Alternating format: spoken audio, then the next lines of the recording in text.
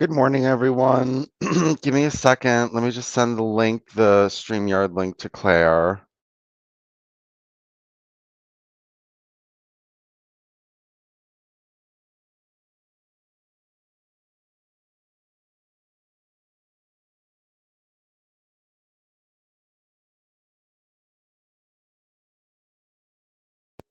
Hello? Yeah, there we go. Okay, I sent the stream link to Claire. So as we say at the beginning of every video, um, I am on shadow ban. You cannot find my videos on my channel. You cannot search me on YouTube. Um, Nobody can find my videos. So I had to start a blog where you could find all my videos. It's vincentbrunoshadowban.blogspot.com. It's at the bottom of the screen and it's in the description box for this video. If you just give me a second, I gotta send the YouTube link to Claire so that she can share this video because both of my channels have been destroyed. So I have no subscribers left. So nobody knows when I am streaming, and so it's very hard for me to get viewers now. And yeah, it's very hard for me to get viewers, and so I have to kind of rely on Claire to share the link. If you just give me a second, I'm getting the link for Claire.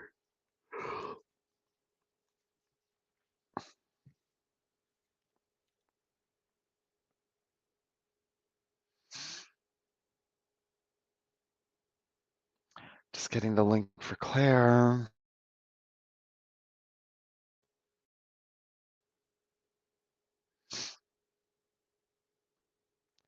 With my slow computer, I need a new one. I just need a new one. I stopped looking at porn for the most part on this to avoid viruses, and it's still slow.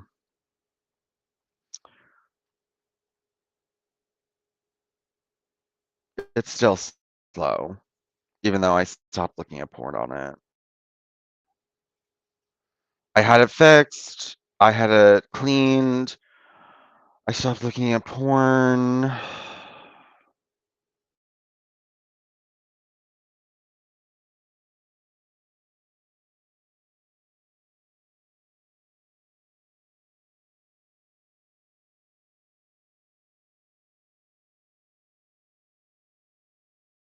Do it on a slow computer if you give me a second. Sorry, the beginning of my streams are always like this, where I'm running around and, getting things done.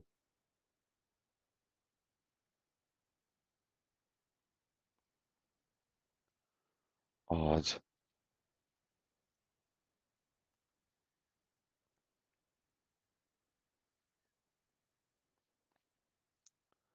Hold on one second. I'm just trying to get myself in order here. So we're going to be reading from uh, Secular by Design by Alan Cecil. So let me just get into the nuts and bolts of all of this in that what we've been reading so far. If you haven't been following my videos, I've been reading a lot of Secular by Design by Alan Cecil. So basically, his whole premise is that everything about the Greco-Roman Christo-Enlightenment West is anti-Semitic. We're all a bunch of anti-Semites, right? And shit, I lost the stream. And it's all anti-Semitic. So he went through all the philosophers, all the theologians, all the scientists, all of the historians and all the sociologists, and he said, well, they're all anti-Semitic. They all hated Judaism. More important than Judaism, they hated the Torah. So he's more calling them anti-Torah than he's calling them anti-Semitic. But he does use that word. He does use the anti-Semite word a lot. So he is accusing people of anti-Semitism simply for being scientific and not barbarians and being enlightenment philosophers. He's making himself look really bad here because he's just saying that everyone who's a scientist, everyone who's a Democrat, everyone who believes in, equality, freedom, fraternity, all this other kind of stuff are all anti-Torah, and um, he had all these people saying, well, the Torah, Hebrew never produced anything except for the Hebrew scriptures, and it's not really a language of science and mathematics and philosophy. And he's like, oh, well, the Talmud is one of the greatest works of history, literature, history. Like, are you kidding me? The Talmud is a pack of crap. And people rejected that stuff for a reason. There's a reason why people don't want, why all these enlightenment philosophers and liberal people didn't want the Talmud, or didn't want the Torah,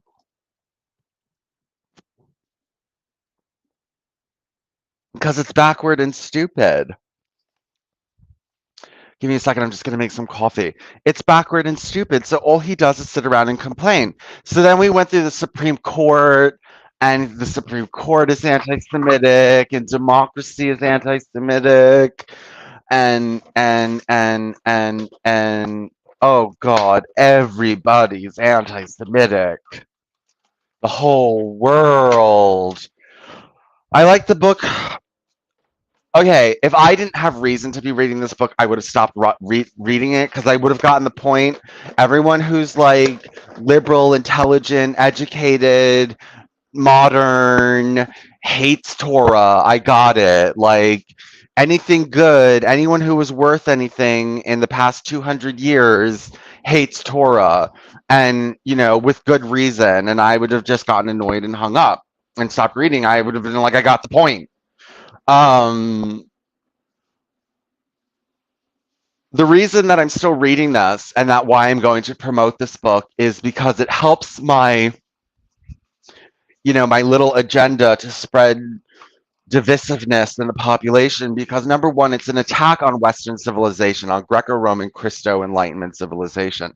So he totally wants to replace it. He wants to throw the whole West out the door, out the window. He wants it all gone. So hopefully that'll trigger some people who are like, who are these Noahides? What do they want? What's their agenda for me? And maybe get a little bit nervous. But then there's a lot of people that don't like the West. There's a lot of people in the West that don't like the West, that agree. Look, a lot of these young right wing men don't understand. What they really want is a Torah theocracy, an Old Testament theocracy. They don't want to live in the Enlightenment West. They don't want to live in Greco-Roman democracy. They want an old-fashioned, Old Testament theocracy, even if they don't know that.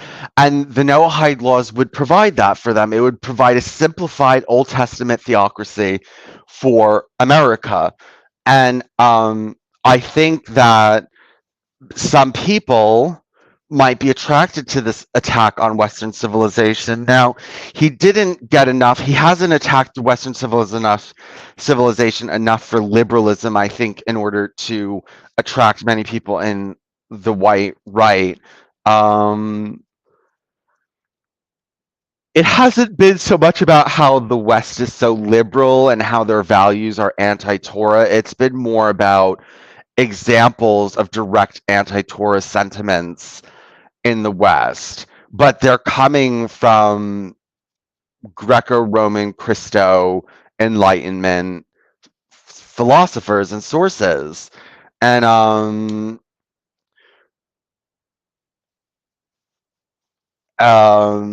yeah, Enlightenment philosophers and things like that. That's where it's coming from. It's not coming from it's not coming from, well, the West is liberal. And he hasn't really talked much about the gays or anything like that yet, or adultery and stuff like that. It hasn't really been he hasn't been moralizing. He's been more trying to show the foundations of the whole civilization are anti-Semitic, and that's been his shtick. Okay, so we're on the sacred and the profane. So we're in Asolvian economics.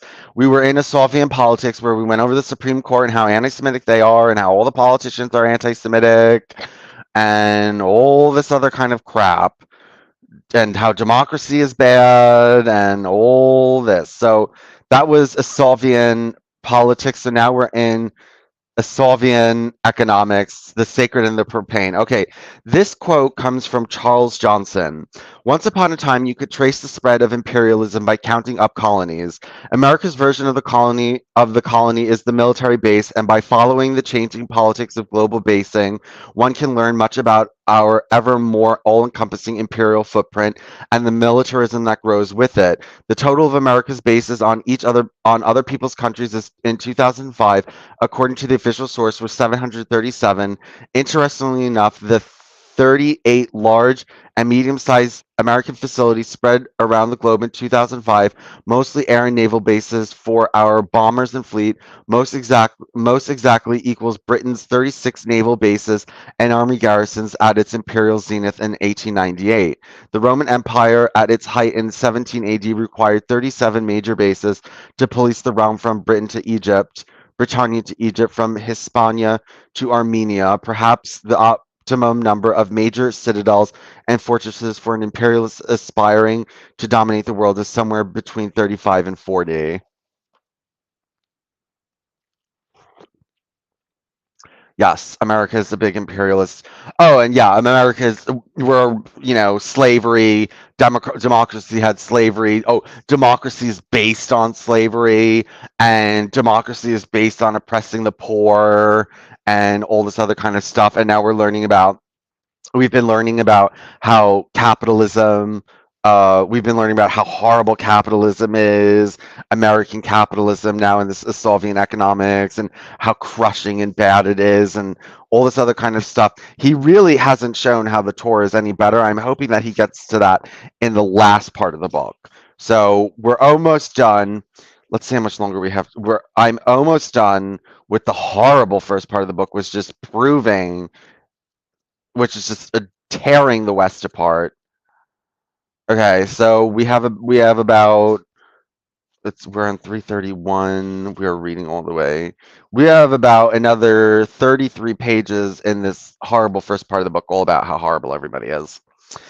Since the beginning of the Industrial Revolution, changes in economics have influenced and been influenced by the great political revolutions and social convulsions which occurred during the same time period, along with the favorite Western Soviet economic and political pastime, war. War is vitally important to Asolvian societies in many ways. Esau, Asolvian meaning Esau, like Jacob's son Esau, rather than um Isaac, Isaac's son, yeah, Esau, Jacob and Esau, right?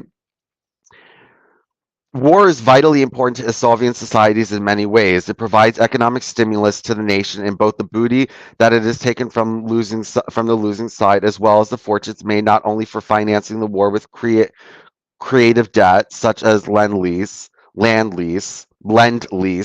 but also the sale of armaments and munitions, the production and availability of which was greatly increased by the Industrial Revolution. This lesson was driven home by the American Civil War, where American industries and railroad companies made vast fortunes supplying the materials and weapons of warfare. The Civil War demonstrated to industrialists and financiers how a standardized population trained to follow orders could be made to function as a reliable money tree. The coal-driven society was welcomed for its potential as a wealth maker. Although America had larger coal reserves than did Great Britain, it never developed a coal economy as did the British, for America had a fossil fuel source that was much more abundant, more energy efficient, and easier to produce: petroleum. The amazing substance would define the economics of not only America, but the entire world throughout the next century. In the century spanning the halcyon days between Waterloo and the First Battle of Marne, Western Soviet states reached their zenith, controlling most of the planet militarily and economically. The aggressive imperialism of Western Europe nations helped pave the way for the destructive wars of the 20th century, events which eventually led to the United States becoming the dominant economic and political power, as well as the standard bearer of Edom during the second half of the 20th century. Soviet hegemony was the goal that precipitated the two world wars, the true prize that the Western nations had been jockeying for position during the past few centuries, which Soviet nations would dominate and rule the earth. First, Spain and Portugal, with their booty they looted from the New World. Then the upstart Dutch played their hand, superseded by the English and the French, and finally the Germans.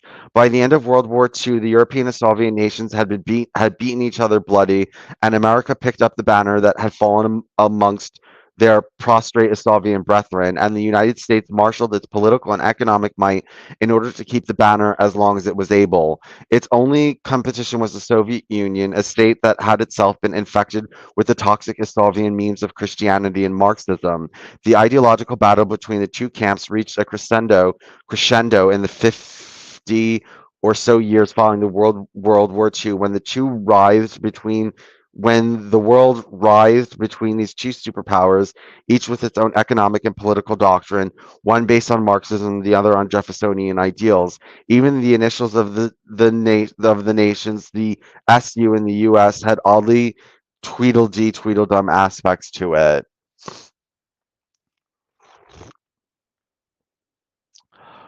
At the end of World War II, the United States found itself in a position unique in World War history. It was the dominant economic, political, and military power over the entire Earth, exceeding even Rome during the height of its empire.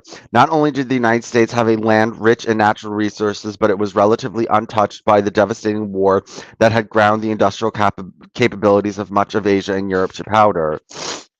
Excuse me.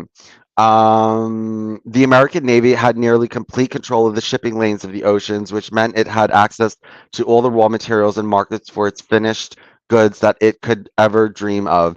Plus, America had a psychological edge. It had the ultimate weapon, the atom bomb. As with other Soviet societies and states, the allure of power proved to be too great to resist, and it initiated programs designed to keep itself on top. In the early months of 1950, Paul Neich of the National Security Council drafted a top secret document entitled NSC 68 and laid the foundation for America's economic and political policy for the next several decades. Based on the paranoia of the Soviet Union's newfound nuclear capabilities, NSC 68 argued for the justification of a military build-up during a time when war was preventive measure against supposed Soviet aggression. NSC 68 described the fundamental purpose of the United States as it is laid down in the preamble to the Constitution to form a more perfect union, establish justice, ensure domestic tranquility, provide for the common defense, promote the general welfare, and secure the blessing of the liberty to ourselves and our posterity. In essence, the fundamental purpose is to assure the integrity and vitality of our free society, which is founded upon the dignity and worth of the individual. After 60 years of hindsight, the true interpretation of the Constitution's preamble should have been to form a more perfect military, establish technological supremacy, ensure domestic obedience, provide for the uncommon defense, promote general warfare, and secure the blessing of liberty to ourselves, but especially our corporate stakeholders. So, the Constitution is bad. He's very anti-Constitution.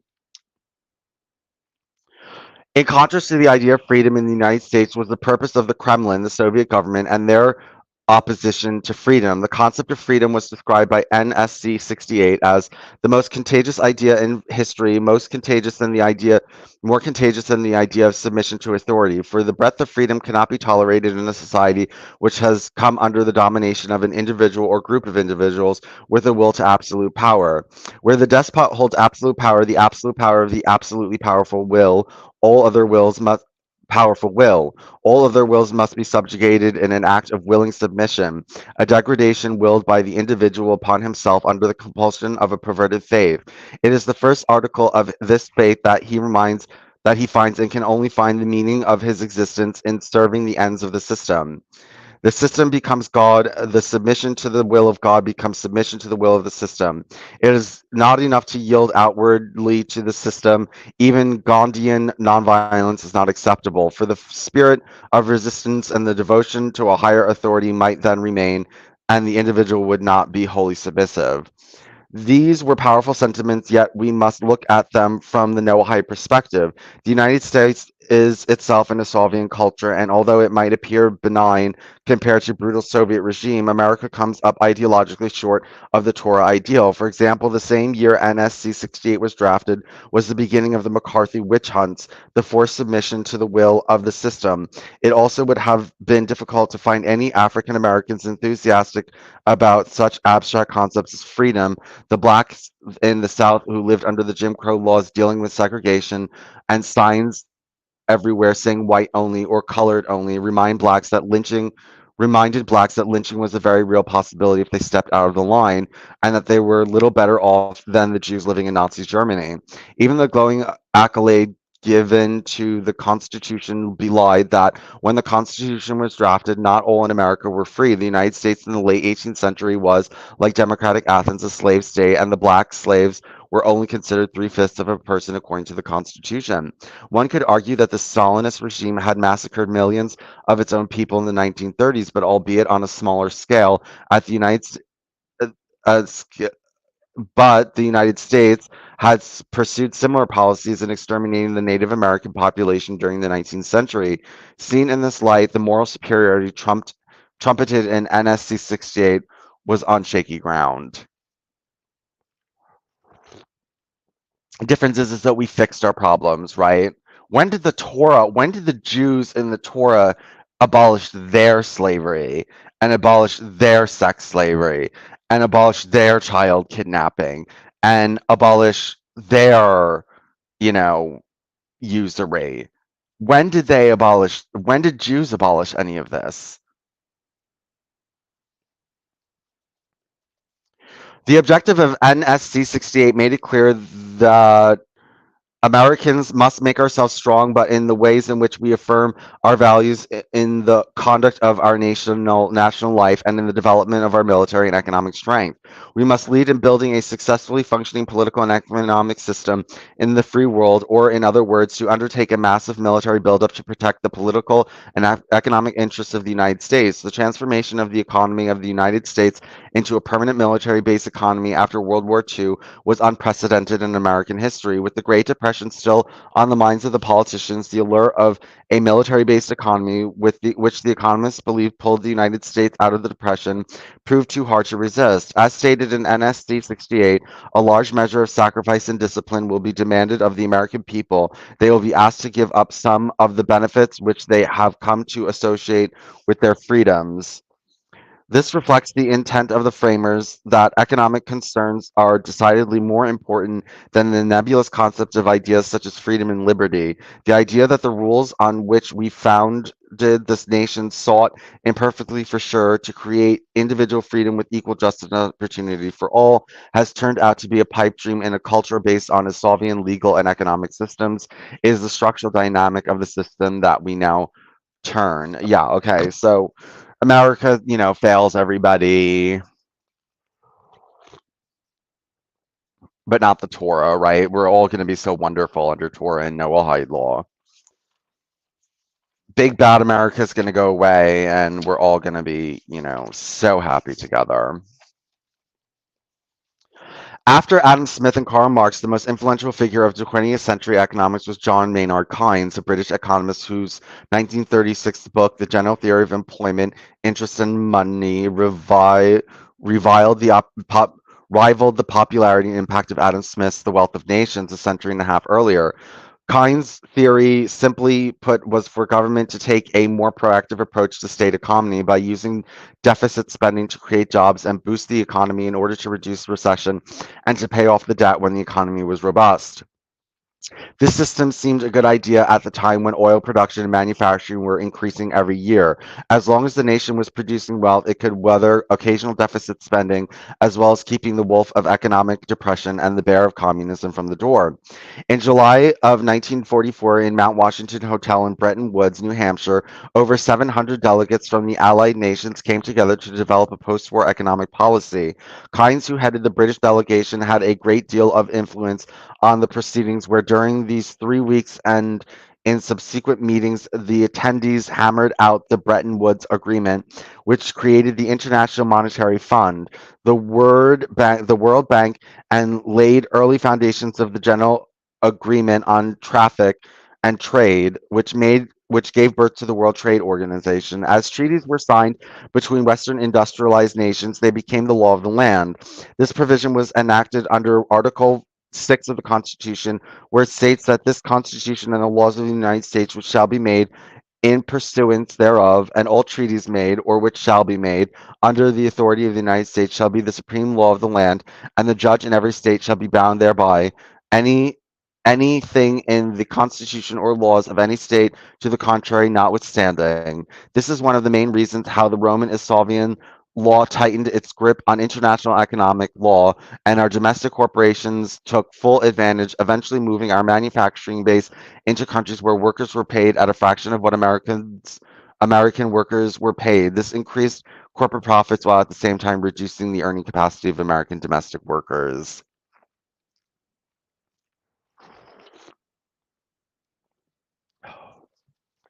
Since the early 1970s, as the availability of well paying factory jobs disappeared, it meant that both parents were forced to work to longer hours for less pay in order to support their family, and this had an effect on the entire generation of latchkey children who often came home from school to an empty house.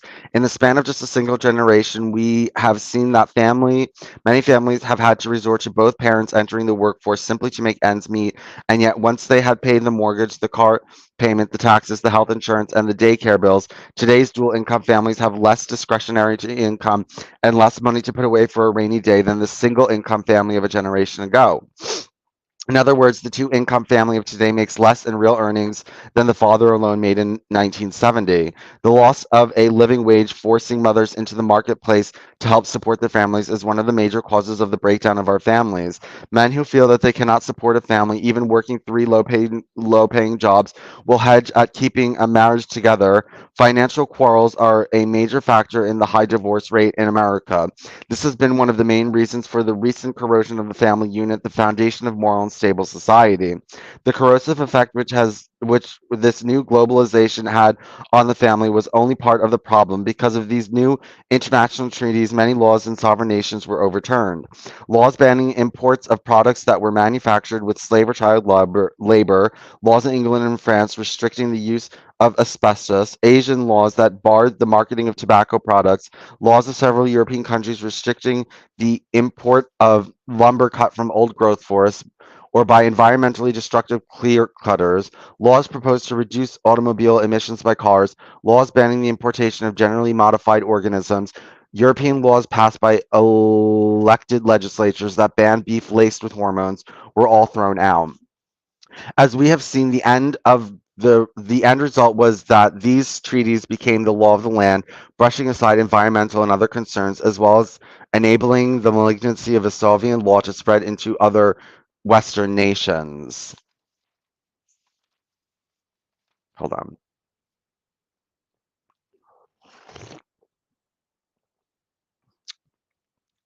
Another major result of Bretton Woods was that it made the American dollar the world's reserve currency. Since the United States was relatively untouched by the carnage of World War II, America became the reigning superpower. The dollar was the most stable currency at the time, and America had the most modern and strongest military, along with atomic weaponry, the greatest economy backed by the largest gold reserves, and tremendous access to raw materials, particularly petroleum. This state of affairs ran smoothly for the next 2 decades. Western European nations, Japan and Korea, were markets for America's massive and diversive manufacturing base, in part thanks to the Marshall Plan, where we let war torn Western Europe have plenty of dollars so they could turn around and buy American goods, and the extra dollars these nations accumulated could always be redeemed in gold. By the late 1960s, the first cracks appeared in the Bretton Woods system. As the United States started falling deeper into debt, trying to fund both the Vietnam War as well as President Johnson's Great Society programs, Britain devalued the pound sterling in 1967, and foreign central banks from the now recovered West started a run on America's gold reserves, particularly France, which as early as 1963 cashed in their surplus dollars at the rate of about 30 tons of gold a month, depleting the reserves to an alarming degree, so much that in 1971, then President Nixon forsook the Bretton Woods Agreement and slammed shut the gold window. Instead of having a powerful reserve currency backed by gold, the Bretton Woods Agreement was replaced by a system of floating currencies. Some after this occurred Soon after this occurred, however, the United States brokered a secret deal with the Saudi Arabia in exchange, no doubt with continuing U.S. reassurance to keep the House of Saud in power, to have all international purchases of petroleum made exclusively with American dollars. In other words, if nations such as Germany or Japan wanted to buy oil from Saudi Arabia, they had to pay for it with American currency. This is what kept the demand for the dollar high, and petroleum, the new black gold, replaced real gold in backing the dollar.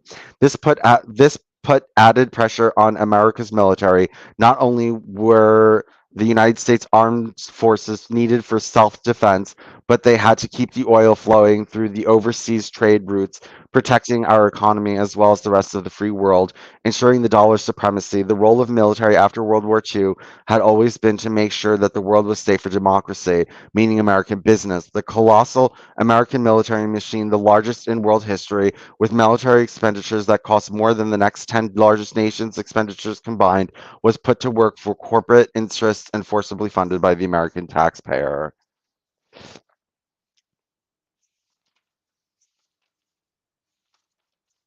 I mean, this man is just really anti-American, right? I mean, America's this big. Well, he obviously has ill intent for America, right? Did Claire ever send the? Hold on one second.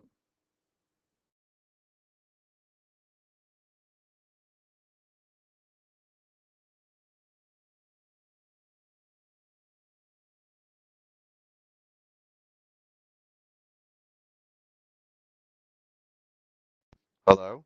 Okay. Hello? Um, I don't know what's taking Claire so long, or why. I don't know if she's shared the link. We're not getting many viewers right now, but that's fine. People will watch this later and listen to it. It's just when Claire comes on, there's some kind of debate. We're starting to get through this book. We're about three-quarters through it. We are about three-quarters through it.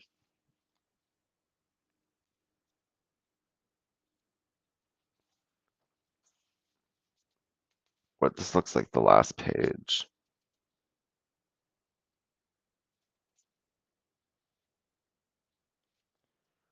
Okay, the last page is 465 and we're on 438. So we have about 100 and, you know, 27 pages left or something like that.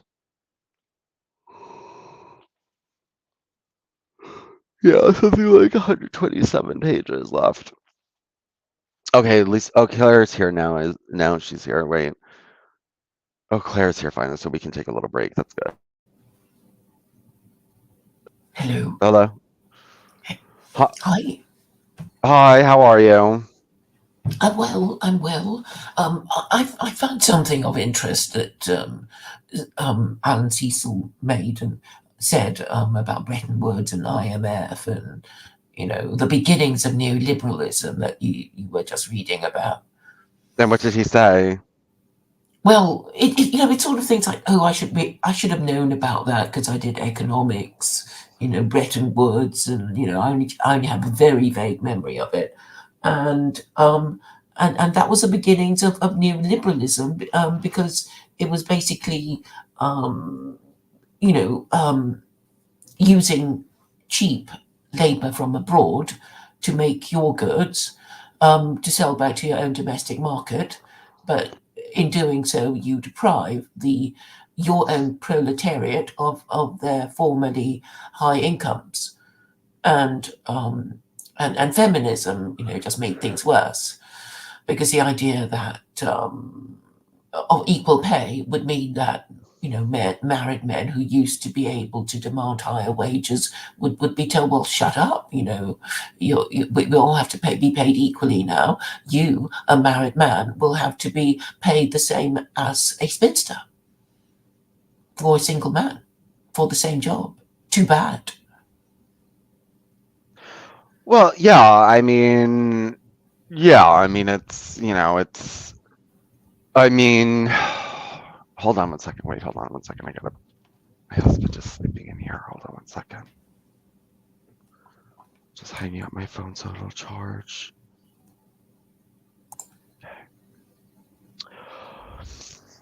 Oops. Um, well, yeah, I mean, yeah, they're going to make less money now under equal pay. And I guess the idea was now you have two incomes, you have the man and the woman. That didn't exactly Yeah, work yeah, out. I mean, they didn't work out that a woman is only prepared to put up with a man's crap if he's earning much more than she is, and if she's earning, she'll think she can, live just as well without having to put up with this crap, and maybe meet somebody better at work. I mean, that Right. is, I mean, that's how it's always been. Yes. Well, this is my whole thing that, men are so unstable these days because they can't have women as slaves. All these men, they want women out of the workplace so they have no money. They don't want them going to school so they have no education.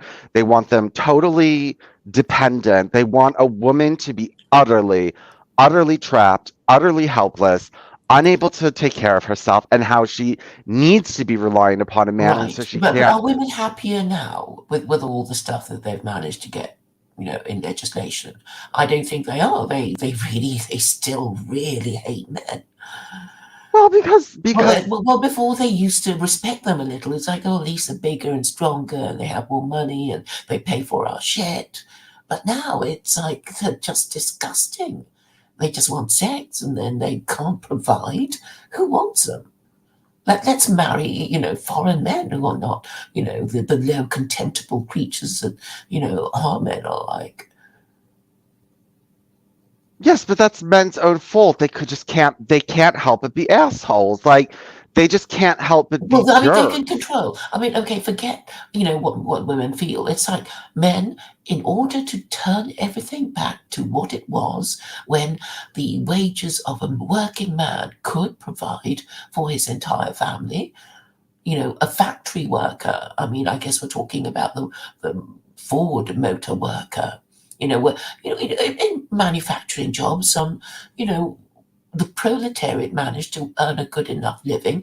I Yeah. remember, the union saying that all we want from you, Mister Employer, is for us to be able to support our wife and family on one income, and maybe give her a mini to drive around in.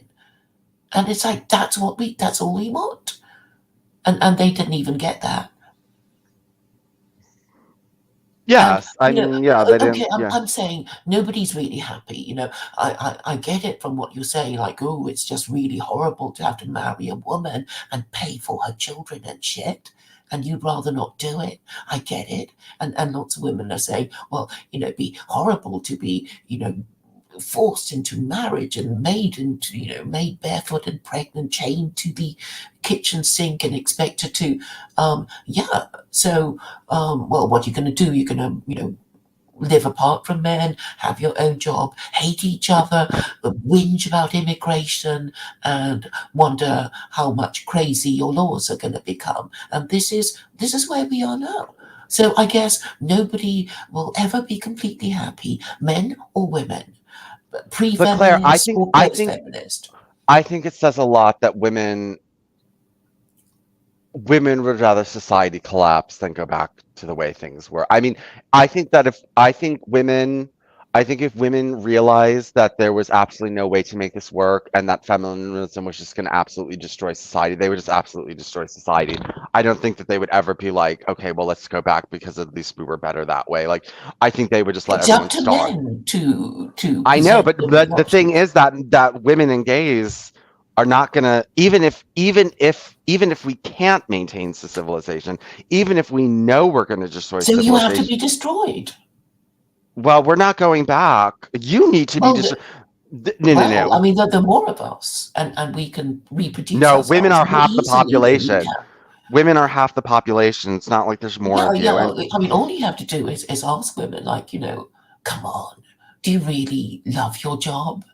Wouldn't you rather just have one boss who is your husband, who is supposed to love you, who is a father of your children, whom you can, well, easily manipulate with your feminine wiles?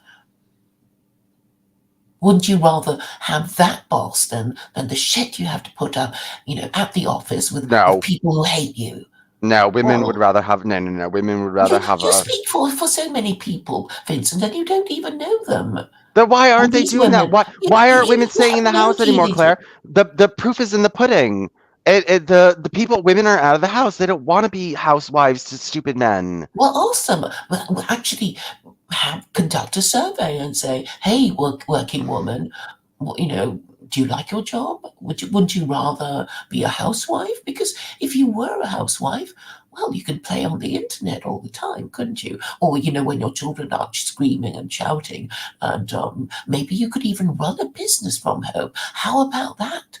You don't have to be, you know, like what it was in the olden days, knocked about, beaten, barefoot and pregnant, chained to the kitchen sink. Actually, it could be quite cushy to be a housewife. You just have to, well, pretend to respect men because they're supposed to protect and provide. Just give men a bit of respect, and you can have this cushy number again. You can be a housewife and not go out to work because actually you hate your job. Well, we have to mix. Look, I'm really glad that the right wing is mixing with Islam now because we have to use that synthesis to scare women and turn them into just absolutely. I'm hoping that enough right-wing men convert to Islam and enough women on the left see this buddy chummy mix of Islam and the right, and I want them to see Muslims saying we're going to bring back masculinity and traditional values to the West, and I want women to become psychotic and turn on Islam. Well, actually, I have news for you. It's the women who were the first group in white people to convert. It was the working class women who, well, certainly in the post-industrial cities of England, um, where lots of Asians live because the British government imported them from their colonies. So they're mostly up north in Wakefield and you know places like that. Where all the grooming gangs, Rotherham, Rochdale, mostly in Yorkshire, where the cotton mills were. Anyway, so they're mostly there. And it seems that white working class women knew that if they wanted legitimate children and a husband, they would have to convert to Islam to get that because they weren't going to get it from their own men of their own race. So actually, white working class women converted first. Well, But I of know, but course, why now did it's middle become. I class know, women but thought it's they could go becoming to a masculinist. university? The the the Islam is becoming part of the man zone in that it's becoming part of that right wing, bigoted, misogynistic. Women need to Yeah, be in I their know, place. but actually, men are in fact following women. It's if you do the research about which was the biggest group to convert to Islam in Britain, you will find that it was women. They read the writing on the wall, they understood it, and they acted on its message. It's only men who are thinking, where the hell are our women? Why are they marrying, any Tom, Dick, and Harry who ain't white? And then they thought, well, I mean, what they're doing now is following their women into the mosque. That's what they're doing. It's like, at least if you find a woman in a mosque, she's supposed to, believe in all these things. If you meet a woman in a singles bar, she's going to be a slut. And, she's not worth marrying. No, this all goes back to these men wanting these women to be pure virgins. I mean, that's the No, other no, no. problem. I don't think. I don't No, think. but men are assholes. I mean, I don't understand. Like, Yeah, I yeah, just don't. okay. I mean, okay, and women are. You can say that women are mostly gold diggers because they want the highest status man who Not has the most anymore. I money. don't think women are gold diggers anymore. I think women want to make their own money and want nothing to do with another man's money because when another man gives you money, he has Ideally, control. ideally, No, I don't ideally, think. they'd love to have their own money. They can make it themselves, but if they can't, then they'll marry it. I think you will see in this next coming generation a lot of women would rather be unmarried and have their own jobs than be married and jobless. I mean, I think most women today, if a man came up to her and said, "I will pay your way," she would see it as a trap. I don't think she would be like, You "Ooh, don't even okay." know any women. You have no dealings with Of women. course, You don't I have have sex dealings. with them. I have friends. No, I don't have no, sex with no, them, but no. I have friends who are women. You don't have to actually deal with a woman in a in a negotiating way. No. With whom you, yeah. So you don't really know what they're No, like. but I know it would. Okay, I would have. Okay, because I'm not trying to get one over on her. I think a woman would be more receptive if a gay man came up and said, "Look, I'll give you $1 million if you have my baby, but you can have boyfriends and you can have a job and you can do whatever you want. Once the baby's How born, many you can." how many gay men are going to do that? I know, but I think a woman would rather do that than Well, than. maybe, but okay, one outlier meets another outlier. I mean, why don't you just sort of um, calculate the future of society based on non-outliers like mainstream society, normal, the average Joe and the average Joanna, I suppose. People who just want to be normal, who are not waiting for some gay man, woman who ain't waiting for a gay man to offer I her know, a but long there are job. no. Okay, the outliers are normal, and all the normal people no longer function in a normal way. So it's not. No, the world is no longer like boy meets girl and then it happens. Like it's a lot more complicated than that. Like the girls don't want to be with the So we boys. change it. That's my solution to people being weird. You remind them what the rules were and say, let's go back to it because you're not happy now under these rules, are you? Straight white guy, straight white girl, you ain't happy.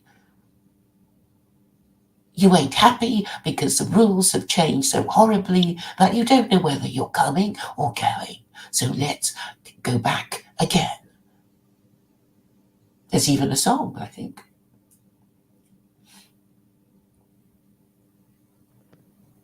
Nobody wants to go back, Claire. Even men don't want to go back. Look, Well, even what men. about the Islamophobes who've now converted to Islam? Obviously, they have read the writing on the wall and acted on his message too.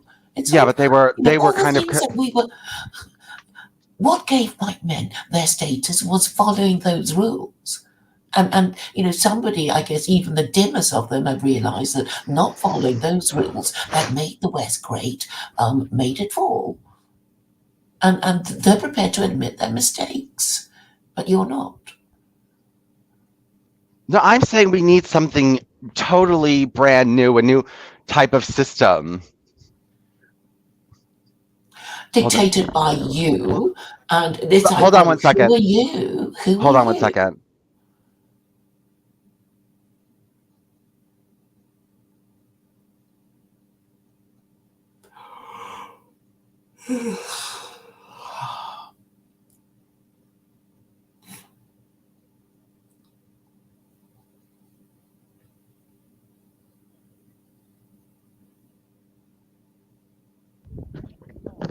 Hello?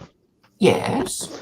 Um, So, um,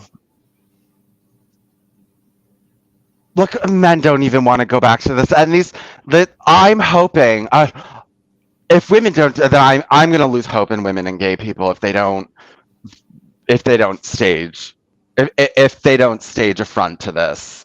I mean, if they're just going to allow the right wing and Muslims to unite and they're not going to say anything about Islam and they're just going to sit there and continue to defend Islam while more and more Muslims stand up with white supremacists hand in hand and say, you know, we we have the same values, like, you know what I mean, then you're stupid. You're stupid if you're just going to sit there and, for the sake of political correctness, not turn against Islam.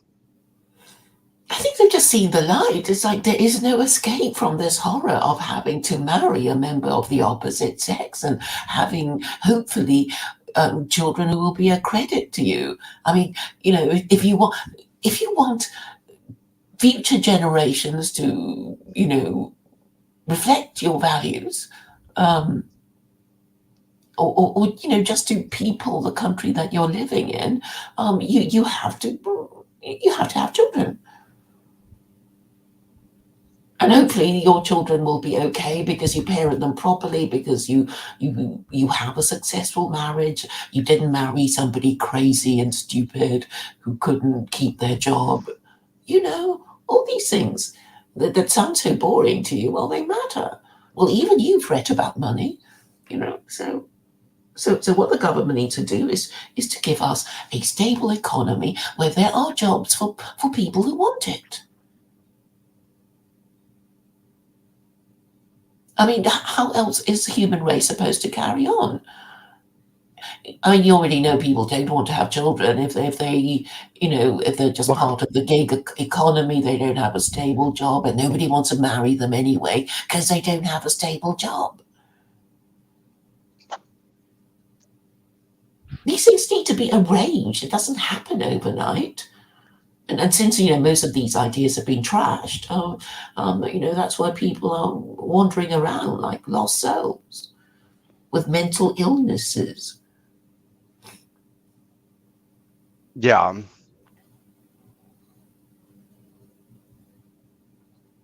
And even gay people need stable homes to grow up in, called gay right. children. Well, right. Yes, they do. But you didn't provide it for them, so No, okay. What I'm saying is that all children would want a stable home. Any hypothetical child, if you ask them if you'd rather be an orphan, or if you'd rather be adopted, or if you'd rather be brought up by two parents, if they were rational, what are you going to be choosing? What are they going to be choosing? well, if they were rational, they would have said, you know what, heterosexuality left us in this dump, so maybe we should try something better.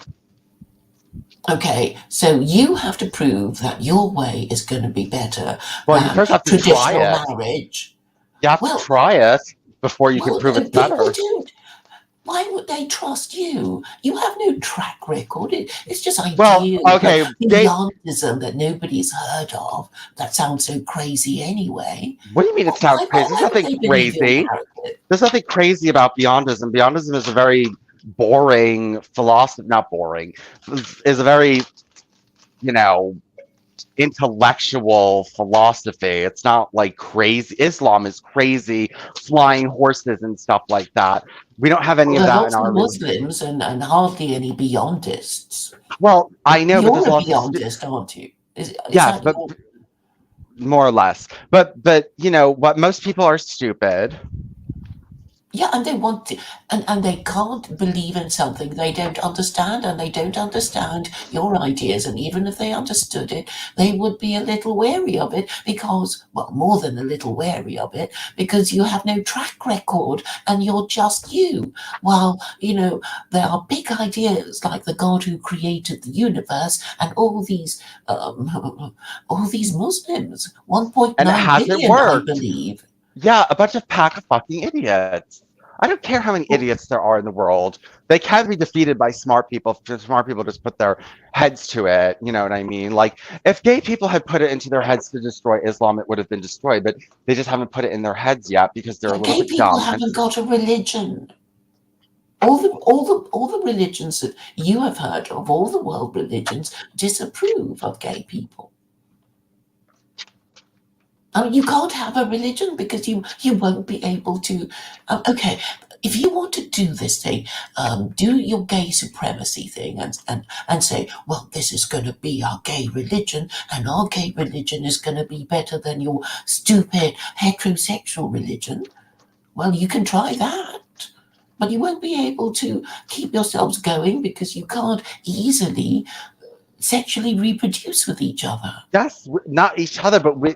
I mean, oh, yes, we can. Once it's industrialized, once reproduction is industrialized, Okay, nothing. okay.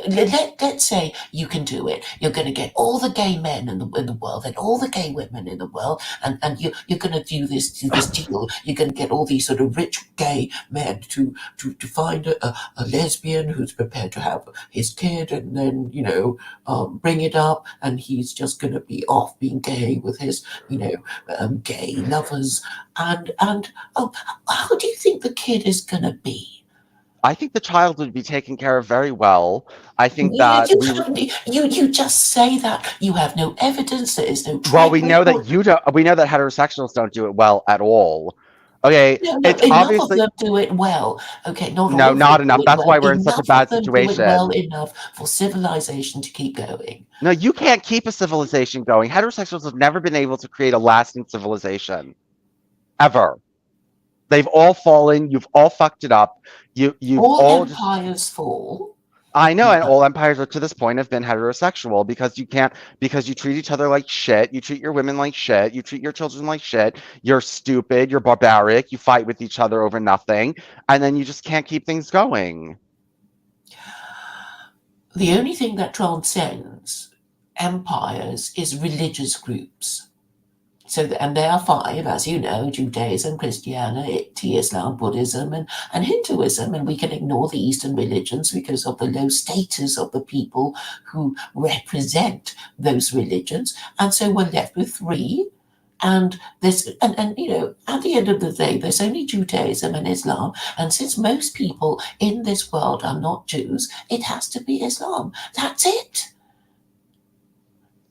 You Okay, can't you personally, individually beat Islam, which has a 1400-year head start on your beyondism. So give it up they're not and giving it up. become a Okay, secular Quranist.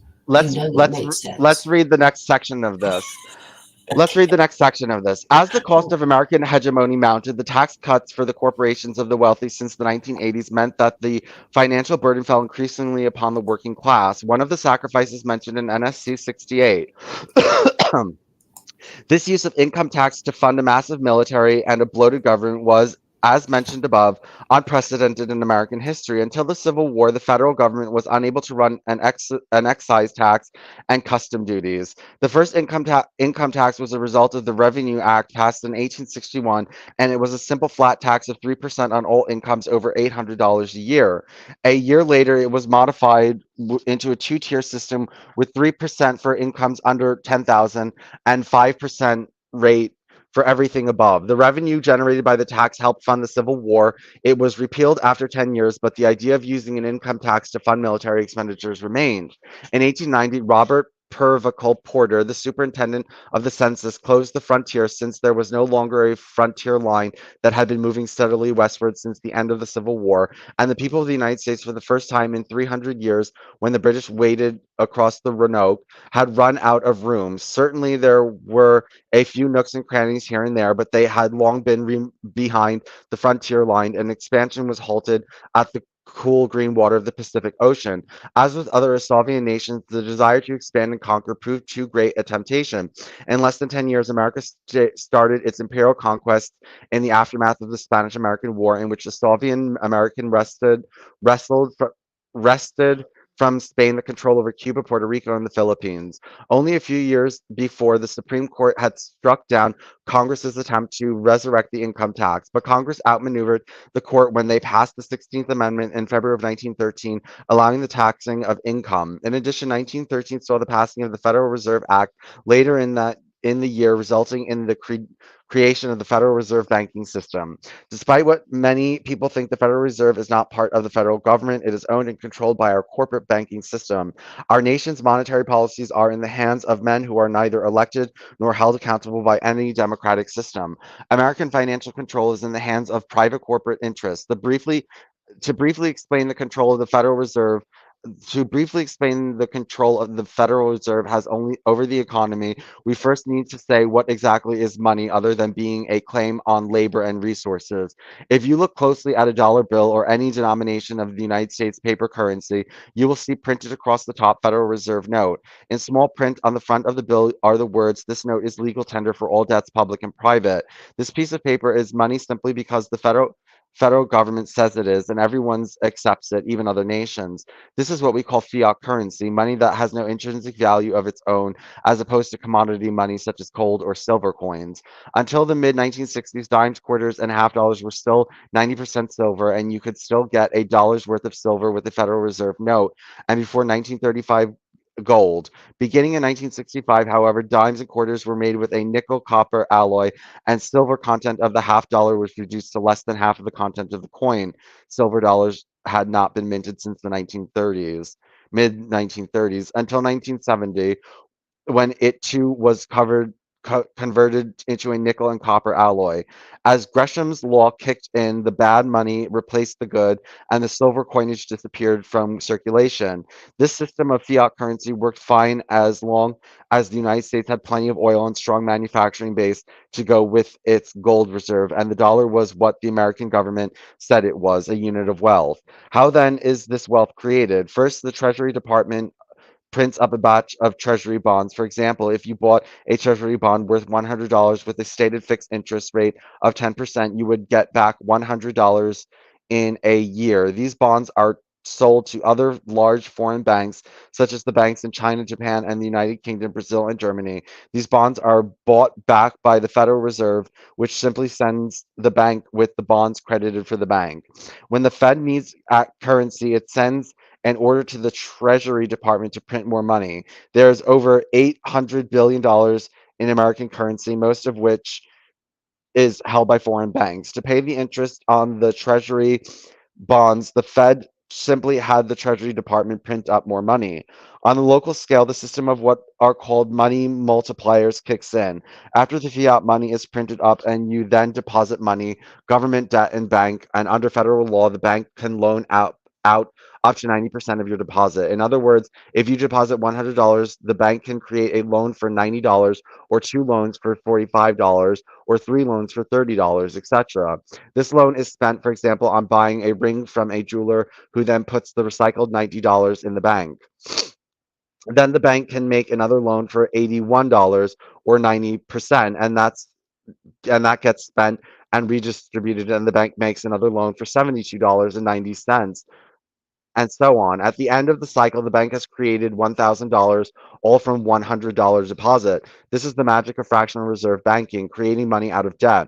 When the loans get paid back, the money disappears. The hitch is this little scheme is that the banks charge interest on a loan, which means that there is not enough money to pay back all the loans, which means more fiat money is needed, which the Federal Reserve has printed up, which means more money to deposit, and so on. This is why our economy has to grow each year at a percentage that will allow us to create the wealth to pay off our interest to the federal debt.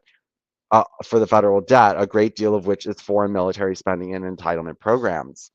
For nearly 100 years, our Soviet economic system has tightened its grip on our beleaguered society, resulting in the transference of wealth from the bottom 90%, 99% to the population to the top 1%. The economic machinery was oiled by our Soviet legal system, allowing our gold and silver coins to be replaced with Federal Reserve notes. The creation of the Internal Revenue System service, and slowly shifting the tax burden from one working class. As the corporation continued its inexorable takeover of all phases of American business, the corporate workers were forced to subsidize the very corporations who were cutting their benefits, destroying their unions, and outsourcing their jobs to overseas markets. This was accomplished by the compulsory acquisition of a percentage of the working class earnings. Our current tax laws have the bracket of a family making $68,000 to $137,000 having to pay 25% of their income to the Internal Revenue Service. This means that for an average of 3 months out of the year, a family has to work simply to pay the government, mainly for military, past military deficit and entitlement programs, which come to nearly three-fourths of the federal budget. This form of modern serfdom requires that the lower and middle classes are forced to pay for the government's massive military expenditures, the bulk of which are not so much for defense, but to keep and maintain access to foreign markets and trade. Because our money is simply debt, a claim on future labor and resources, this bodes ill for a nation that is running out of labor and resources. As the baby boomer generation ages and retires, the outlays for Social Security and Medicare will increase to unsustainable levels since there are fewer people whose labor can be taxed. When you add the problem of our eroding manufacturing base with the tightening of credit for new businesses, the loss of meaningful jobs, the sort of jobs that can ensure the repayment for the claim on future labor and resources, this means that we can only sustain our economy by borrowing more money from other nations. This necessitates an increasing military presence to assert our hegemony, and this adds added expense, along with other recent bailouts to the financial sector and the automobile industry, which will supposedly be paid for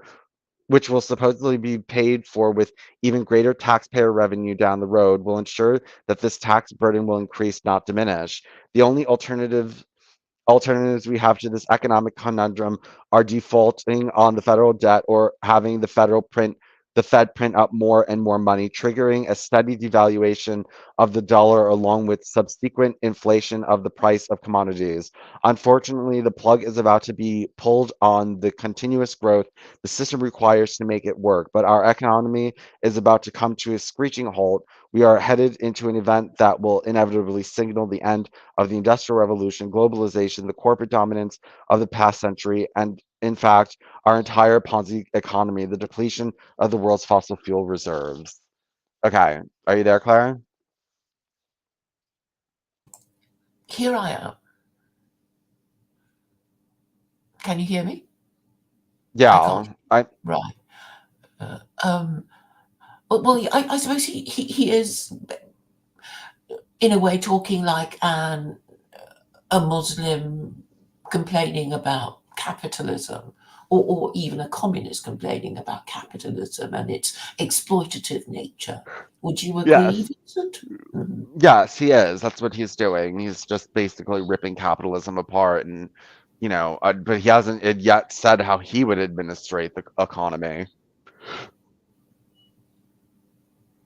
Well, I mean, Islamic finance would ban usury and calm things down a lot, and create a more stable economy, and therefore a more stable society. Because I mean, the whole point of capitalism is that it's run on a margin.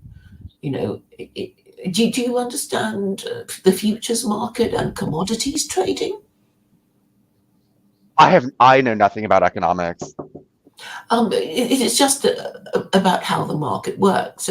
So basically, in the futures market, okay, you might buy, I don't know, all the, beef or wheat or whatever commodity that you will need in a year's time, for example. And usually it's people.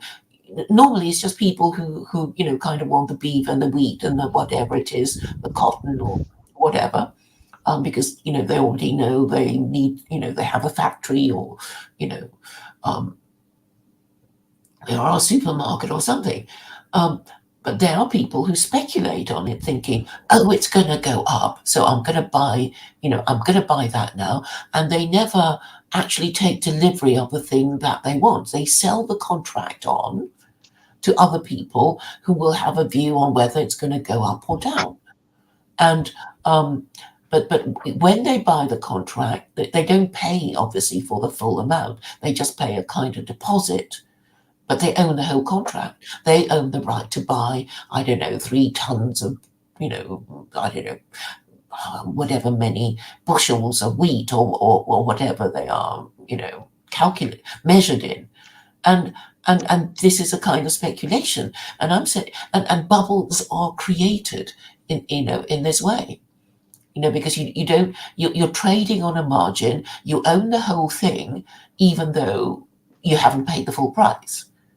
And you treat it as if it's your own, because you can sell on your right to buy, the beef, the wheat, or the whatever. And it's okay if you can sell your contract onto other people at a profit, or even get rid of it, to somebody at a loss. And obviously you don't want to be in a position to say, "Ooh, the price has gone wrong. I have to get rid of it because I don't want to take delivery of all that cotton or beef or wheat. I don't want it delivered to my home because I wouldn't know what to do with it." So, but you can understand that under these circumstances, your loss can exceed your original stake, because in the original stake you pay for, um, you pay okay you pay a deposit for the right to take delivery of the commodity you have promised to buy. So you have the right to take delivery. But if you don't pass that contract on to anybody, you will have to take delivery of it, and you will not know what to do with all that beef and wheat or whatever it is. So when you get a margin call, like say, well, yeah, you're going to take delivery soon. What are you going to do about it? And you'll have to say, well, actually, I don't want it. I'll have to sell my contract, even if it is at a loss.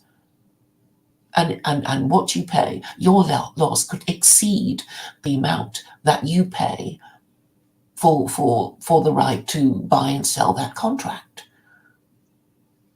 I hope I haven't been too obscure, but I'm saying, if you gamble on the futures market in that way, your profit could be more than your original stake, of course, but then so could your loss exceed the your original stake. And if everybody's doing that, they're gonna, take a hit, and obviously, it makes the market more volatile, and it makes the prices go up and down, and it makes it difficult for businesses to plan. Mhm. And prices will go up and down, and people will get upset. If it's stuff like bread and cereal, and stuff that people um, do take a lot of as a staple. Mhm. And Right. actually, Islam would forbid this kind of speculation. I don't know how they're going to do it, but that's a plan, because it is a form of gambling, and Muslims are not supposed to gamble. Insurance is a form of gambling. Indeed. But maybe there might be arguments made for it, about it being necessary, and I for don't think insurance is gambling. That's not gambling. You're just paying you're you're not gambling. You're taking a risk that you'll never get into a car accident, so then you will never need this money, but that's not gambling. um I don't know. I mean, maybe one of their arguments is, I haven't looked into it. Might be it what's the word? Aids and abets people who want to gamble. I mean, I don't know. I will ask somebody about it, but I'm just guessing at the moment. I mean, I think insurance is necessary to facilitate, well, to facilitate commerce. You want commerce, but you don't want capitalism. And I'm saying Islam supports commerce, but not capitalism, because capitalism is usury, which the Quran absolutely forbids.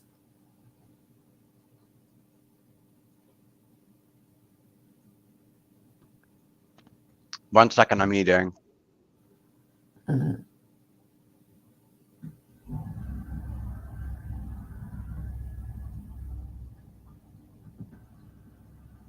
Yeah, I know you think it all sounds boring, but these rules would calm everything down.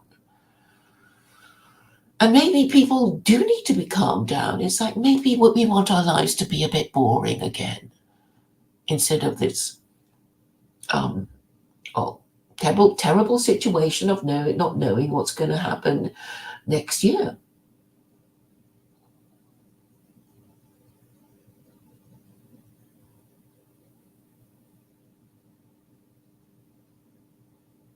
I mean, this is how civilization survived. They think they're going to carry on, not, oh my God, well, maybe this time next year we'll all be dead in a nuclear holocaust or something like that. Oh yes, and every imperial war is also a gamble, as the British have found.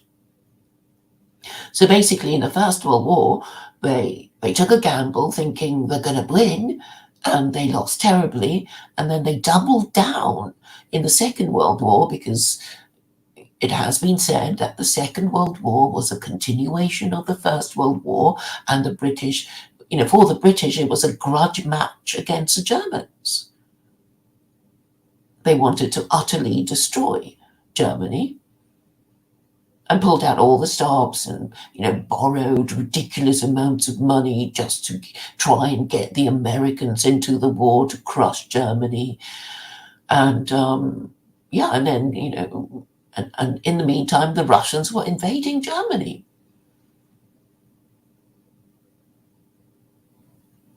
The thing that the British should face about themselves is that they are shit at soldiering. They can't fight. I mean, they have no land army.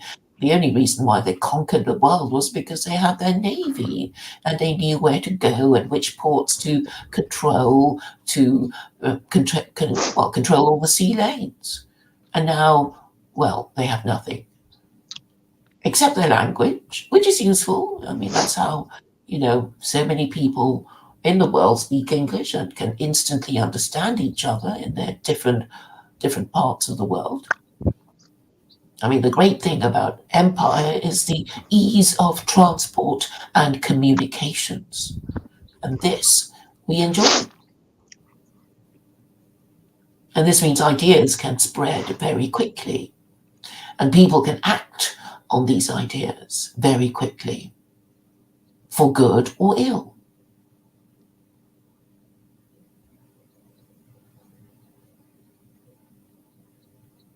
Well,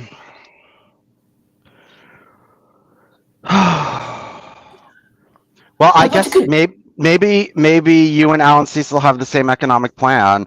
So I don't know if he would say limit usury. I'm not really sure if he would say that, but okay, well, have you finished a chapter?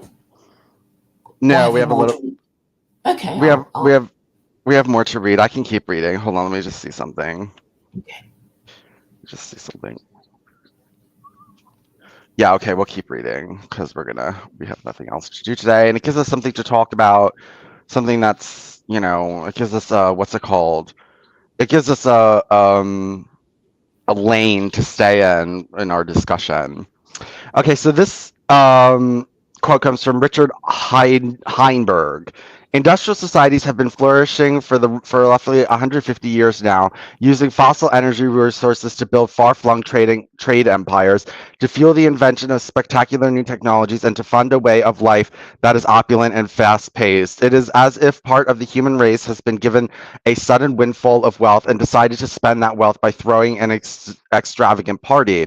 But soon the party itself will be a fading memory, not because anyone decided to heed the voice of moderation, but because the wine and food are gone and the harsh light of the morning has come. As mentioned above, much of the social upheaval in the past 2.5 centuries have been in direct correlation to the acceleration of economic output.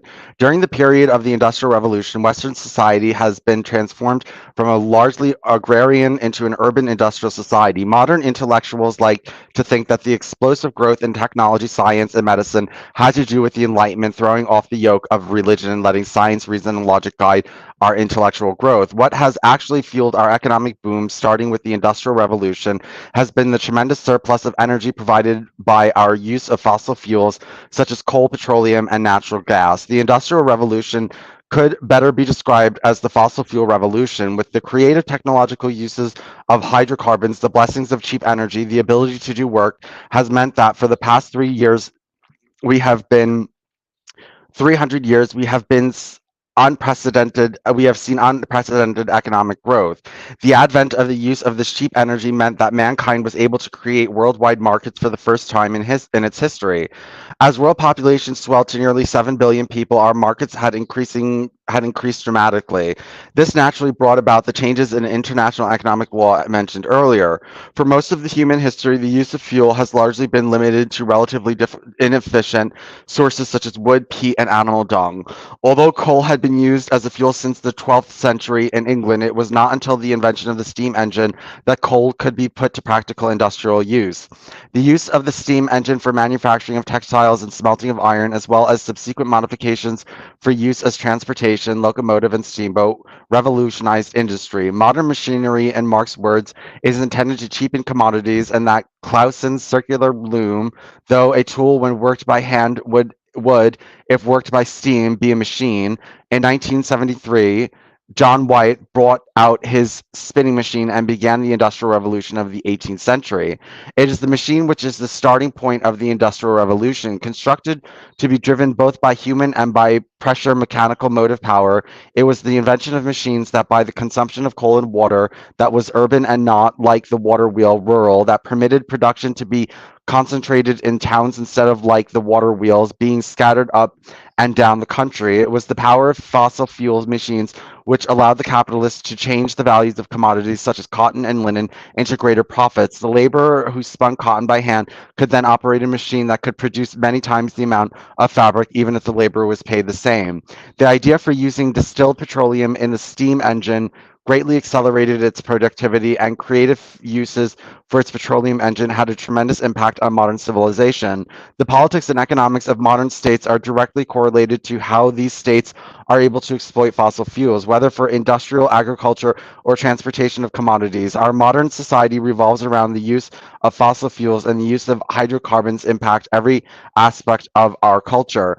In his book Collapse, Jared Diamond explained that unintended ecological suicide, ecocide, has been confirmed by discoveries made in recent decades by archaeologists, climatologists, historians, paleontologists, and paleontologists, and that the ecological damage that caused the collapse of many ancient societies can be listed into 8 categories: deforestation and habitat destruction, soil problems, erosion, salinization, and soil fertility losses, water management problems, overhunting, overfishing, effects of introduced species on native species, human population growth, and increased per capita impact of people. Diamond points out that there are other contributing factors that affect the collapse of society, such as climate change, hostile neighbors, friendly trade partners. It is society's response to its environmental problem that proves significant to the demise of any human society. One of the most gripping tales in Diamond's book is the story of Easter Island Polynesians who settled somewhat before 900 AD, and by 1722 had managed to have chopped down every single tree on the island, depleting their source of fuel and leading to the collapse of their small civilization. The unpleasant questions few dare to ask is, how sustainable is our modern culture? In 1859, when the first oil well was drilled by Edwin Drake in northwestern Pennsylvania, world population was about 1.5 billion people. Current estimates of world population based on sustainable fertilizing techniques would be put to the top end of the world population at perhaps 2 billion people, give or take a few hundred million. Estimates of today's 2011 world population are nearly 7 billion, or over 3 times the amount that non-artificially fertilized food products could efficiently sustain. In 1798, the British economist Thomas Malthus published an essay on the principle of population, in which he argued that human population would someday outstrip food production. The notion, still widespread today, that we can produce human happiness merely by increasing food production without a simultaneous reining in of population growth, is doomed to end in frustration, or so says Malthus. What Malthus had no inkling of was the impact of the role fossil fuels would play in the greatest population explosion in recorded history. Okay, that's a break. Um, yeah, we'll be on here. Are you there, Claire? I actually stepped away for a second. Let me check on the chat.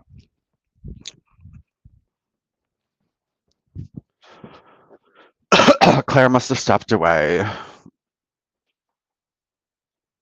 Oh, there's nobody in the chat. Hello? Yeah, okay. I'm making noise so people can hear me.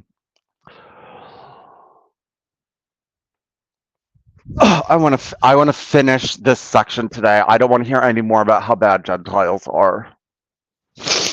I've heard enough. I've heard enough.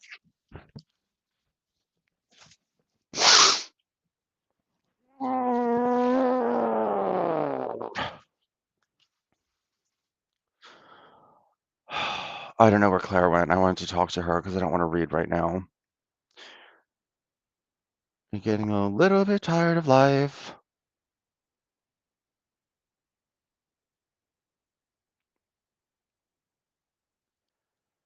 Oh.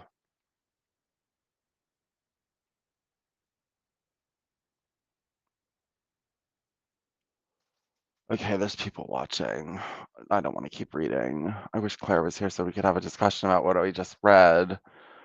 But let's see what his solutions to all this is. I mean, according to him, the Torah has all the solutions to everything. Someone has to rip that fucking Torah apart. This book has been around for centuries and no one has really properly dissected it and criticized it, not even the left.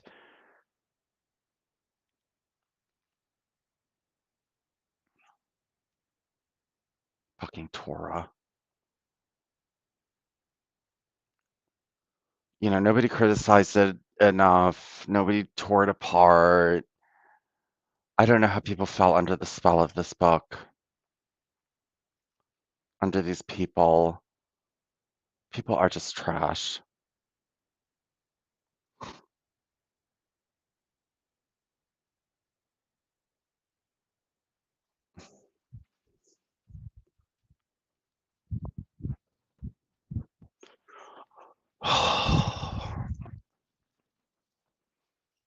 Okay, let's give it a minute. It snowed here. Did snow.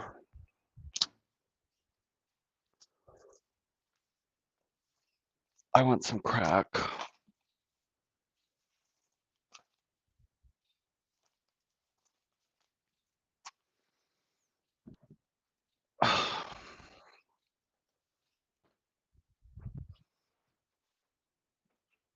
Oh, I have to get my unemployment today. Oh, I have to take my pills.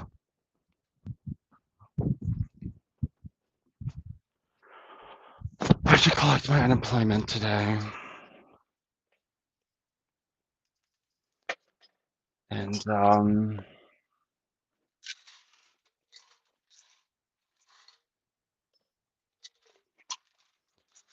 get back to reading in a second. I just don't want to read. But I want to finish this section. Let's start hearing about solutions, just really bad solutions. And I know it's just going to be without any explanation. Tor is great. Tor is fine. If we did it Tor's way, everything would be perfect. You know,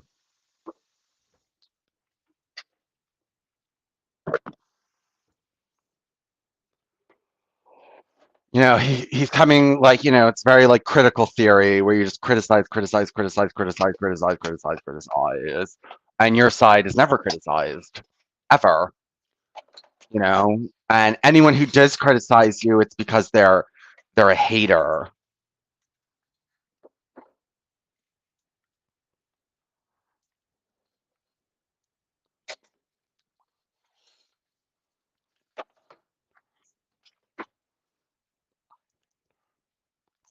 Hmm. Where did Jews and Muslims get off calling people haters? They're the biggest haters.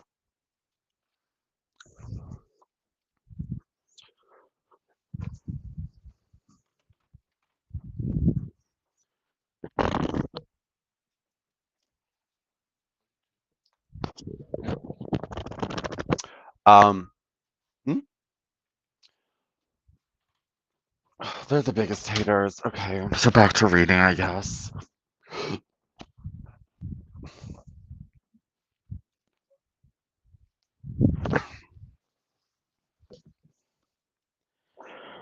Okay. To put the limitations of fossil To put the limitations of fossil fueled industrial revolution into perspective, we turn to the empirical work of Dr. King Hubert, a geophysicist who taught at Stanford and MIT, and more importantly, worked for the Shell Oil Company during the heyday of the big oil. In June of 1956, Herbert published a paper entitled Nuclear Energy and Fossil Fuels. In his paper, Herbert stated that the fossil fuels, which include coal and lignite, oil, shales, and tar and asphalt, as well as petroleum and natural gas, have all had their origin from plants and animals existing upon the earth during the last 500 million years. When we consider that it has taken 500 million years of geological history to accumulate the present supply of fossil fuels, it should be clear that although the same geological processes are still operative, the amount of new fossil fuels that is likely to be produced during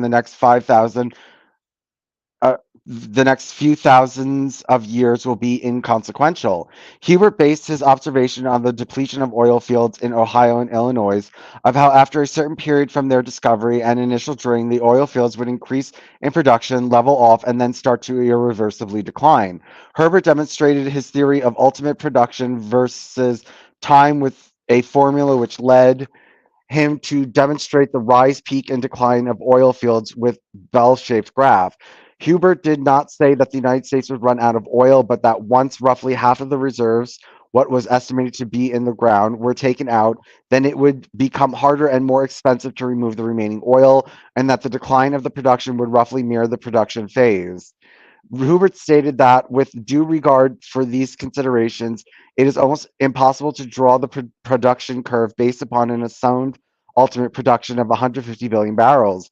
If we suppose the figure of 150 billion barrels to be 50 billion barrels too low, then the ultimate potential reserve would be 200 billion barrels.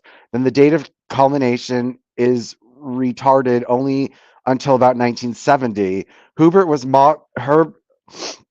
Hubert was mocked and his theory criticized by oil company experts, politicians, and economists. In short, just about everyone. During the middle of the 20th century, the United States was awash in oil. Not only was the United States the world's largest oil producer during the time, but up until the late 1940s, the United States was the world's largest oil exporter. And the idea that production would go into irreversible decline in just 14 years seems ridiculous.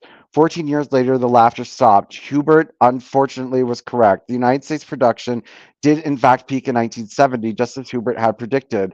Rarely, if ever, has a scientist gone from crackpot to sage in so short a time. More disturbing was Hubert's later prediction for worldwide oil reserves, that worldwide oil production would peak sometime around the year 2000, and the scenario is that the reality we are living with today. The largest oil field in the world, the granddaddy of them all, Saudi Arabia's Gowar, is close to its peak. If it has not peaked already, the next three largest fields, Canterwell, Mexico, Bergen, Kuwait, and King China, are all in decline, having peaked in the past few years. These four represent nearly 11% of the world's oil production, which is, as of 2008, about 84 million barrels a day. This might sound like unimportant trivia to some, but it has and will continue to have a titanic impact on our economy and culture. As we show the curve of Hubert's bell graph, in less than 20 years, 2030, we will only be able to produce as much oil as we did in 1990. In 2040, we will have as much oil as we did in 1980, and so on. The problem is that our population today is much larger than it was in 1980, and in many areas across the globe, it's still growing at an exponential rate. This means the demand for oil is also greater than it was in the 1980 due to the expanding economies of other large nations, such as China and India. The key issue is not when peak oil arrives. Rather, it is the inevitability of peak oil. It does not matter if petroleum peaks this decade or next. Peak oil is inevitable and the decline will be irreversible. As oil declines and demand grows, the competition for the remaining oil will undoubtedly be fierce. The greatest impact will be on the oil dependent economies of the West. As oil becomes increasingly more expensive and scarce and the cost of fuel skyrockets, diesel powered trucks will stop delivering as independent truckers go out of business. Shipping cheap electronics, toys, and clothes from the Far East will become too expensive to maintain. Air travel will slow to a trickle, and even the symbol of Americana, the private automobile, will be too pricey to run for all but the wealthy. The problems with peak oil go far beyond gasoline being more expensive and harder to come by. Many of our manufactured goods are products of petroleum. The list of products made from petroleum is staggering. Most of our plastics, such as ballpoint pens, disposable diapers, bandages, umbrellas, and synthetic clothes, such as polyesters, toys, furniture, car battery cases and car interiors, fishing rods and lines, CVC pipes, trash bags, insulation for electric wiring, computer keys, and casing. The list goes on and on. Practically all of our sans canned food comes wrapped or contained in some sort of plastic, as do other goods such as shampoo, medicine, cleaners, petroleum jelly, and a petroleum product in a petroleum container, etc. It is hard to imagine a modern world without plastics. Plastic is just one product we get from hydrocarbons. Petroleum is invaluable for such things as asphalt, for our roads, medicines, fresh water supply and purification, insecticides, and fertilizers. More of it devastating than the loss of petroleum products will be the loss of our modern agricultural system. As noted above, in 1859, when the first oil well was drilled in Pennsylvania, the world population was about 1.5 billion people. This is close to the carrying capacity of the Earth's ability to feed people without the aid of chemical fertilizers such as ammonium nitrate, derived from natural gas, which comes from the same source as oil. Right now, the population of the world is nearly 7 billion people as a result of our being able to produce artificial fertilizers to increase productivity, as well as to process and transport the foods to where it is needed. In the coming decades, we will lose the ability to feed billions of people around the world. The link between fossil fuels, food production, industrialization, and the creation of wealth is not a new topic by any means. In 1865, just 6 years after Drake discovered oil in Pennsylvania, a British economist named William Stanley Jevons wrote a prophetic book titled The Coal Question. Jevons sounded a good deal like the modern writers on peak oil, such as Dr. Colin Campbell and Matthew R. Simmons, analyzed British coal production and depletion, and his book was prepped with statistics, charts, and graphs on British coal consumption and expected reserves. Jevons, in the coal question, Jevons explained the importance of coal to the British economy, its limited availability, and the inevitable peak in which there would be an irreversible decline. As with the geophysicists today, Jevons' problems with the contemporary economists and politicians was soothe public fear.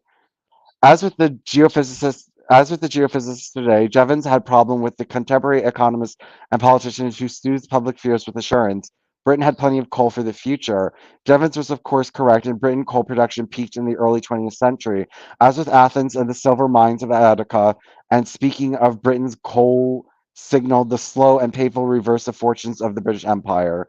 So too with America, the quality of life in the United States for the working class has slowly deteriorated since America hit peak oil in 1970, when after about 100 years, real wages for working Americans stopped rising, the first result of peak oil, which has caused serious disruption to our society.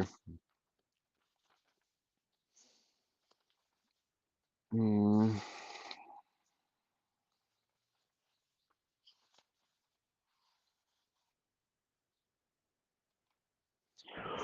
Where's Claire? Where's Claire? Here you are. Claire? Yes, I'm Claire? just yes, cannot just eating. Okay. Um, Um, okay, so yeah, we're still on oil, peak oil, and America's gonna crash and burn, and we're all gonna die. I'm sure you won't. It's just that you will suffer, um, well, having a lower status than what you were before. I mean, the whole point of being imperial hegemon is that you are the world's number one superpower. And and people do fight over these things. Status, I mean.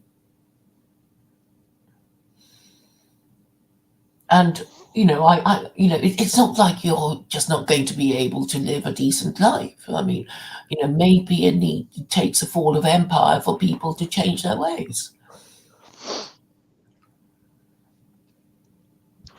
Pride comes before a fall and all that sort of thing. It's not the end of the world if you submit to correction, of course. It's only when you double down, like the British did, that they lost everything. What did they double down on? Well, I mean, basically, they tried to defeat Germany because it was getting too big for its boots, and they failed. The first time, they thought, oh, well, everybody will be attacking Germany. The Russians will be attacking Germany. The French will be attacking Germany, and we'll just kick Germany when it's down. But it didn't happen that way. Germany was too strong. It could actually fight a war on two fronts and not lose. Certainly not in the First World War. And then 10 years later, Britain declared another war on Germany. It was basically to stop the rise of Germany. So all this stuff about we sacrificed our empire to save the Jews, it's a complete lie. I mean, all Christians are anti-Semites. It's part of the Christian narrative. It's like, oh, the Jews killed Jesus. The bad people, and we're the nice, good people who worship Jesus. That's their narrative, either conscious or unconscious.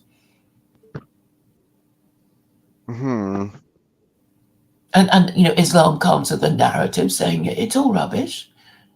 You lost your empire because well, there are Quranic principles of warfare and international relations, and you broke all of them. It wasn't a defensive war. It wasn't declared for Islamic reasons. I mean, actually, it could be argued that the Quran says it's okay to wage an imperial Islamic war, provided you win.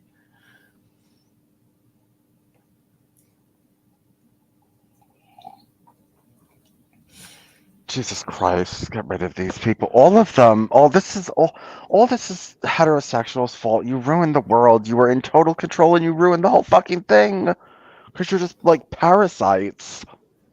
Well, actually, it's like, yeah, we're making mistakes. Millions of people died in our imperial wars, but hey, we can make some more. Yeah, the heterosexuals would do that. That's all you want to do is make some more imperial wars. That's what all these heterosexual men in the right wing want. They just want to do more of what they did in the past. They just want to exploit people even more and then make even more enemies. They would just if they had their way, they would do the whole thing all over again. They'd do all the slavery and all the useless wars and all the oppression of women and all the oppression of homosexuals and all the abuse of children. They would do it all over again, and they would be in the same exact place. This will go on forever with heterosexuals. Your whole Yeah, existence is a leave boom it and to bust of. Mhm. yes. Islam would stop the boom and bust cycle at the very least. And as for warfare, the well, sorry, I've had to answer my doorbell. Hold on.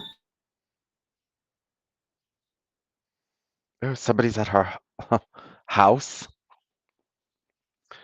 Somebody's at her house. Let's see, how long is this next section? Okay, while she's answering her doorbell, I'm going to read.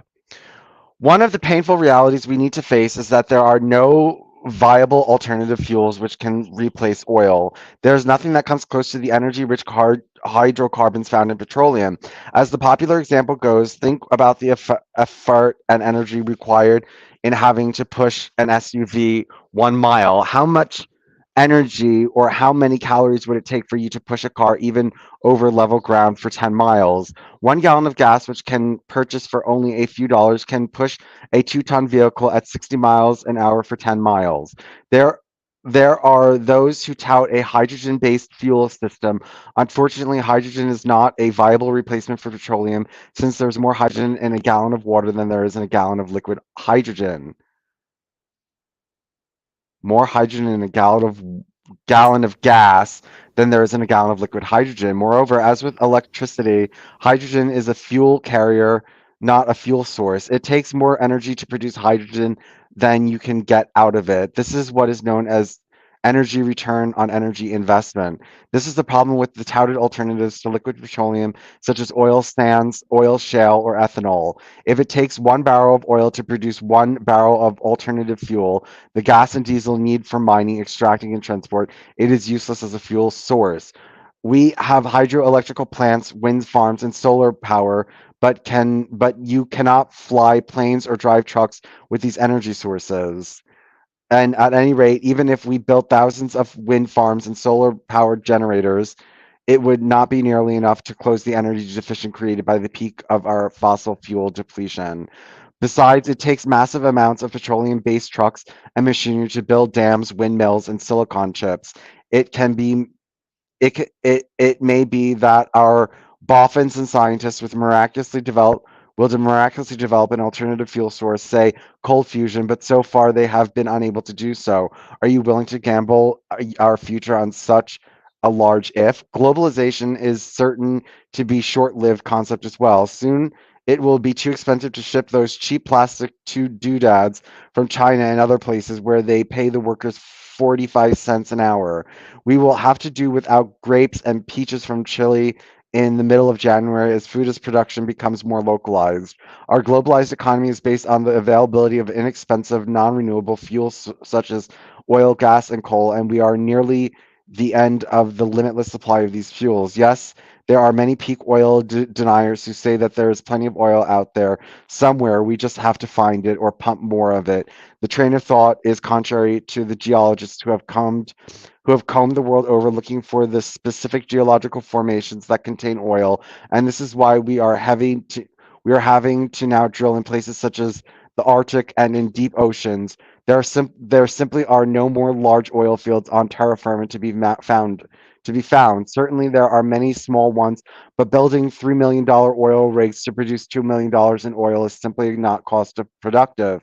And this is all that is left out there. Smaller and smaller oil fields. There have not been any large discoveries in decades, and the oil companies are closing oil refineries and not building more.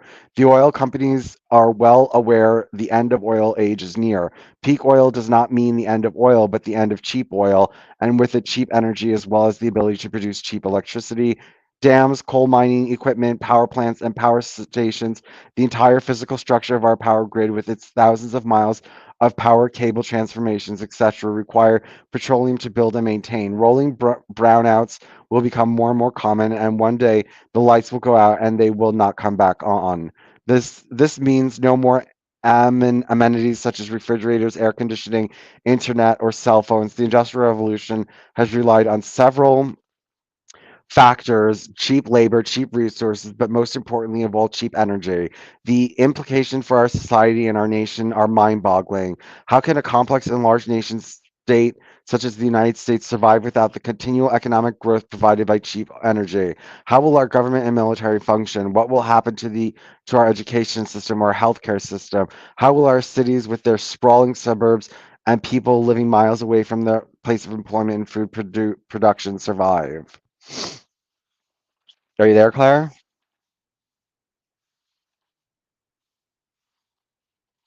Let's see if she comes back. Yes, yes, I am. Who was at the door? Just somebody's charity. Charity. Did you give to Well, I mean, charity? people. No, I didn't. I just glared and shut the door.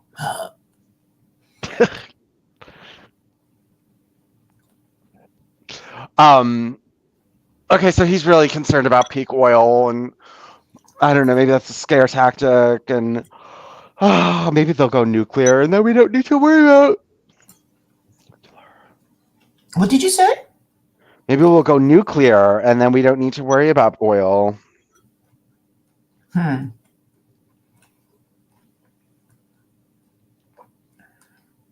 That's a terrible thing to say. What? That we'll go nuclear and we won't need to worry about oil? Oh, I thought you meant we'll all die in nuclear holocaust and we don't have to worry about anything. I Oh, thought no, that's no. what you were saying. No, I'm saying that maybe nuclear power will. Hmm. They just. I don't understand. Why can't they put these nuclear power plants in Antarctica and then just like ship all the energy to the rest of the world? Can you ship energy? Of course, yeah. I mean, I guess you put it in batteries or something. I don't know where you would put it. Hmm.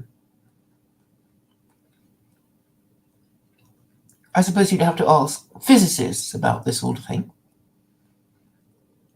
Yes, we can ask them.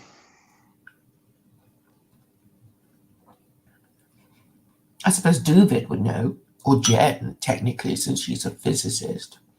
I don't think. Well, we'll see. I don't know much about Jen. I mean, I'm a little. I don't understand. I don't understand her little quantum periodic table. She says, I mean, if it's such a discovery, hasn't she like published it and gotten a copyright on it and everything? Like, is nobody interested in her theory? Well, there's no use to it. I mean, I spent all those hours talking to her to find out how it could be applied for the benefit of humanity. And the answer is that no, there's no benefit. You're just supposed to admire how clever I am just for thinking it up. That's her, that's her shtick. Her ideas don't have to be useful. They just have to show off how clever she is. It was Oh, quite funny yesterday's stream, week in review, because Dubin was really annoyed with her for not agreeing to come with him to this um, conference in Sicily about consciousness. And he blamed her for not coming along, and he was offering to pay for her. And she was angry that he would even dare to ask. I'd be happy if somebody said, "I'll, come with me. I'll pay for you." And actually, I asked David, "Well, you're going to pay for me, if you really want somebody to come with you." And he said, "No, no, you're not even interested in consciousness." So he obviously didn't want me. He didn't want, somebody just for the sake of somebody. But I thought, well, it'd be cheaper, well, doesn't AI prove that consciousness comes from materialism? I mean, isn't the whole idea that AI can become self-aware and so therefore conscious? And if AI can become self-aware and conscious, that just proves that all consciousness is just materialism. It's just an emergent property of materialism that just, which, ends really the whole fucking bullshit. I think AI will put all this shit to bullshit because I'm trying to think about it, and if AI becomes self-conscious, it's all just that's all science. It's not anything mystical going on there.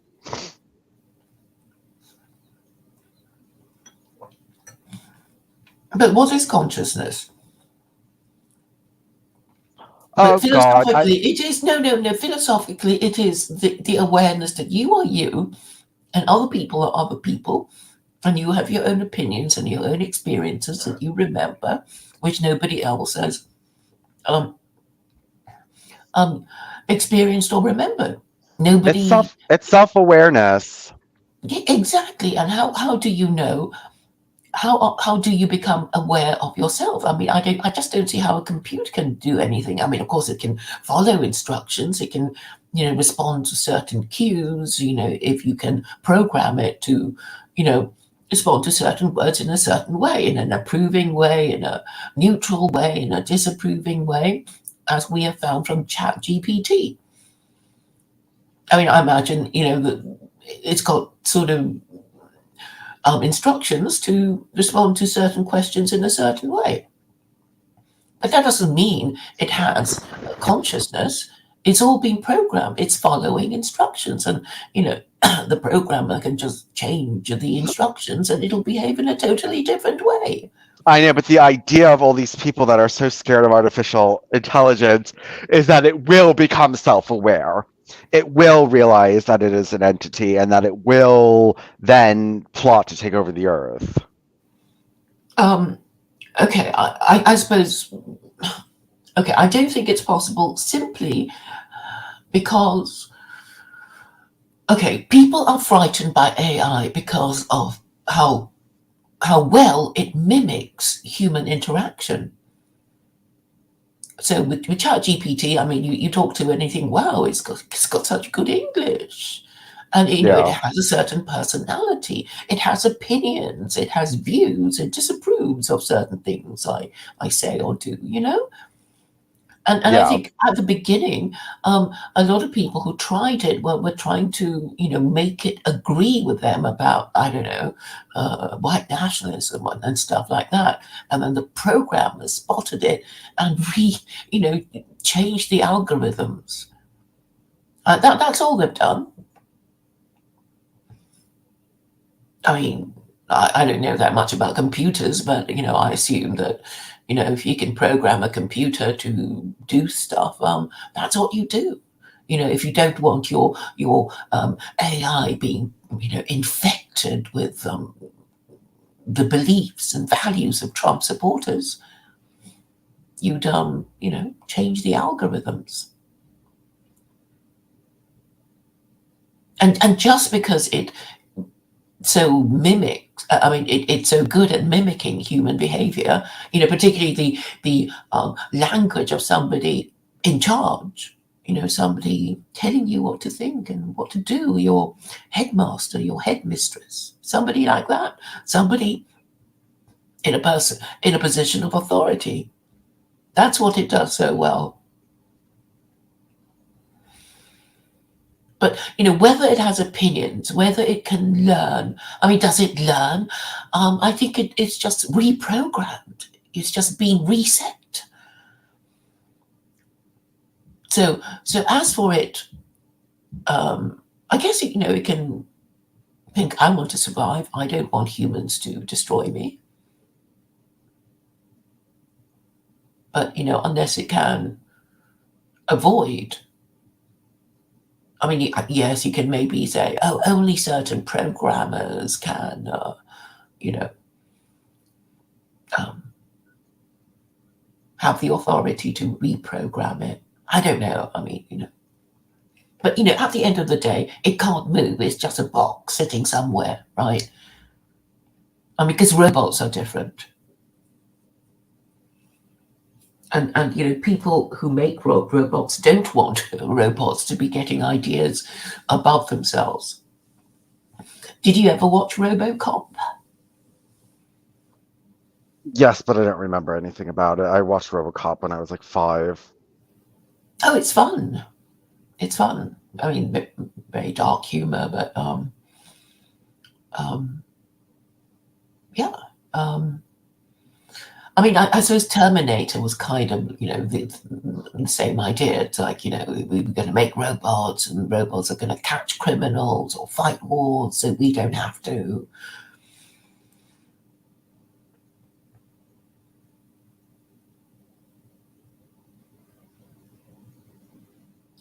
But I suppose, ultimately, you wouldn't trust a computer to okay, with ChatGPT, you might trust it if you said, is the Earth round, or something like that.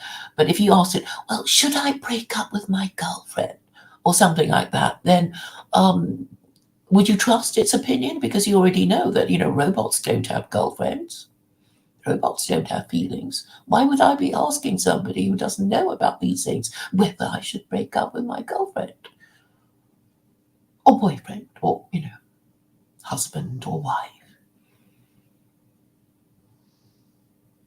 So I think there are philosophical obstacles to AI. Yes, it will follow instructions, but beyond that, I don't think it's possible for it to have a sense of itself without somebody pulling the plug on it, even if that were possible. Because the whole idea, according to God, is only humans have this immortal soul, this, because I mean, this is one of the reasons why I don't think Duvid believes in God. He just pretends to. A lot of people pretend to believe in God. It's only atheists who go around asking each other, what is consciousness? It's like, well, it's such a stupid question. As you say, it's self-awareness. But what made us conscious? What. And then you can say, well, animals are conscious, but yeah, but we are special. We are better than non-human We're not animals. special. We just have amplified powers of consciousness. We're not. We have amplified powers of consciousness, amplified powers of intelligence, amplified. But it's not like we have anything special that they don't. We just have more of what they have. No, I think it's our ability to conceive of ideas, to actually create ideas. So, you can imagine two cats having a conversation, about cat things, the things that cats do, or see, or might observe of human behavior. But you can't imagine, two cats having a philosophical conversation about, I don't know, ontology and epistemology and, shit like that. It's unimagiable. But Well, you can see a no, cat because they don't. They discussing don't with have another that cat about what level the moon is of made out of. cognitive. They don't have that level of cognitive ability. But I mean, well, I heard in Islam that animals pray. I heard that I don't know if it's the Quran or the Hadith, but one of them says that animals pray. Well, actually, I sort of have a theory that maybe animals pray because it's like they have so many extraordinary things. It's like, oh God, please give me wings to fly. And then, if they think you're praying enough, they get wings to fly, or, whatever it is that we think is so extraordinary about them. But anyway, I mean, according to the Quran, we are special because we are human, because, okay, but it might sound a bit simplistic, but the whole idea is that we are special because only we are capable of creating ideas like the Abrahamic God, if God is indeed a creation of man. And because, I mean, we have ways of communicating with each other through language and writing and codes, and we are, very inventive compared to, animals, even though some animals are quite inventive and cunning. Hmm.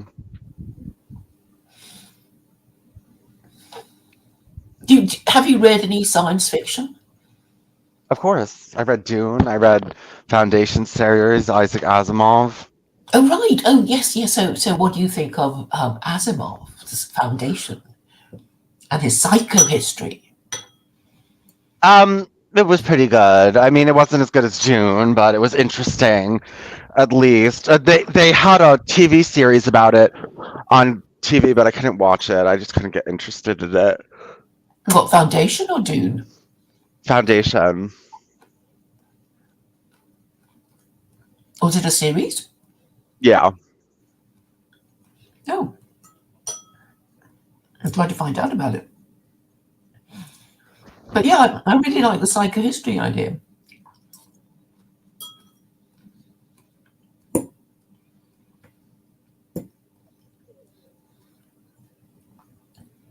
What did you most like about Foundation? The idea about predicting the future in a scientific way. Mm-hmm.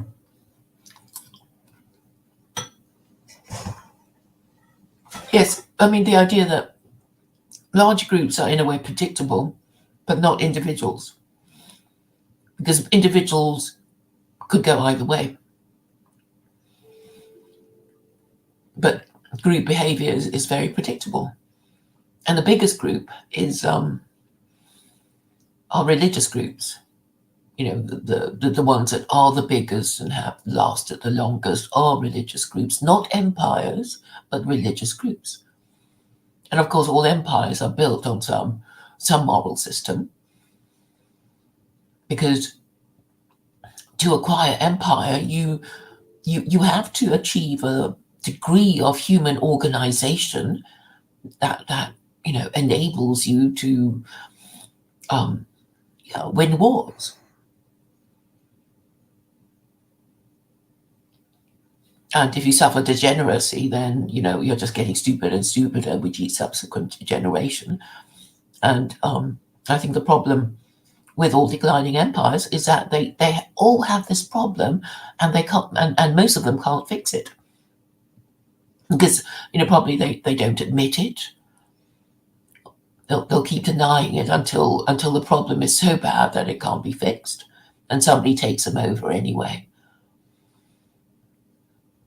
Or they do correct themselves. And the only way of correcting yourself is by changing your moral system, which means changing your religion, which isn't exactly unknown. I mean, if you think of, I don't know, China, or even Europe.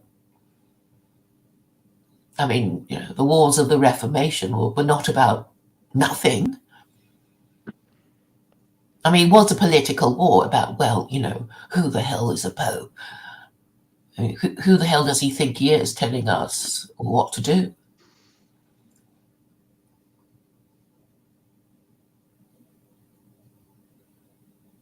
But yeah, I thought, I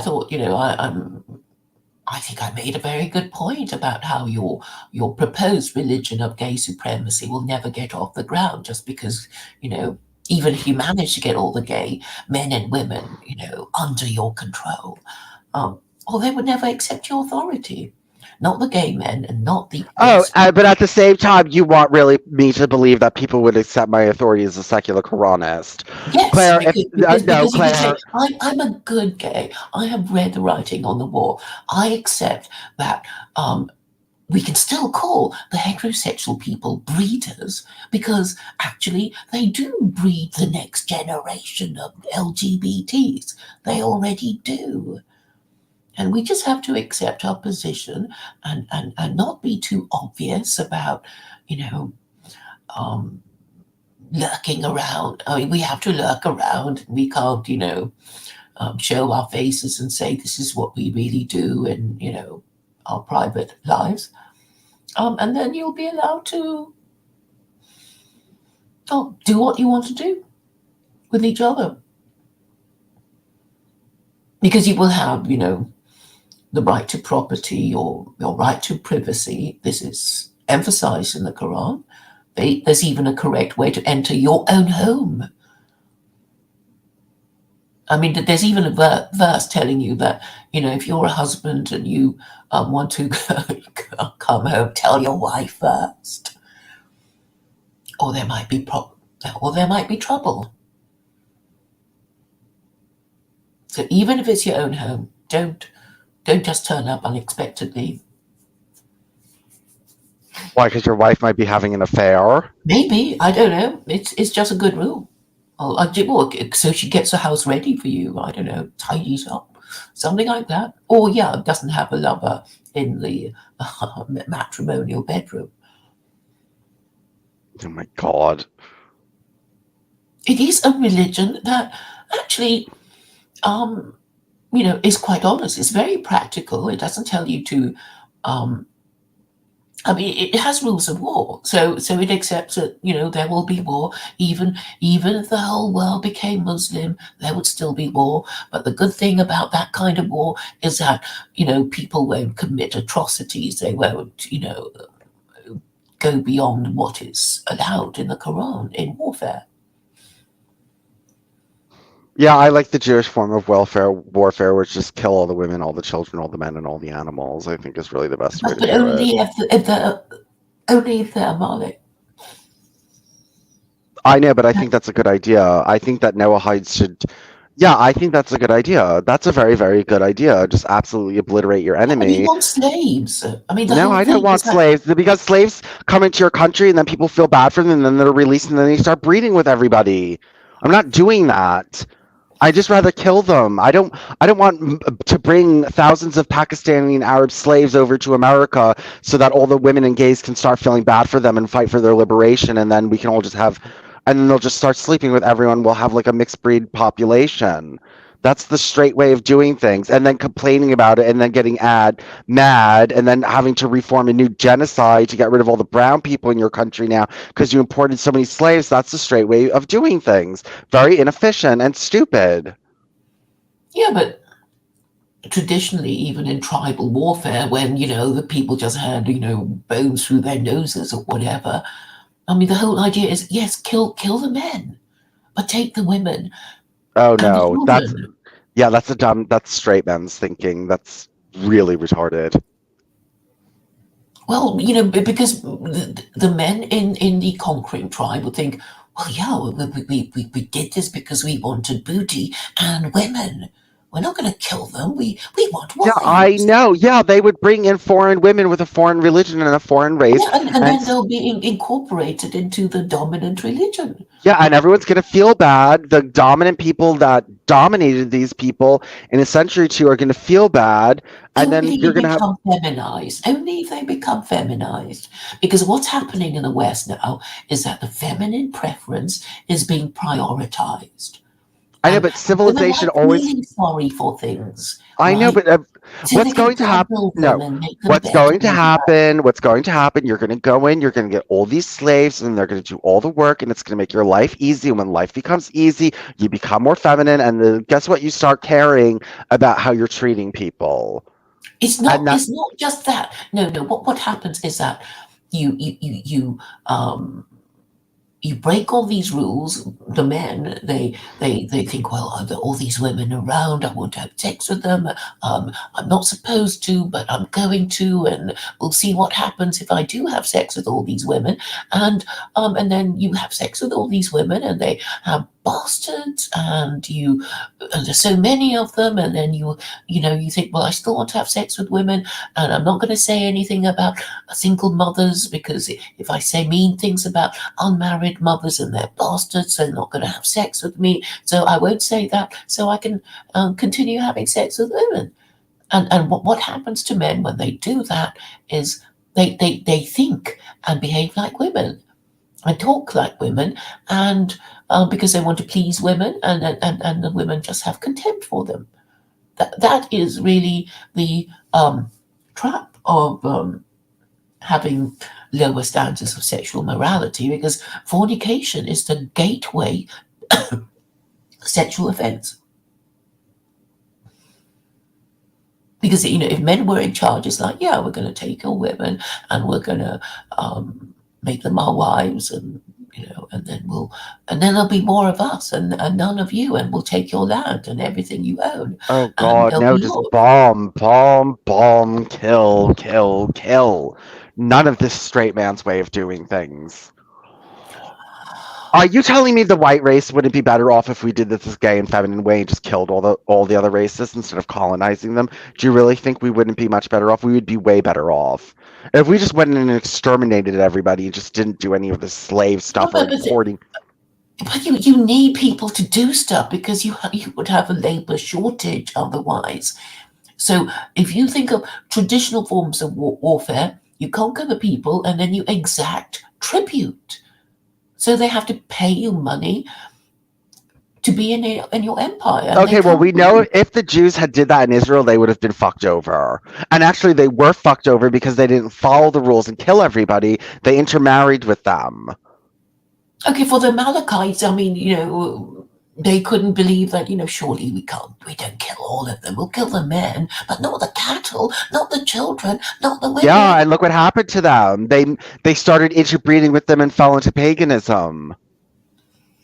Well, I mean, the Amalek is one of those topics that maybe they don't like talking about because the obligation to exterminate them continues to this day.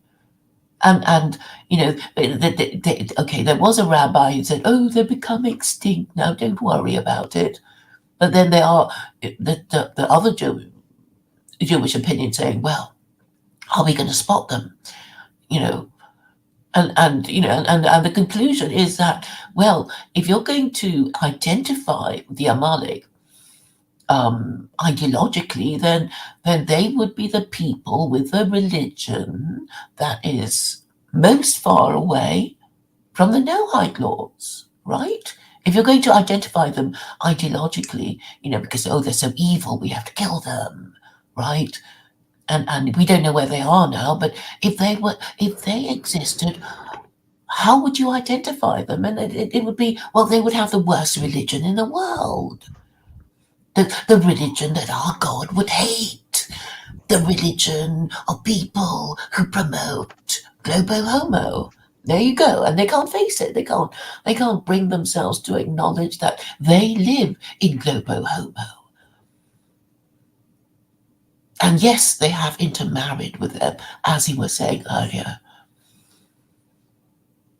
And that's why they want it's such a mess now. They don't even know how to fix it without without adopting my solution, and they rather die basically.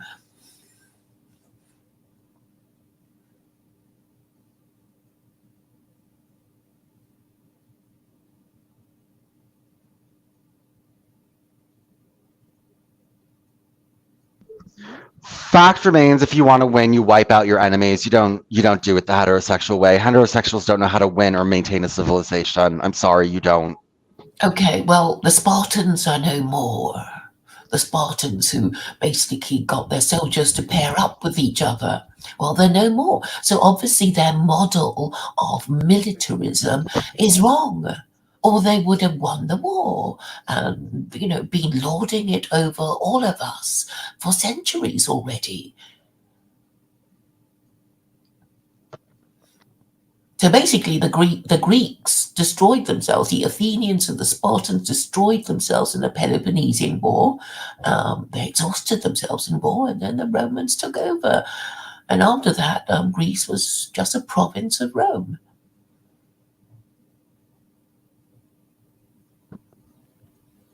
Well, And even if you don't think heterosexuals are running things properly, well, at least we're still around and still around to learn from our mistakes. still around to learn from our. Yeah, well, yeah, we are. But you know what? No, heterosexuals don't learn from their mistakes. You've never learned from your mistakes. Well, there is what's the word? Um,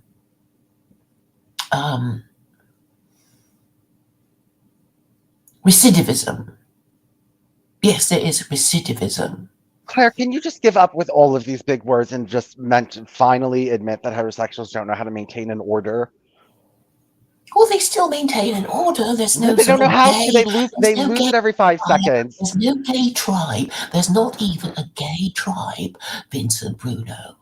Yeah, You I can't know. even Gays, no, manage that. gays are like Jews, but of the same race. Like we're like a small little minority that's supposed to be at the top and ruling everything. And actually, Jews are our competition. This is what I'm trying to get gay people to realize, that you have competition. Jews are your competition. Actually, you're supposed to be the minority in control of everything, and that nobody can get rid of. And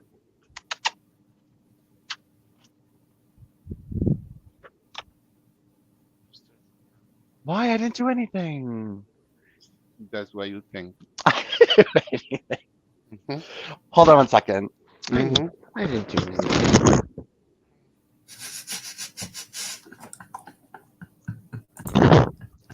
Um, about to have pot. About to have pot. Woo, woo, woo, woo, woo. I'm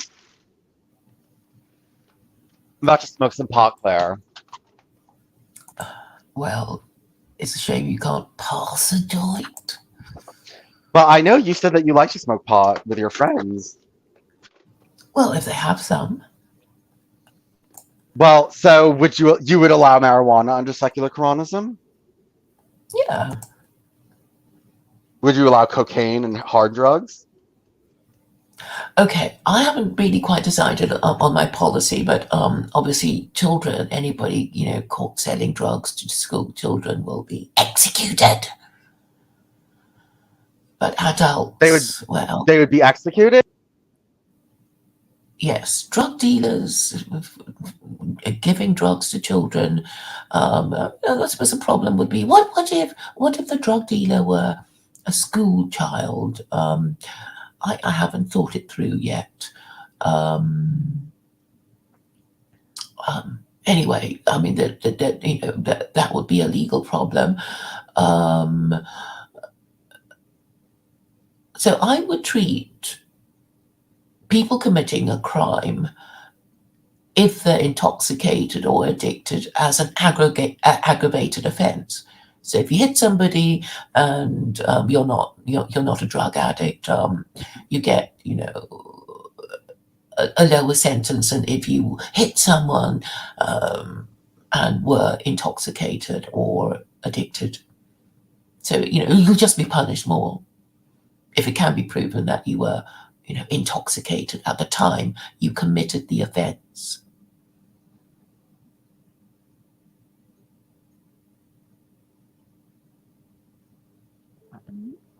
Uh-huh, 1 second.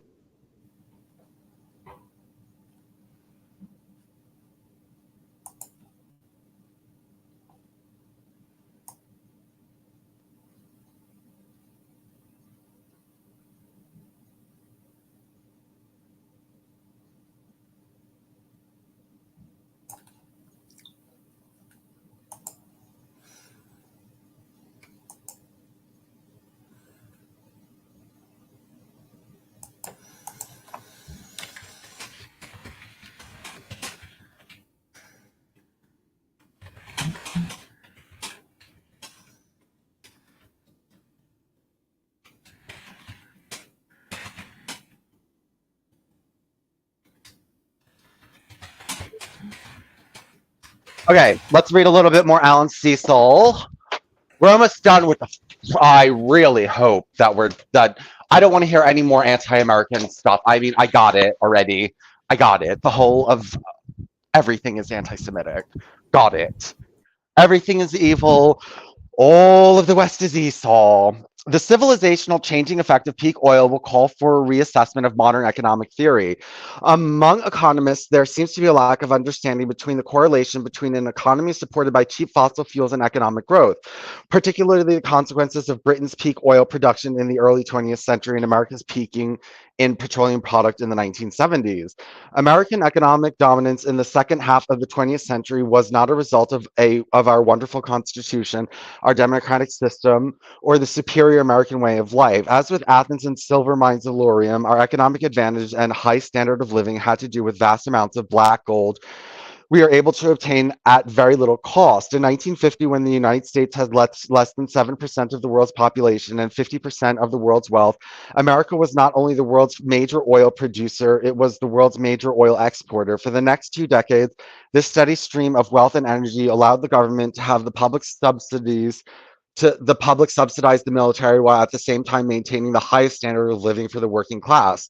This was the era of peak hegemony when America was unrivaled in both economic and military power, and the main reason for this was our wealth derived from our petroleum reserves. Of course, this largesse from our energy bonanza did not extend to minorities, but at least the blacks of the South were able to fight for their freedom, such as the freedom to drink out of nice refrigerated water fountains and to order a sandwich at a restaurant as the white Edomites could do. Those living in the third world countries that the United States was using as their new source of food and raw materials, such as oil, lumber, and bananas, were not so lucky. In many of these countries, Guatemala, Iran, Chile, and Nicaragua, for example, America overthrew the governments, often democratically elected ones at that, who dared defy Edom. For example, they wanted to use their own land and resources for their own people, and the United States set up brutal dictatorships in order to keep their peasants in line. So much for freedom and liberty. If there was one thing America cannot tolerate, accelerate in third world nations, it was democracy. Of course, these developments were lost on average Americans happily doling in Leave It to Beaverland.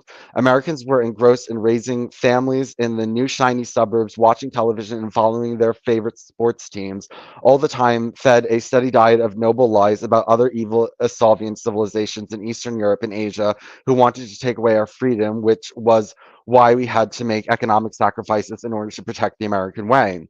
When American oil fields peaked in 1970, our economy, already strained from funding the Vietnam War and Lyndon Johnson's social programs, took a hit from the Middle Eastern oil spigots, where were closed in 1973 and 1979 due to political problems.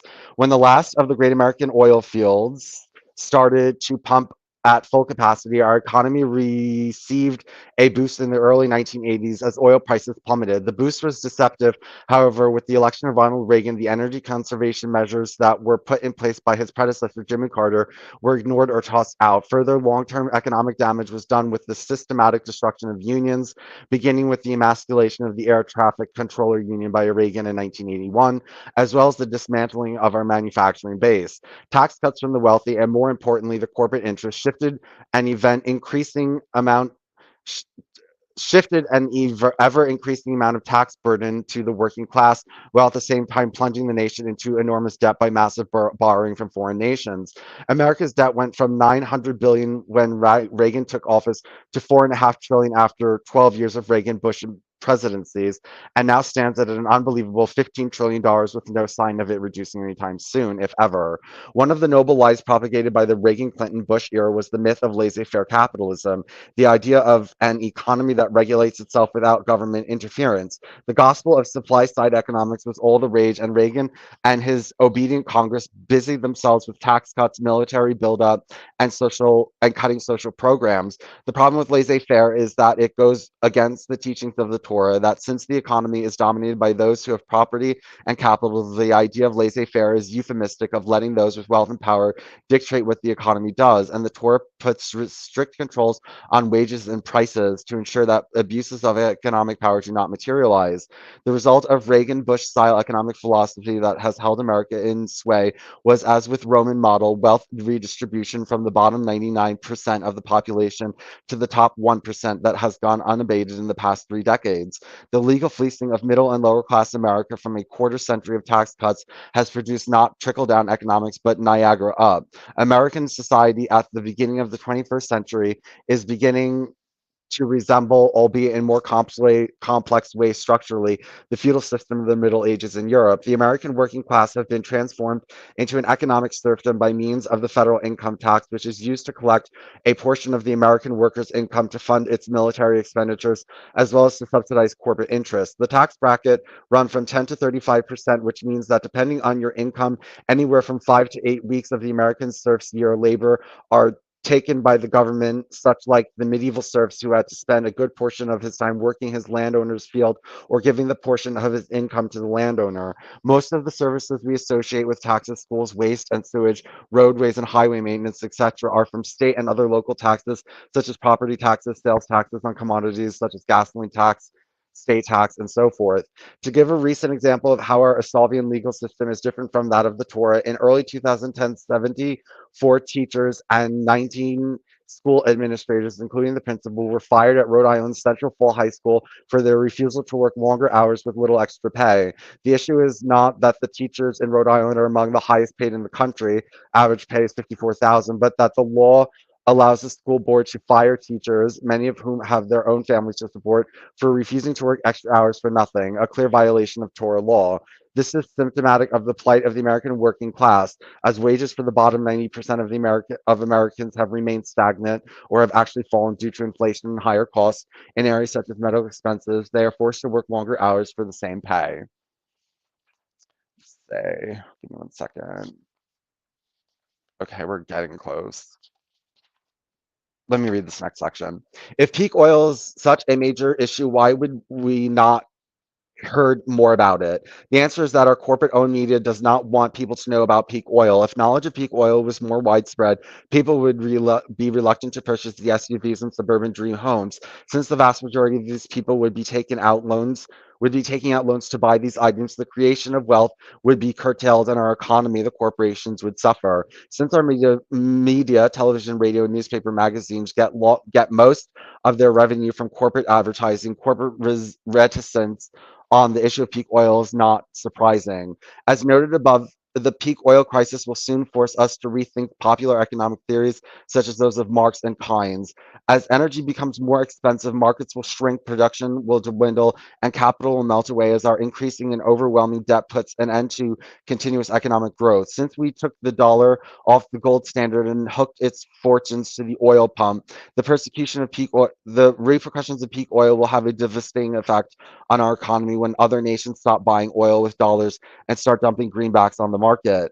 As the dollar dances down the happy trail of devaluation, America's massive foreign debt will suddenly make its treasury bond look unattractive to foreign investors, and America's creditors will start selling them off, as China has already started to do in an international going out of business sale. We have seen that peak oil, as well as peak coal, peak uranium, peak phosphate, and so on, is not too far off in the future. If it is not here already, crude oil production has hit a plateau since 2005, and we can expect a permanent and irreversible decline very soon.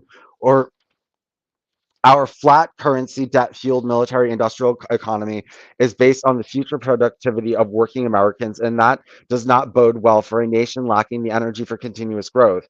America will become less and less able to support and sustain its opulent lifestyle, let alone pay back its massive debt. As the industrial age eventually winds down, we will eventually be forced back to pre industrial level society, and capitalistic factory system, which Mark based his theories on, will be a thing of the past, a mere blip in the long saga of human history. There are no more virgin continents to plunder. We have dug up most of the gold, platinum, copper, and other metals we need for our industrial and economic way of life, paved our great swaths of farmland with petroleum goo, drained our aquifers, replaced our natural diversity of grain and vegetables with Monsanto frankenberries, and deleted our once abundant fish stocks such as cod and tuna, and what fish we have left we have poisoned with petroleum, pesticides, and mercury. As economic collapse intensifies, the coming of the end of the fossil fuel economy will impact us on a global scale, particularly in food production. Since our planet cannot support more than 1.5 billion people, 2 billion tops, without the cheap fossil fuel fertilizers we depend on to grow our crops, humanity will be culled, and there will doubtless be wars fought over the shrinking resources for our tiny planet. We could go the way of Easter Island and chop down the last ever available timber and dig up the last of the coal, but that will only buy us a few decades and make the planet unlivable for future generations. This is not the gloom and doom end of the world hysteria that has been propagated by religious quacks, but by glum realities postulated by our scientists, realities ignored by our economists and politicians who simply want fossil fuel party to be continued. Obvious to the problem caused by our squandering of finite resources. We are not only faced with change we can believe in, but challenge that will be forced upon us in many nasty, unpleasant ways. We will come to the realization that our experiment with our modern version of capitalism is about to come to an end. For all of our talk about how much we have progressed since the Enlightenment, of how wonderful our scientific advances have been, about how proud we are to have such a finely democratic system, we need to look at it from a Torah perspective. For all our achievements, who truly has benefited? Most of the world toils in poverty, living in crude huts with access to fresh water, subsisting on just a few dollars a day. The lifestyle of the industrialized West has long been different from the style of those living in Haiti or the Indian states of Orissa and Bihar, or in the mountains of Nicaragua or the dry plains of Ethiopia, but that will soon change. Are you there, Claire? Here I am. Okay, he's fear mongering and all this other kind of stuff. And okay, so we have the fear mongering, which, Judaism's all about too, fear mongering that the way of, the Gentiles is going to collapse and that they're bringing evil and that the way they do things is evil and that, their time is going to come to an end and all this other kind of stuff. It's. Yeah, I mean, Cecil, to be fair, is Gentile. He just doesn't agree with the white person's religion, which is Christianity. So, He focuses very little on Christianity in this. Most of this is not. He does in the theologians he talked about Christianity, and every once in a while he does throw in anti-Christian sentiments. Yes, I agree, but the vast majority of this book is not about Christianity. I think they beat about the bush. They don't quite dare tell Christians that Christianity is kaput. I mean, this 500 plus page book is beating about the bush and not discussing Islam. I think you will find that he didn't discuss it properly when you finish the book. I know, but this was about Esau, not Ishmael. Look, there's two separate problems. There's Esau, which is the Christian West, and then there's Ishmael, which is the Arab world. He's not focusing on the Arab world. He still thinks the Arab world or the Muslim world is a problem, no doubt. But it just wasn't the focus of this book. And he's not going to deal with Islam. He would deal with that in another book, first of all. And secondly, maybe he doesn't want to advertise Islam. Okay, but what do you think is the focus of his book? The focus of his book is that everything that's produced from the Greco-Roman Christo-Enlightenment civilization is horrible, and that now after we're done Because learning, it's idolatry. no. I mean, he went deeper than he never even mentioned the word idolatry once in the whole book. Well, then why is he even writing about it? I just don't see how you can Because write a he's trying to book. show that these are the people of Esau. Esau was not an idolater. Do we actually know what Esau eventually, what religion was Esau? He was the son of Jacob, yes? Yes, he was. Yeah, he was the son of Jacob, but Ishmael is a different child. Ishmael and Islam is a totally different problem that he doesn't focus on. I don't focus on every little problem. I focus on lots of problems, but there's problems out there I don't focus on. Doesn't mean Okay, that. so what was Jacob famous for other than his ladder? I forget why. No, because I'm just trying to work out, So okay, I know Jacob was called Israel, which means wrestling with God, right? Yeah. That's his story. And I don't. I mean, do Jews say that Esau became?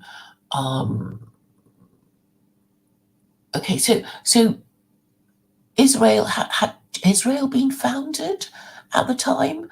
No, David was the first king of Israel, right? Is that? Or no, it was Saul. Was it? I forgot. I forget who the first king of Israel was. I forgot. I mean, Okay, yeah, I I mean totally that agree. that's sort of important, First king of Israel, I think that was Saul because he never got along um, with David. Okay, so Saul is the first king of Israel, and he failed to reach a decisive victory against an enemy tribe, the Philistines. And David was a humble shepherd and talented musician who, well, was a good king, I guess, the first good king of Israel. Because I mean, all these narratives about the Messiah, it has to be they have to come from the Davidic line, right? And then it has to be. I found myself pointing out to an Orthodox rabbi who was my Facebook friend at the time. It's like, well, actually, I could be the Messiah just because of Solomon having his 300 wives and 700 concubines from all over the world because he was so popular and successful that all these women went to him to be a member of his harem, and yet 1,000 women that he, in theory, had sex with. And if he produced if he produced a child out of every sexual encounter, then the Messiah could be descended from any of these sexual encounters. And it was because he was saying in David, well, Solomon was was son of David, wasn't he? He was, wasn't he? I think Solomon? so.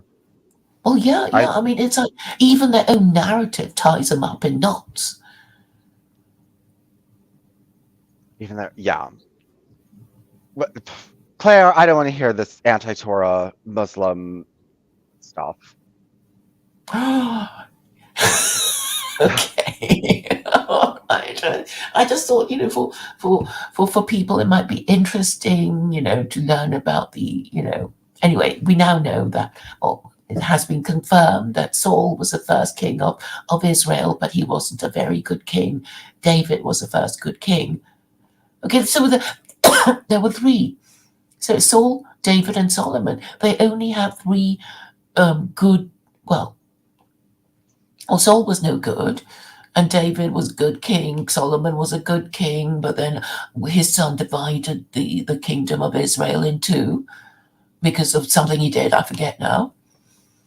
I can't even pronounce the name of his son, but I remember Judas saying his name yesterday.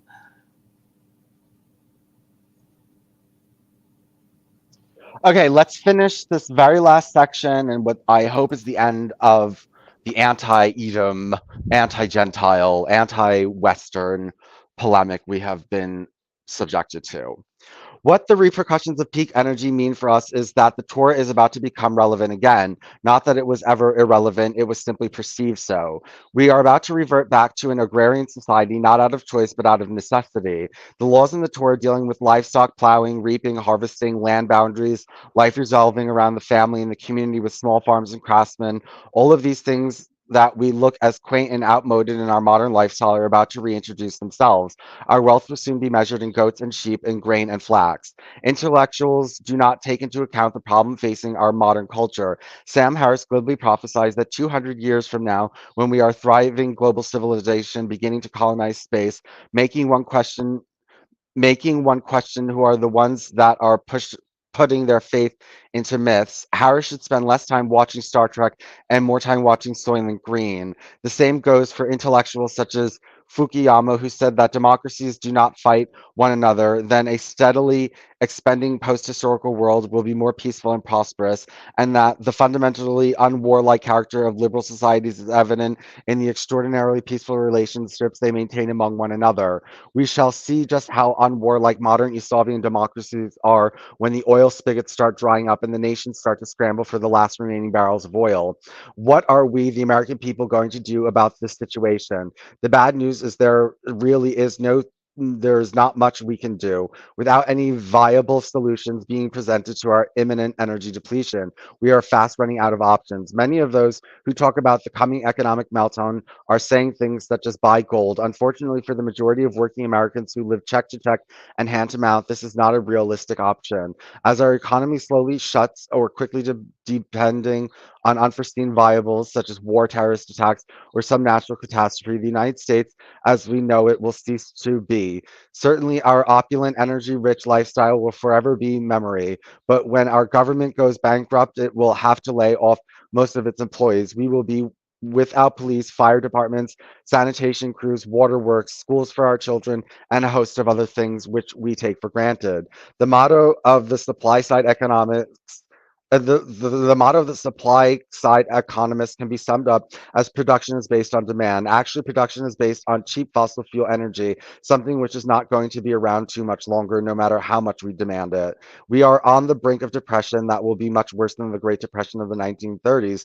The main reason being that peak oil discovery in America was in 1930 when we were in the upside of the energy curve. The 40 years of cheap oil that America was able to produce from 1930 to 1970 is what fueled our recovery and led to America becoming the economic powerhouse of the 20th century. We are now on the wrong side of the energy curve, not only here in America, but in energy industrialized nations on earth, which will have to deal with ever dwindling supply of oil. We could switch to coal for a time, but that too is a finite resource, and increasing coal use will no doubt exacerbate environmental problems such as climate change. We must understand the rabbinic lessons of the generations of the flood, the destruction of Sodom, the near destruction of the city of Nineveh, prevented at prevented at the last moment by Yona's unwilling intervention. We're all due to robbery or violation of the Noahide laws that were all due to robbery, a violation of Noahide law of theft. The Noahide law of theft covers a broad range of laws in the Torah, laws of business, commerce, property, buying and selling, and so forth, much of what we would view as the secular discipline of economics. It should be pointed out, however, that in all of the economic theories, such as Marx's theories of economics and class conflict, there's one viewpoint that has been missing, the link between fossil fuel use and the Industrial Revolution. The only viable contingency plan we have is the Torah. In order for our culture, our society, indeed our civilization to survive, is for us to rid ourselves of legal and economic systems of Edom, the way we rid ourselves of the Greek and Roman gods such as Zeus, Apollo, Mars, and Jupiter. We need a system to identify and remove the harmful elements in our culture and hamper justice and morality. The destructive ideologies such as patriotism and nationalism have joined forces with organized religion to create much of the warfare and misery that has flared across the earth during the last century. Our worship of our man made constitution and our artificial nation based on this document is one of the major obstacles for implementing the Noahide laws in our society. We can thump our Bibles and say God is with us, but that is no more a guarantee than it was for the German soldier who wore their Gott mit us belt buckles as they herded the Jews into the cattle cars. This is why it is important to understand the broad scope of the Torah instead of narrow industrialistic view. A Noahide who boasts that they no longer worship Jesus, yet is imbued with patriotic fervor and loudly supports their government to wage war on distinct lands in order to secure the petroleum lifeline to their consumerism, supporting a policy that has governments in place such as Guatemala, Chile, overthrown in order to supplant freely elected leaders with despots and dictatorships loyal to American business interests is a Noahide guilty of idolatry. There are those who protest against criticism of America, pointing out that America was a haven for the Jews who were victims of European persecution. It is true that in the late 18th century, America let the Jews enjoy religious freedom, which the nations of Europe had suppressed. But we should not forget the lessons of the Torah that a new king rose up over Mitzrayim, who knew nothing of Yosef, and however benevolent a nation's intentions are in the beginning, these attitudes of tolerance can quickly change, particularly if that nation's government is not based upon Torah. The avarice, which is so ubiquitous in a Slavic society, is not simply based on a desire for leisure and luxury. The turmoil in Western society stems from the Slavian relationship between justice and wealth, and that for the poor, there's no justice. In Edom, money is power, justice can be bought, and the golden rule for a Slavian society is he who has the gold makes the rules. The solution for the ills of our society lies outside the paradigm of Greco Roman culture and philosophy. It requires a serious reassessment of our foundational values and understanding of law, justice, and property. It is to this solution we now turn. Okay, to this solution we now turn. Let's thank the gods, the pagan gods, that we are done with this anti democracy, anti America, anti capitalist, fear mongering, philosophy hating, history hating, science hating tirade.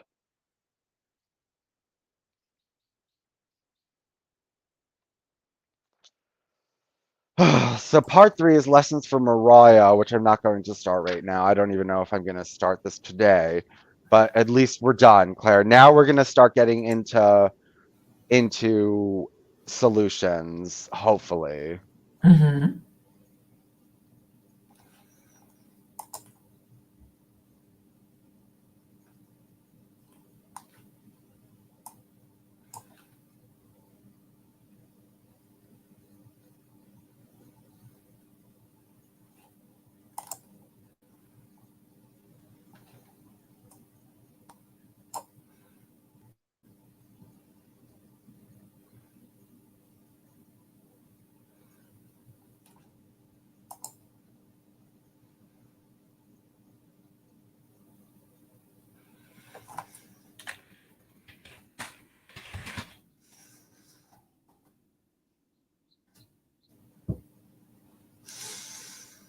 Um, okay, so we're on page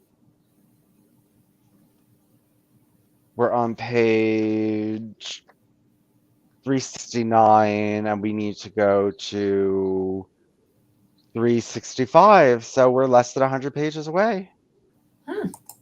Well done. Yeah, I'm surprised that these doing these readings that's gone as far as it could, as it has. I thought it would take way longer, but So did I. okay, well, everyone now knows that this man hates America and the West, so and democracy and the Constitution. So I'm do sure he's without. not the only one. Well, I'm sure he's not the only one Self- either. I mean, I'm talking about a self-hating American. I imagine lots of non-Americans would resent America for it, for being a victim of its imperialism. But I'm talking about American citizens who don't agree with American imperialism. I mean, you might not agree with it if you were a Vietnam veteran, or or if you were a soldier sent to fight any of the American imperial wars. Maybe you wouldn't agree with that, particularly if you got hurt. I mean, one of Trump's campaigning messages was that he would look after the vets because he knew they were badly treated.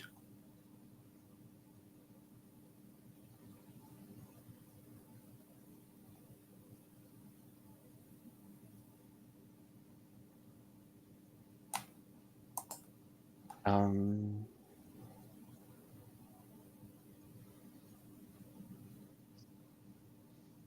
so he gave himself about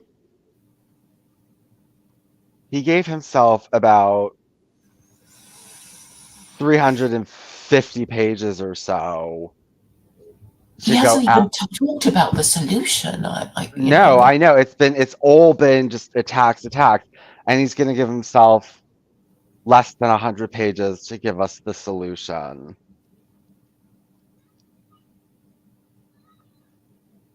These readings have been very helpful. I take it back about my dismissive attitude Why? What made earlier. you change your mind?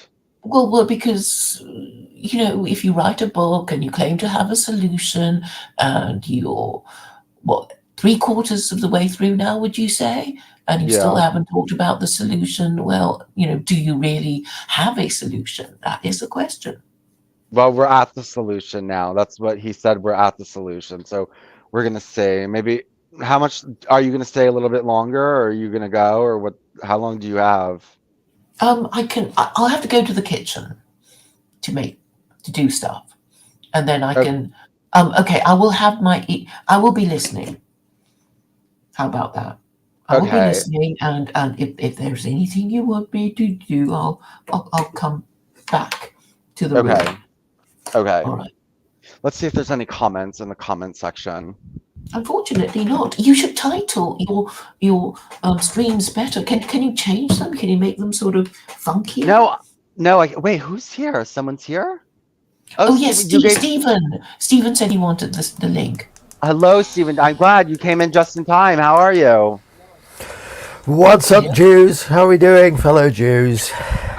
Good. We finally finished all the horrible parts of Secular by Design. I don't know if you've been listening to us talk about it, but now we're finally going to come to his solution, Stevie James, and you don't have one. So there's something, Oh boy.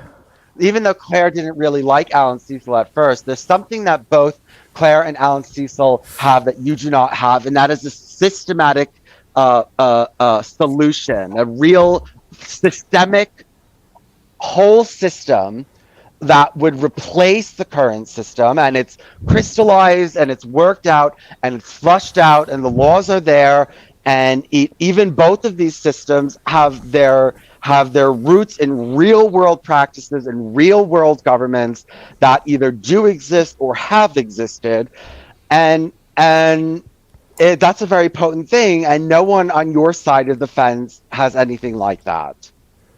It's only like 6 or 7 rules, isn't it? How can that be a whole system?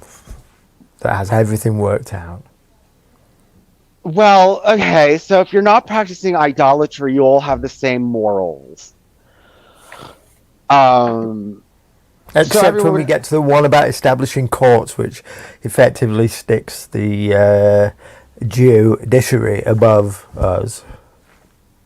the judiciary is above everyone in every nation. I know, but it's going to be essentially a court.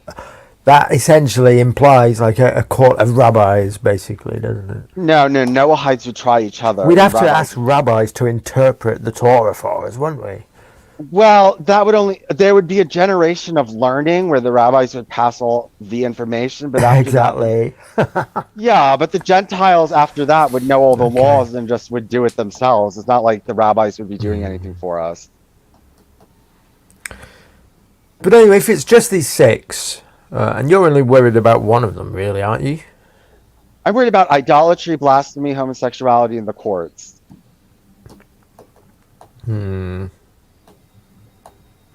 It doesn't seem to me like it's an entire system. Well, we're going to see It what seems to he be lacking says. a lot. Well, Seems he to be says that lacking it a has lot. He says that it has all these economic laws and stuff like that, which we're It's going to get lacking to. as much. It's probably not lacking as much as Claire's silly system, of course, but Well, I would still. maybe it's a little bit less robust than Sharia and Islam, but it's still okay. I think the thing about the Noahide laws is that he's being really harsh on America and the Constitution and stuff like that. But I think the thing about the Noahide laws is that they could simply be added to any type of government that you have, and it would ensure a stable, conservative, Torah-based order. And so, you could have America, but you just wouldn't have idolaters, blasphemers, and homosexuals running around. But it would still be America. And or if you wanted Nazi Germany, and you can have a racial state if you want, and actually that's encouraged in Noahidism for the Gentiles to form their own ethno states. You could have an ethno state, and it could be fascist as long as you have the seven Noahide laws there in place. Then you're guaranteed an Old Testament theocracy like culture that will basically sustain you in that state. And so it's it's like an add-on to any kind of system you want to make. So the British Constitution, although you don't have one, if you did have one, just the seven no-hide laws would be added to it, and that would be it. The ease of it is that each constitution on the face of the earth can basically stay the same as long as they add the seven no-hide laws. Okay, so if I said, great, let's have it tomorrow, we'll sign up to this, let's have it. I don't think it'd do anything for essentially like the number one issue on the minds of right-leaning people, conservatives in this country, which would be the influx of immigration. It's got nothing to say about that, has it? Well, it does support ethno states and the Sanhedrin, the unofficial In what Sanhedrin. sense? So, okay, when Noah left the ark, him and his sons gave birth to many children, and then he created what was called the 70 nations. So these were 70 different tribes or ethnicities or ethnic groups that spread across the world, and they were each given their own jurisdiction. Um, um, Under an ideal Jewish world, Israel would belong to Jews and they would be the priestly class, but the other nations would all have their own national character and their own racial character, and they would each be responsible for producing something other than religion to help the world. So Jews are an ethno group with their own state, and they are the priests, and then the other groups have their own ethno states and their own cultures, and are responsible for producing science, technology, dance, food, space exploration, mathematics, you know what I mean? Like stuff like that, architecture, theater, whatever, their cars, power, oil, whatever their contribution is, you know, they're supposed to do it. Pornography. Well, no, no, not under a Noahide world order, but that would be my nation. But Okay. that's what I would be giving. But obviously, my nation wouldn't be allowed. So, well, actually, can I ask you on this very topic? What do you know who Sherman Burgess is? No. Who's that? Sherman Burgess was a big anti-Islam, kind of like semi-white supremacist in Australia, who was like he was the leader of all the big Australian patriot movements against Islam, and he converted to Islam. Oh wow, Uh, never heard of him. Is he still yeah, alive? yeah, he is. He just recently converted to Islam, and the Muslims are all happy, but Oh, Claire might have mentioned this to me he was just saying recently. basically he's like, well, I went to Islam because it has this system and that system and provides this and provides that, and it does more so than what your people are providing. You're not providing any system No, here at we go all. again. Come on. What are you providing? What's your answer? I am providing my ethnicity, my heritage, my Uber genes right here. That's all. Yeah, but your heritage has been you as a British I man refuse to today. die. That's what I am providing. The Yeah, but spirit of the European people lives within me, and we refuse to perish and refuse to be subjugated by the brown horde coming in. And one day we'll stop being victims to it. um not I if you said don't earlier have on a stream today, I said that we really should observe the success of minorities in other countries for ourselves. We should take this to heart and not realize that or should I say, we should realize the fight is not lost at all. Minority groups have such success that it should remind us that even if it's baked into the cake, that democratic change is inevitable, that we're going to become minorities in our own countries, that the success of minorities should teach us that the fight isn't lost at all, that we can recover, that we can have massive influence, overriding influence in society, and the fight's never lost. But that is the main concern, though. That is the main concern. You know, Vincent, that as white people, you and I are a tiny fraction of the world. We're something like less than 10%, I think, now, yeah. of the world left.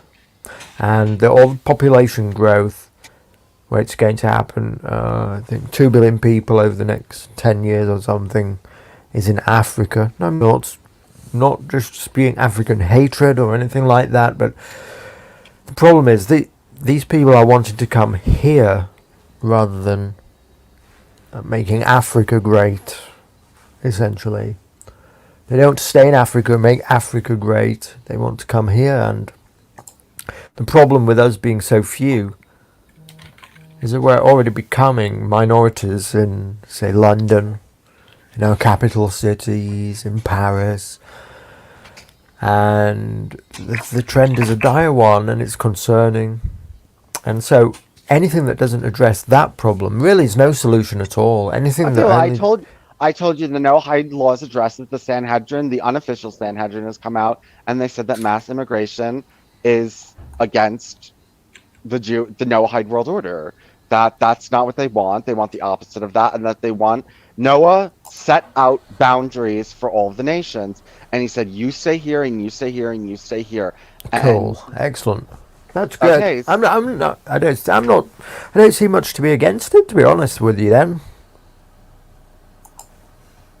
okay, so then, how are you going to compete with a system that that's flexible but gives you all the right rules to keep the semblance of an old Torah theocracy, Old Testament theocracy? What is your competition to that? Well, it sounds wonderful. Let's have it then. Let's have it. If it allows us to keep our culture and traditions and imposes a more conservative order on and just reduces the level of sexual degeneracy that we see in society, but allows us to keep our cultural traditions and our heritage, that's fine by me. I don't see any reason to be against it, really. Why should I? Well, it would take away. Well, okay. At first, You've they're not going. sold it to me, Vincent. You've got your first convert right here. You're not the first white right-wing convert to Noahidism. I have met white right-wing people that said if it would stop mass immigration and the Jews would stop culturally spreading liberalism, that they would adopt it.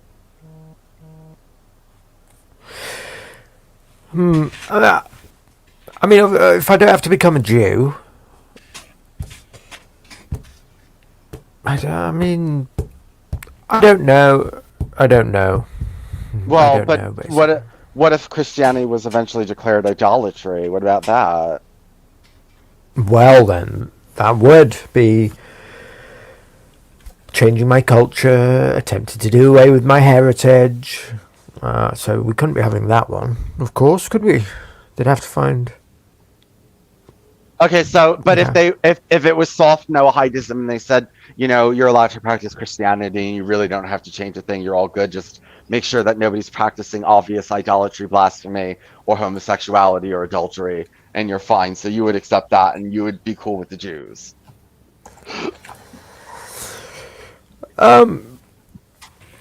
As cool as we are with them now, sure. Yeah.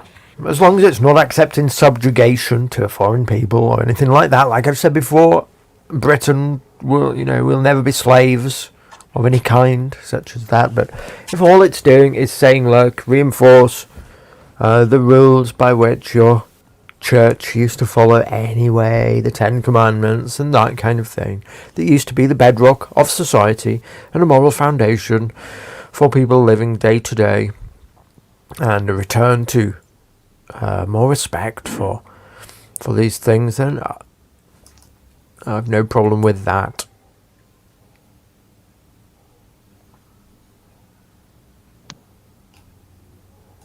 I don't see why I should. I mean, I wouldn't be losing anything. It certainly sounds more reasonable than Claire Right. calls bin bags and stuff.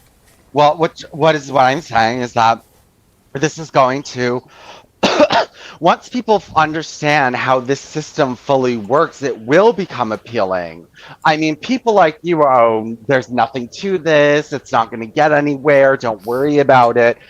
First of all, Yeah. Jews are promoting it. First of all, it's being promoted. So there is an attempt to spread this in the world. And I'm telling you, it's a lot more infectious than you think it is. So the only way it could ever come in here, then, I think, if there was a revival of religion at all. Do you know, Vincent, how atheist and secular Britain has become? No, it's not a religion. No, okay, under But Noahidism, it implicitly requires recognition of Judaism, the Torah, as being legitimate. And for that, you have to, on some fundamental level, believe it. Otherwise, you can just throw it out as hogwash. well, okay. So it's more likely in America with the strong Christian foundation of believers that you still have, which is a completely different scenario and landscape to what we have here in Britain. I think something like 8% of people or whatever go to church anymore, and most of those are like over 60 years old. Yeah, but you don't have a very good competing spiritual system. There's a vacuum. So people are going to go to Islam or they're going to go to Noahidism. If Britain has a spiritual vacuum, they're not going to people are going to, go in one direction or the other. And I think you can see here in America, I don't know if you're seeing it in England, but amongst all these young people, there's this like religious Christian revival, or at least they're LARPing. That I don't accuse people of LARPing. I don't, because everyone accuses everyone of LARPing. and it's just very cynical to say that absolutely everyone on the earth is not really seriously being I think serious a lot about of them what they're, believe it. I think there is a decent, genuine revival. You're probably right. you know. Influencer But stuff no, and no, no, that. no, no, no, no, no, no, no, no. If no, no, no, I'm saying I don't accuse people of LARPing, but I'm accusing this younger generation who are pretending that they're so Christian now as LARPing because Oh, they okay. post they Yeah. post Christian memes and then they post tons of degenerate memes and they don't act like Christians and they don't talk like Christians and they just like post these like offensive Christian memes. It's not even like love, find love and peace in Christ. It's kind of like these like biting Christianity memes, like, you know what I mean? Not what typical older Christians would do, not, you know, it just asshole Christianity. And you know, they're Well, LARPing. are They're you not suggesting that it's Christian. more? It's not Westboro Baptist Church tier, though, is it? Like God hates F slurs. Yes, of course it is. Yeah, it is. Well, I mean, not as loudly as that, but yes, of course it is. Of course they write, God, you're no gays are burning in hell and stuff like that. I see stuff like that up on these men's things. Maybe in like Telegram chats and things like that, and because people have to signal their edginess to one another, and ways of doing that on the right are anti-gay, a bit of a scourge about putting women back in the kitchen, anti-migrant, anti-Jew. These are just like things people signal to be edgy and say, "Look, I'm not cooked. You know, I'm red pilled. These are the issues that I have to signal Yeah, I know, but about." that means something. These people believe when they're posting anti-gay memes, they're anti-gay people.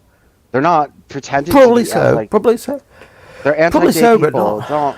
They really only want gays to go back into the closet there and stop sticking gay flags like on their Amazon parcels and shoving them through their doors, and you know, men dressing as women and walking around in bathrooms and all this in your face stuff. They'd be Well, it's happy. not. They'd negotiate at a return to like No, well, that's why 1980s they'll never win level. because they don't. You know how the only way you would win against us is to exterminate us. And I'm done. Done talking to straight white men about. No, you don't exterminate the enemy and then you cry when they come back to get you. Genghis Khan said, "Kill every Well, single child." He didn't want one child coming after easy, him. Vincent. Easy. No, We're on you're YouTube, no, dude. no. I'm tired of talking to people who don't kill the enemy. You're just you losers.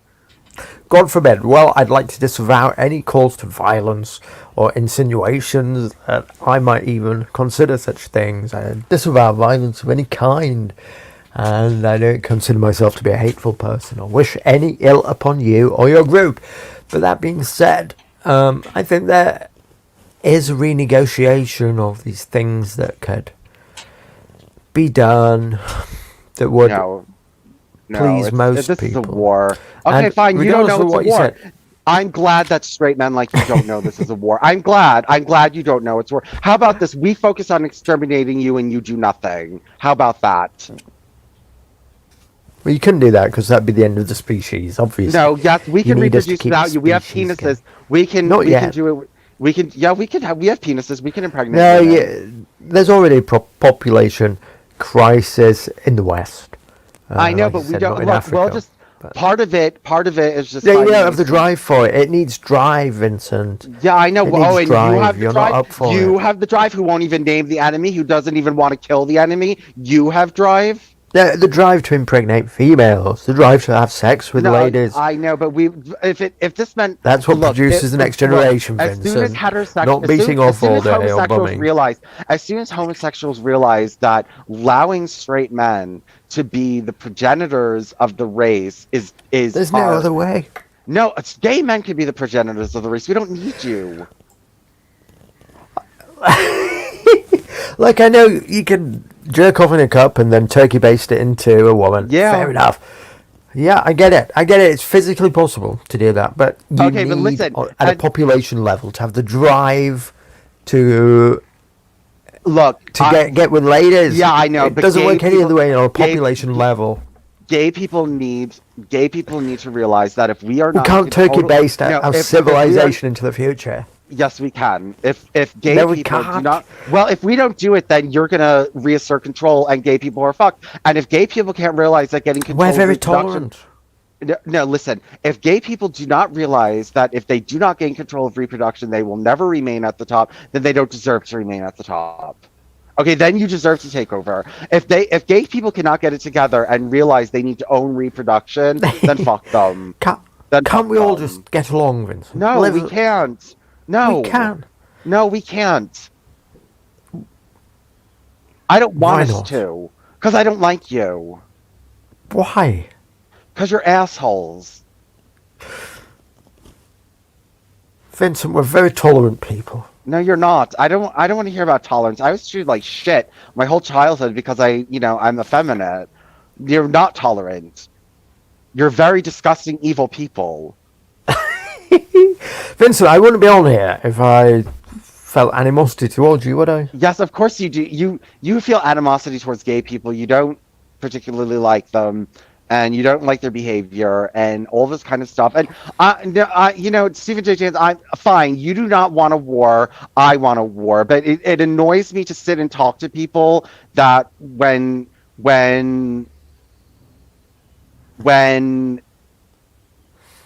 all straight white men do not take threats seriously. None of you do.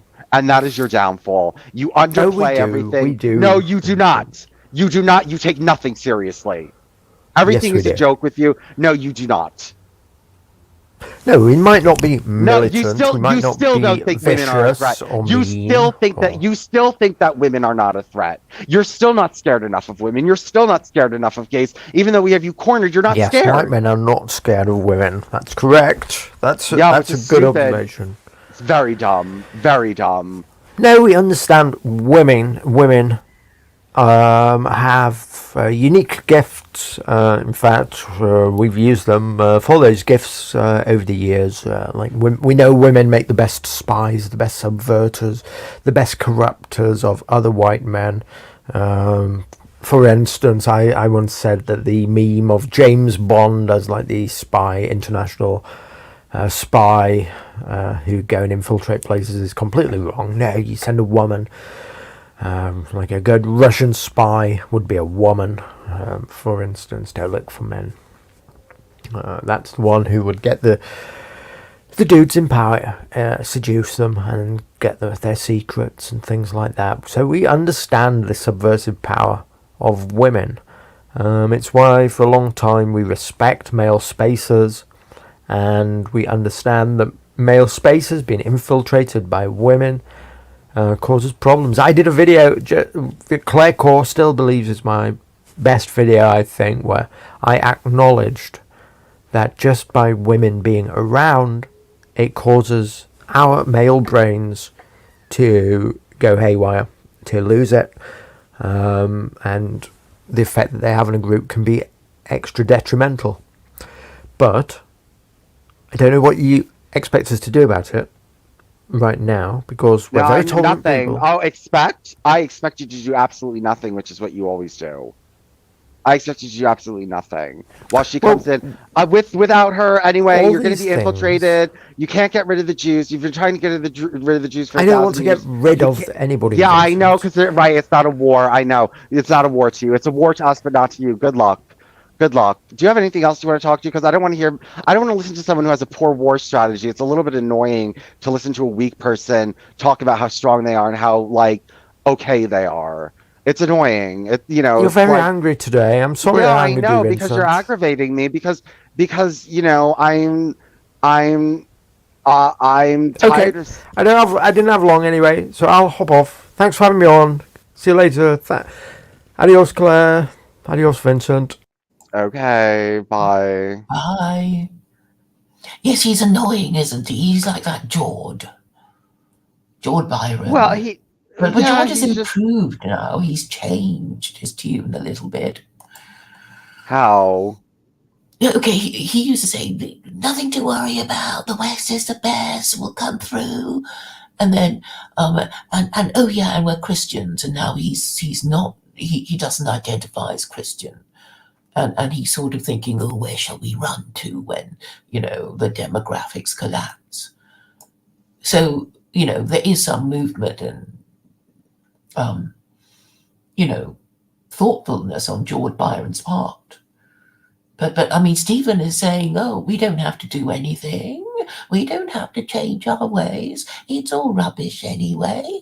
I mean, I wasn't listening Yeah, what do particularly you? close. I mean, okay, you know what? No homosexual woman would sit there and ask the other side, well, what do you expect me to do about it? We would do something about it. You know why? Because we get nervous, because we get freaked out, we get scared. We know that we're vulnerable. We know that we're, in some ways we're weaker, and so we act. I mean, the problem with straight men is they think they're so much smarter, so much better, so on top of everything that none of this is actually a real threat and they could just take back over at any time. Yes. And I'm sorry, and then he wants to It's know just why. insouciance, like nothing will ever defeat us. We don't have a solution, but we'll pull through, that kind of thing. Yeah, I know, and the thing is that they're they're part of the problem. He wants to know why I'm angry at him. It's because he's part of the problem. Yeah, because it's sort of, he knows what the problem is, because, he occasionally presents me with, well, terrible problems, like that inverted pyramid thing that we were talking about the other day. And you know what I think it is? He's just putting up a token struggle. He has to say these things, because he's got his, his subscribers and viewers that he has to somehow uh, posture for. No. Hmm? I just said something to my husband. No, I'm annoyed by all of them. They're all annoying. Let's see. Is there anyone in the chat, Claire? I mean, they're basically in denial that the three people watching, but as far as I can tell, no one in the chat. I mean, I did, try and drum up interest in on Twitter. But, they are in denial. It is a neurosis or even a psychosis. But anyway, he comes here to argue with us and, and I think to provoke me, because he was, basically saying that, I'm going to put women in black bin bags, and, that's a kind of trope that is supposed to make them, what's a word? Increase their levels of hatred and fear by deliberately misrepresenting secular Quranism.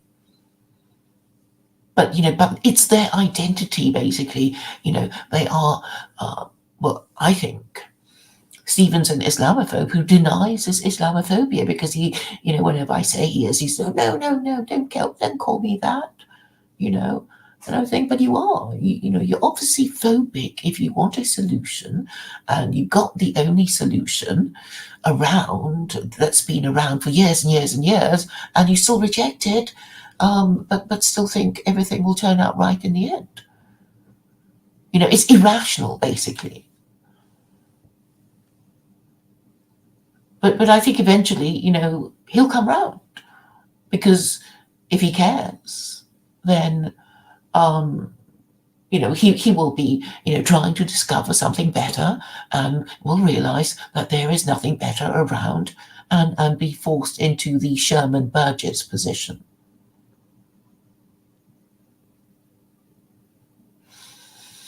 Wouldn't you agree, Vincent? Well, that's what it looks like is going to start happening, because they're not going to follow Stephen J. James, because you know what? There are young men out there that really are serious and really don't want to sit around and joke about everything, and who genuinely are scared because they're smart, and and Islam is serious, and Islam has a solution, and Islam is a community that it's serious. And And not maybe they're not exactly scared, but they're smart enough to know that they need to wage a practical offensive war against liberal society if they're going to win. And they are doing a lot better than the dissident right are doing at that. And since the dissident right, I mean, Islam is going to be making all the changes. I mean, people are eventually going to see Islam is the one who is doing a better job of bringing back social conservatism, and they're going to start jumping ship. And, Stephen J. James is going to be left behind like, my European culture, my European genes, that's what I have to offer. Well, Islam has a lot more to offer than that. Oh yeah, I mean, he had no answer when I said to him, when I asked him, like, if you all converted to Islam, are white people going to die? And he knew, that the answer is no. There'll still be white people, but they'll just be called Muslims. If you ask them if they have a religion, and of course he can't bear that. And then he made the category error of confusing history with culture. It's like, I can't take your Christian identity, your Christian past away from you because it happened. If something happened to you, Vincent, it's part of your identity too, in that whatever happened to you in your childhood or whatever formed you as a personality and character. So you couldn't take that away. I couldn't take that away even if I wanted. I mean, I can't deny that Christianity was a religion of Europeans for 2,000 years. I'm just saying there's a better one around. So, fear not and don't worry and stop being hysterical and stupid. It's like, you should be glad that you have a solution. You're better off than the Romans because the Romans didn't have a solution. They only had Christianity and they tried it and it failed. But they still kept going with it in Europe, for 500 years because after the fall of the Roman Empire, all these kingdoms of Europe became Christian one by one. And then they couldn't bear the Pope anymore, and they had the Wars of the Reformation, and it was very destructive and very cruel, and they had to kind of forgive each other for cannibalism because so many of them practiced it, during those terrible times. And it's like they don't even know that anymore because they're not even taught about it. Because if you ask them about history, they only know about Hitler. It's like I took away all your memories from you, um, other than from the time that you met me. I mean, imagine if I could do that. You'd be totally under my control. You wouldn't have any prior memory of your childhood or your parents or your college years or whatever. And this is what the British government have done to the British people. Just taken away their history by not teaching these Britons, their history. So they don't know. You talk about the Wars of the Reformation, they are completely clueless. They don't know anything. And so they don't know how Christians operated Christianity when they took it seriously. They burned so many people at the stake for so many different reasons, and that they've all forgotten about it now. And now all these people who want to go back to Christianity think, oh, Christians are meek and mild and forgiving and kind, and and of course they weren't. They waged the Crusades. They Yeah, well, that's when they had started all these power. wars. That's when they had power, and that's why I don't want to talk to Stephen J. James because he doesn't know how to get power.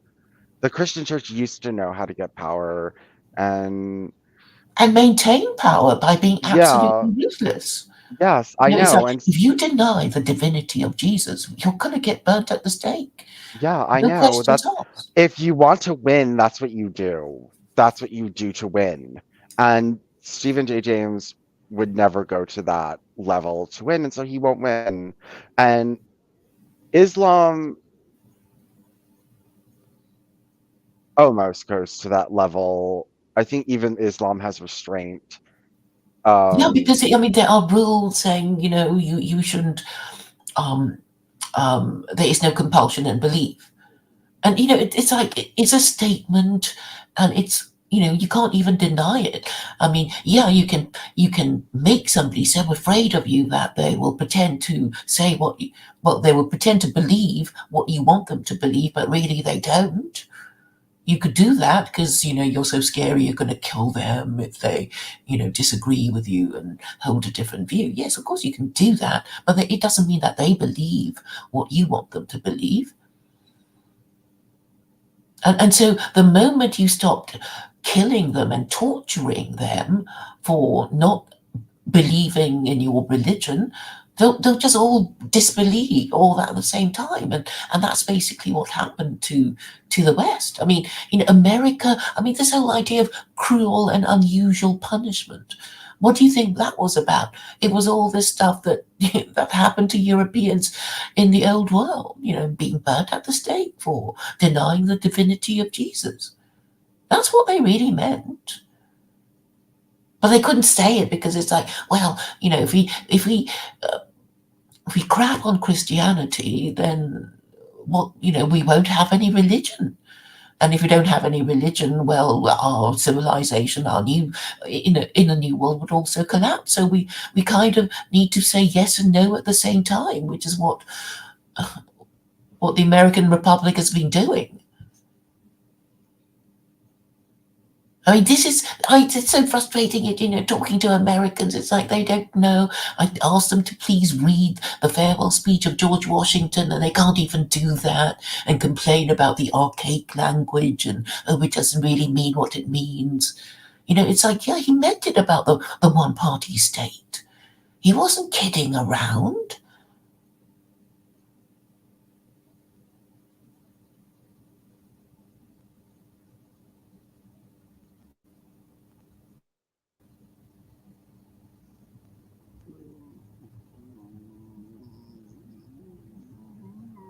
Um, People like Stephen J. James make me lose hope.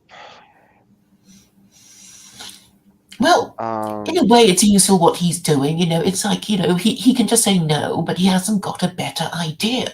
And people who keep saying no and haven't got a better idea will lose because they haven't got the narrative. All they're saying is what a child does. Well, I don't like it. I don't wanna. You can't make me. And it's like, yeah, we can make you. It's so easy. You just control the media. You weave an alternate narrative, and people will believe. And even the people who don't believe will pretend to believe for the sake of being mainstream. So all it takes is control of the media. And as far as I'm concerned, all it takes is for the media to platform me. Who's to say that they won't? Because I actually do have the solution to all your problems. That will be peaceful and legal.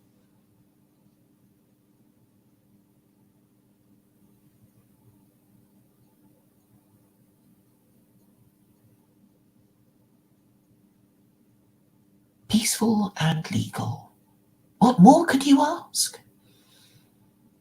And gay friendly. I'm gay friendly, Vincent. no, well, I mean, you're gay My friendlier. standards are conveniently low. Yes. I'm not saying you all have to be virgin brides and whatever. I'm not. Well, we can't make gay porn, and so therefore I'm not happy.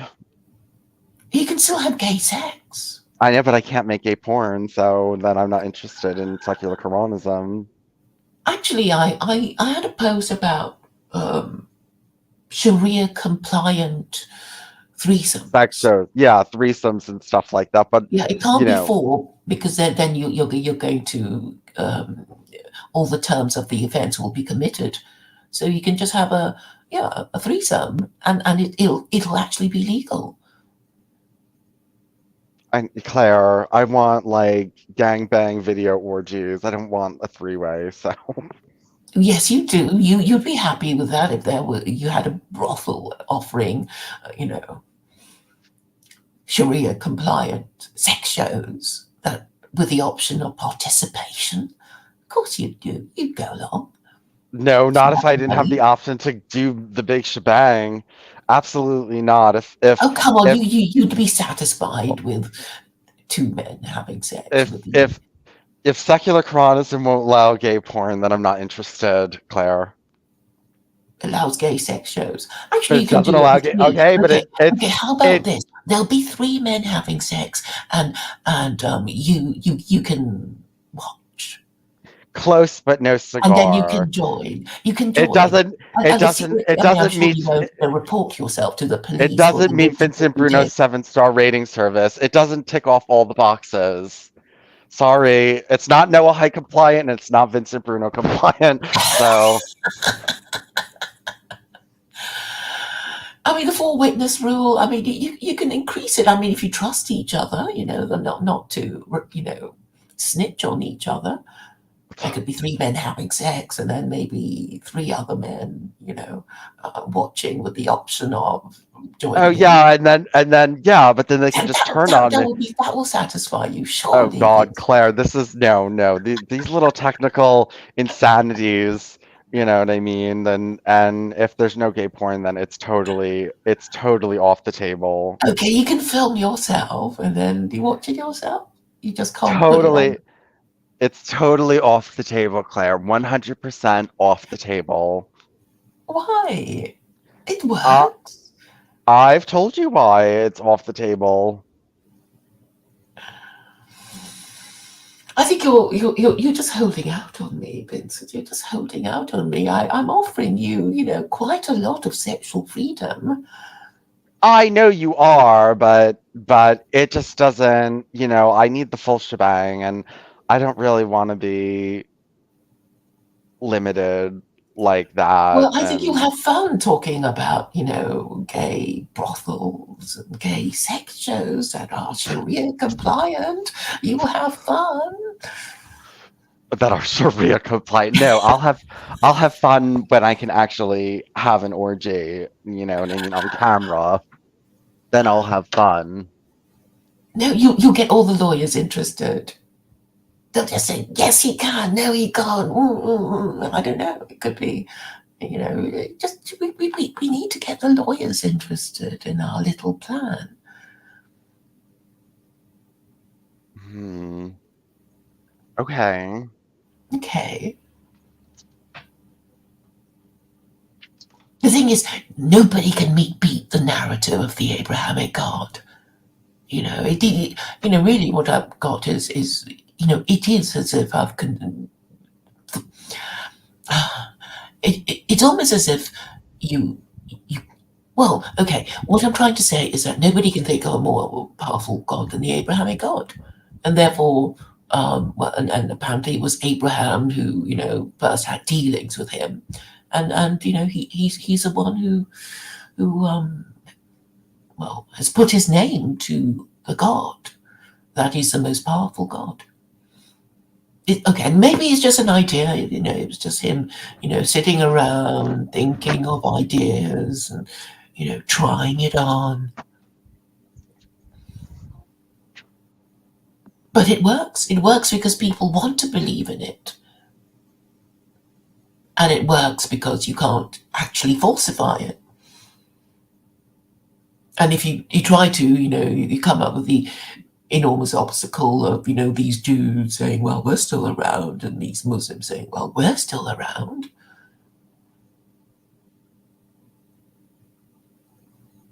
But then you also have the Chinese who've been around for about the same length of time as the Jews.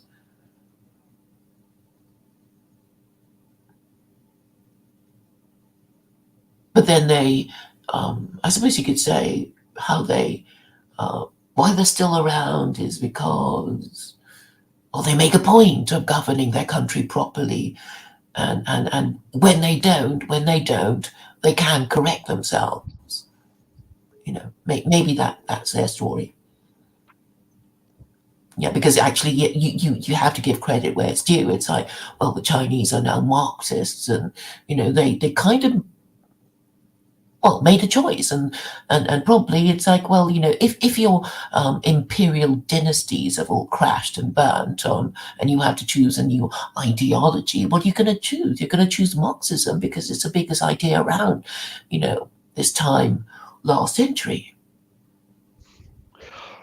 Claire, I think you're underestimating people's disdain for the old systems that have already been tried and their intrigue in something totally new that's never been tried before. I mean, look, that was the thing about communism. It was brand new. Nobody tried it. It was this brand new theory, and everyone was all into it because, it sounded good. Yeah, and even now it sounds plausible because of the of dialectical materialism. It has a narrative. It's one of those progressive ideologies that say we're going to get to where we want in this life, on this earth, or in the lives of somebody in the future, because they're saying through the process of historical or dialectical materialism, we're going to get to a worker's paradise. Workers' paradise. We are worker paradise. Yeah, but the thing to understand is that communism and capitalism are materialist ideology. So it's about we want things and we're going to fight over things, and obviously the communists will say the resources should be shared equally by all the workers, and the capitalists say, well, the resources should be controlled by those who control the capital, because obviously the workers are stupid and there's so many of them. And secular Quranism is what's called third position, being neither capitalist nor communist. Have you heard of third position? Yeah, the third position or fourth position is what Nazis call themselves. Oh, I didn't know that. What is that? Oh, okay. Um, I know Nazis call themselves, oh shoot, fourth position. Oh, that's new to me. Yeah, I think they do, unless they call themselves third position. I'm not sure. I don't know what fifth position is. I've heard that before. Okay, I only know third position. And basically I'm saying secular Quranism is third position because it's not capitalist, because it's going to ban usury. The whole narrative that it is banning usury, and capitalism wouldn't be able to operate without usury.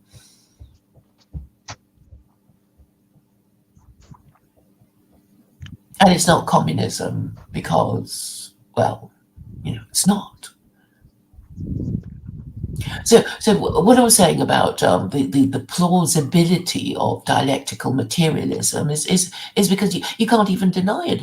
It is true that there are lots of ideas around, and people do, get an idea, and then they'll fight other people who are against that idea, and eventually somebody will win, and the winner will produce, will yeah, administer a workers' paradise. So that's basically the narrative of communism.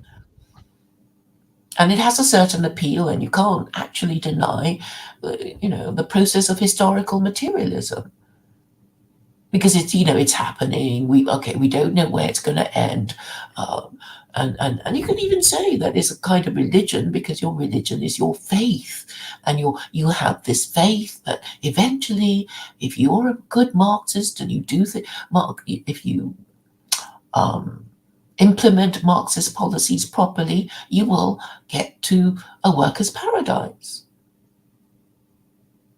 Claire, Yes. can you take over the show? I just want to call in. I need to get my unemployment check. I just need to do it over the phone. So just take over the show. All right. Okay. Thank you. So I'll develop my ideas a little bit more.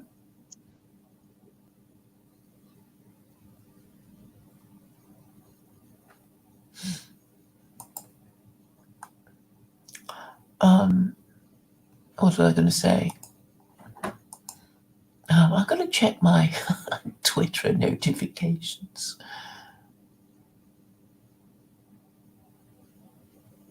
Oh, yes.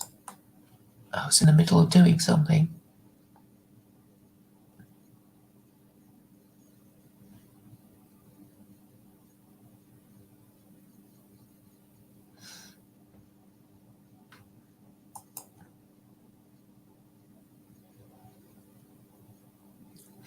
Yeah, William Brianna's has been really annoying. You know when people just really hate you for no particular reason that they can't articulate. I mean, yes, of course, they give you a reason, and and the reason doesn't make sense.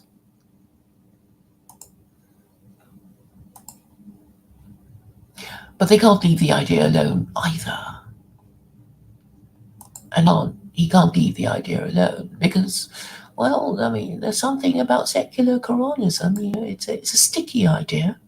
You can't just unthink it or forget about it.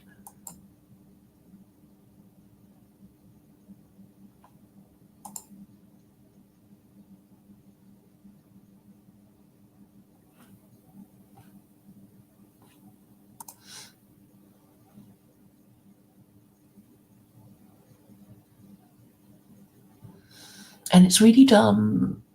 Okay, so he basically hasn't got a narrative either. I know Stephen, you know, is saying I don't like it. I don't want to. You can't make me. And William Brianis is saying, well,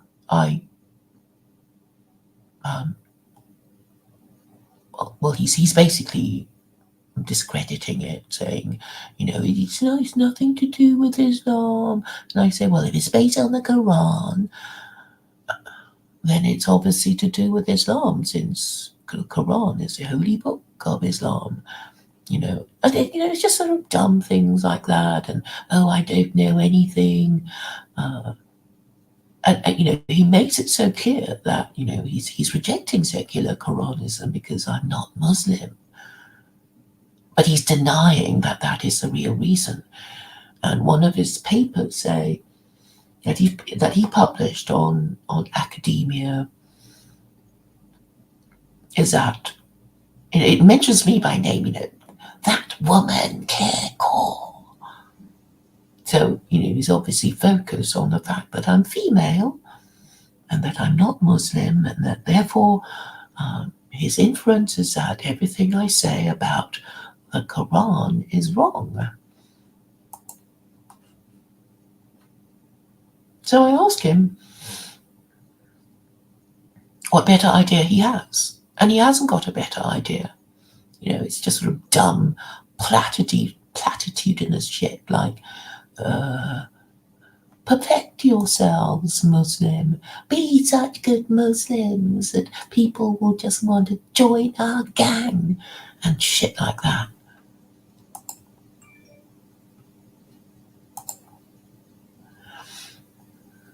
So I basically asked him, well, do you know anyone with you know, who you think is above you because, well, you know, you're not exactly high status. And of course he said, oh, I do, but I'm not telling you their names because you'd only pester them. So, you know, obviously he doesn't. He has no access to high status people. And even people who are high status, I would regard, you know, I guess, you know, Islamic scholars that you've heard of as high status. They're not going to be touching secular Quranism with a barge pole because, well, they're scared. They're scared of being seen to be a radical. And not even Daniel Hakikatju is talking about it. But I think in time he will. I mean, you know, I think he's basically trying to work out what he has to do next. And I think even Muslims know that it's not really much of a plan to say you're only going to start promoting Sharia when the Western country that you're living in becomes majority Muslim. You know, how many generations is that going to take? So if you're already a Muslim living in the West, and you're worried about what this globo homo is going to do to your children and grandchildren and descendants, you have to act now. And this means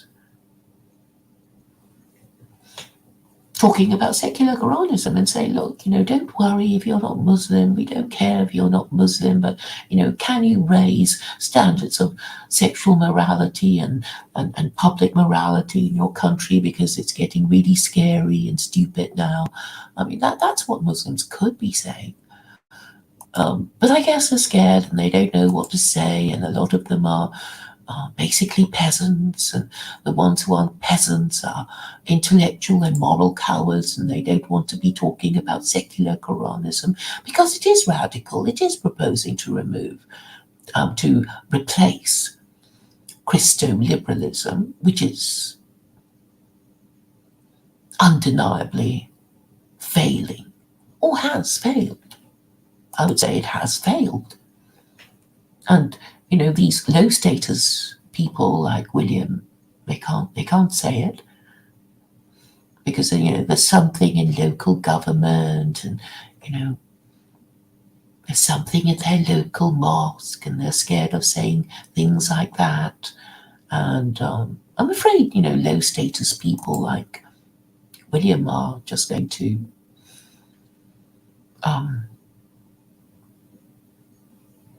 punched out. So, he'll think, oh, well, not many secular Quranas. Secular Quranism is only represented by a woman who isn't even Muslim. I can, talk all kinds of shit about her and talk nonsense basically, and get away with it, and never discuss secular Quranism with anybody I know who has any kind of status. So that's basically his shtick, and I'm wise to it. I know what he's up to. He's not exactly helping himself by hysterically calling me evil and the devil, and accusing me of lying on Muhammad.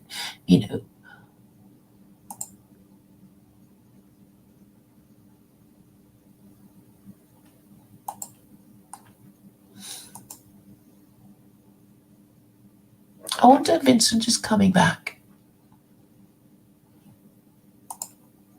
Probably not. Claire? Oh, Claire? there you are. Yes. How do you contact Stephen J. James? By email? Telegram and Twitter. Okay. You should come on Twitter. Can you send me his Telegram to my Facebook? Okay. I can give you his. Yeah. Give me his Telegram name. All right. Just put it in the.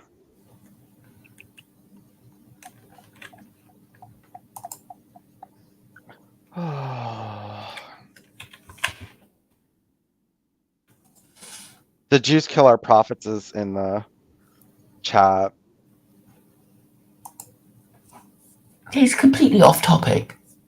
Is he? I don't even know what he's on about. Judaism is the problem. We all have a common enemy. Well, we're talking about Judaism, so.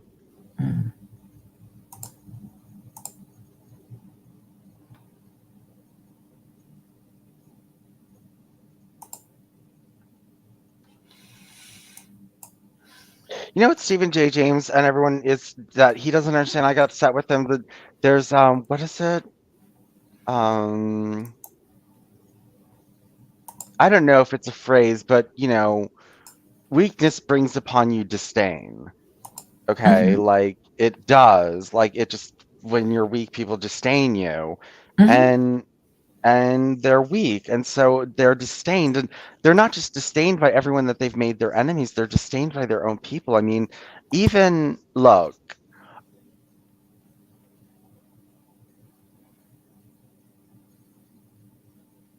There might be people on the edge of joining them, but a lot of them might look in on that and see a bunch of.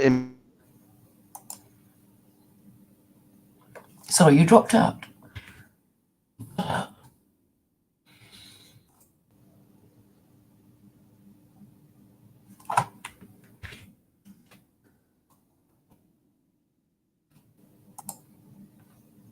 No sound from you, Vincent. As long as you understand, there's no sound from you.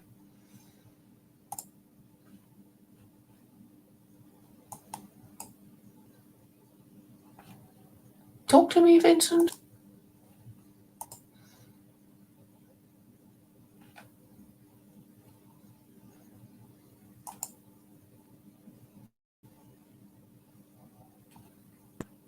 Hello?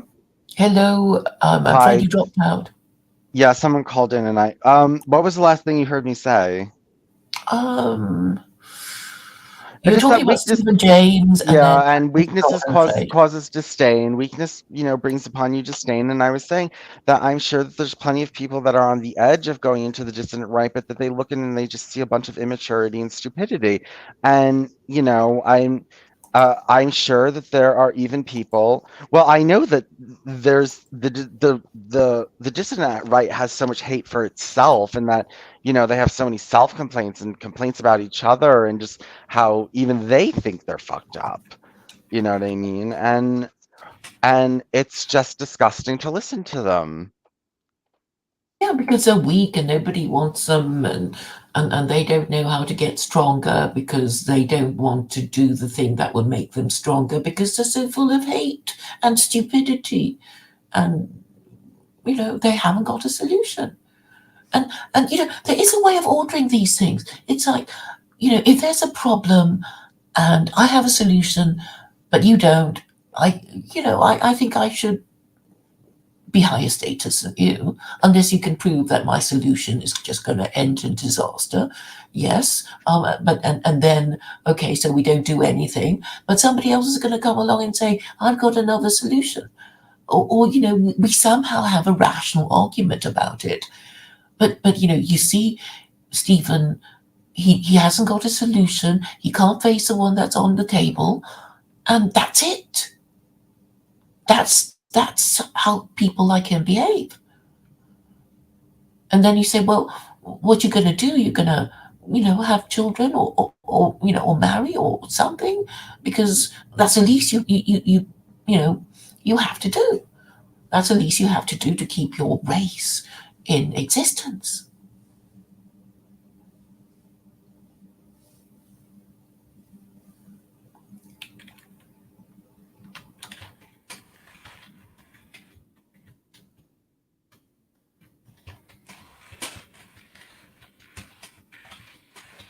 Did you send me Yeah, I've his got it.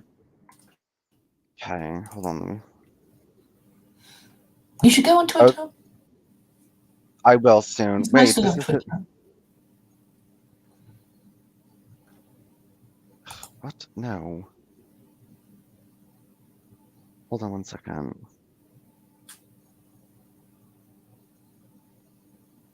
Hold on.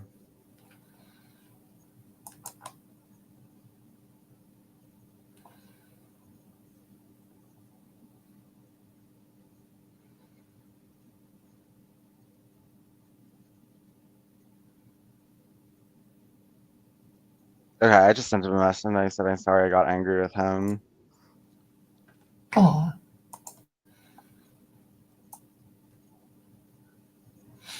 No, I think it's kind of useful, to just be confronted with your lack of a solution. It's like, what are we doing but talking about solutions that are morally and intellectually respectable? I mean, I know what they really want. They want to kick everyone out after they take over, after the law and order breaks down. But it's like, yeah, if you want a pogrom, you have to be in government to do it. Otherwise, you'll just be revolting peasants whose revolt will be put down. These men aren't even revolting. They're revolting, but they're not revolting. They're not They're politically inert. And they're Yeah. politically inert because they haven't got a moral system that they follow. They can't even treat each other properly. They can't behave properly with each other. Forget, the people they hate. Most of them probably haven't met their father. So they don't know how to behave. They don't know how to behave like a man in charge. They can only behave like delinquent schoolboys. Yeah, And that is the advantage that people with religion have. They have intergenerational cooperation. Like, a son would ask his father for advice. The father would give the child advice or resources or something, or he might, or the son might even have a grandfather with more advice and more resources. These people have nothing. They don't eat. They don't even realize how little they have in terms of intellectual resources. I mean, how are you going to fight back? You need to organize yourselves, right? I mean, that's always been the problem.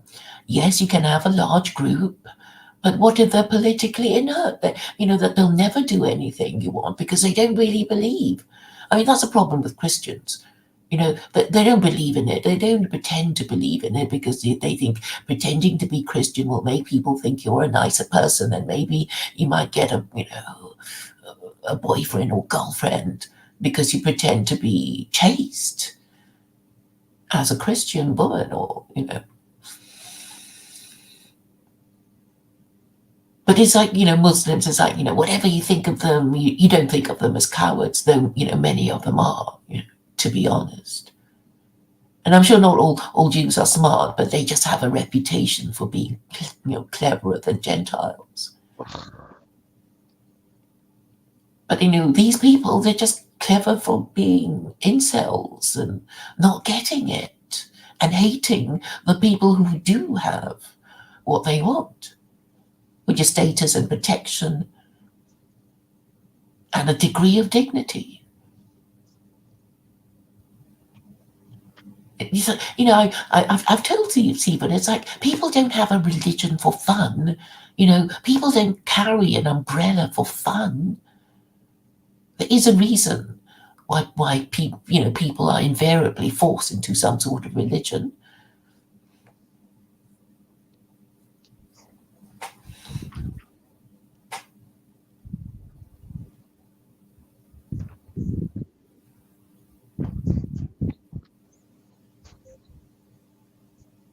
Do you ever have you heard of Brutus the Insane, who's got a channel? He's a Hindu. no. He's a Indian? No, he's white and British, and he's a Hindu, and he doesn't want to talk to me. But I introduced Jen to him, and he was so upset by her. Why? Why was he upset? And because I think she was talking about her reverse Aryan theory, that Europeans were Indians who went to Europe and turned white.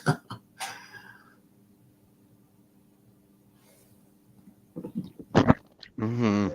The out of India theory. I understand. Okay, I thought it was called the reverse Aryan invasion theory, but I might be wrong.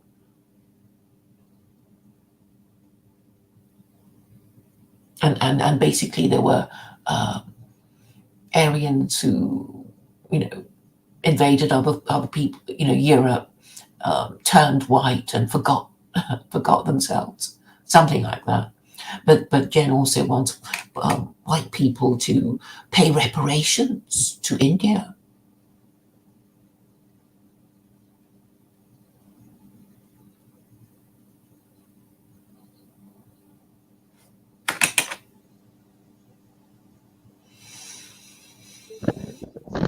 She wants who? Britons to pay reparations to India?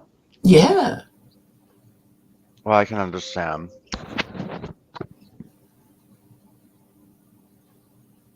Yeah, why do people do that? I mean, it's. I mean, you're doing the same thing. It's like, after a while, you feel sorry for them and you want to be nice to them. But if you're nice to them, they'll attack you and take your money, and even more of it than you intended to give them, I guess. I don't think reparations should be paid. It's like, well, it's too bad, There was a war, we won, you lost, it's the way of the world.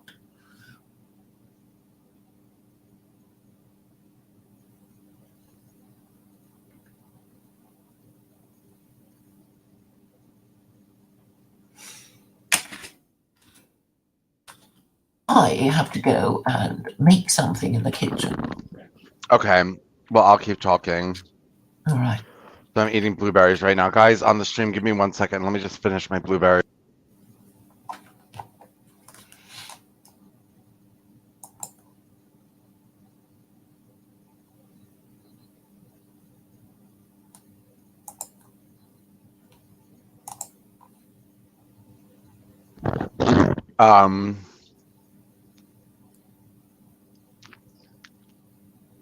Maybe while she's gone, I'll read a little bit more secular by design. Oh, I have my coffee, don't I?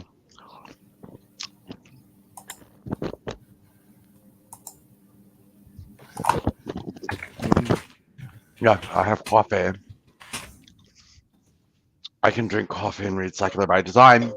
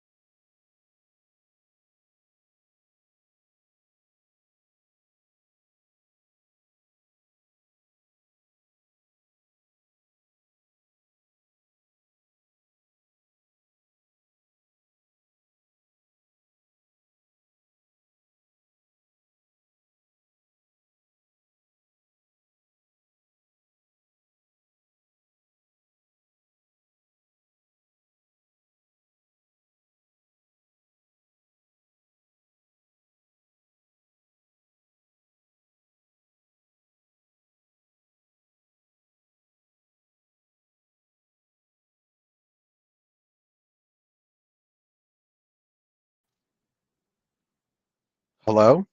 Yeah, I dropped out of the studio there for a second. Sorry. I dropped out of the studio.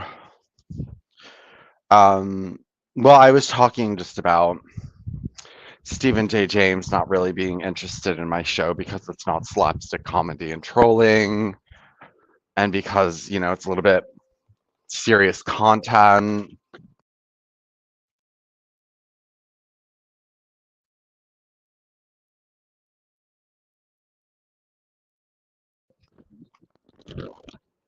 And, these right wing men, admittedly, and they say it all the time, they don't want to be that serious. They're not taking it that seriously on purpose. On purpose. And they don't like serious too much, and they will make fun of serious people and call them autistic.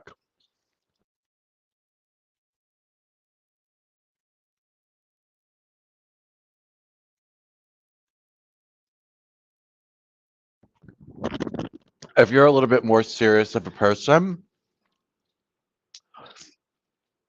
they'll call you autistic.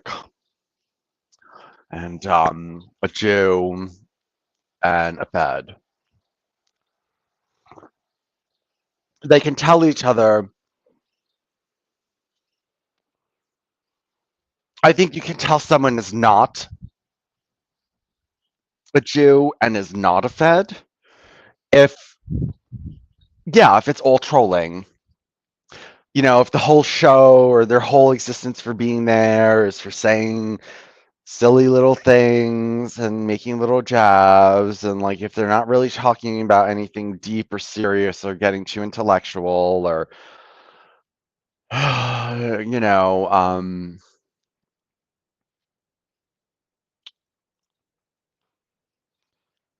then you can know that it's really a real dissident right wing white man behind the screen that you're talking to. If it's frivolous and inane, and I got mad at Stephen J. James because I'm really disappointed, and I'm starting to see I'm nothing like the rest of the white race, actually. And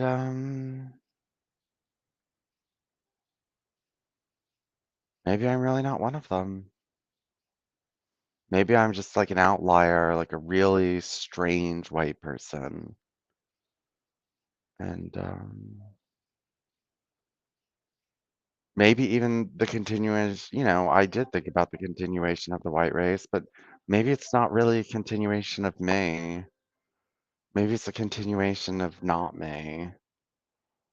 I'm not impressed, and I don't even know if it's worth saving, to be honest with you. I know very few white people I care about.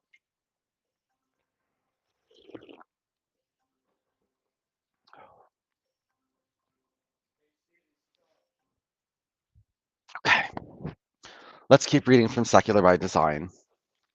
Okay, now we're finally into the solutions part. Hopefully Claire is listening. Okay, so this is part 3, Lessons from Mariah.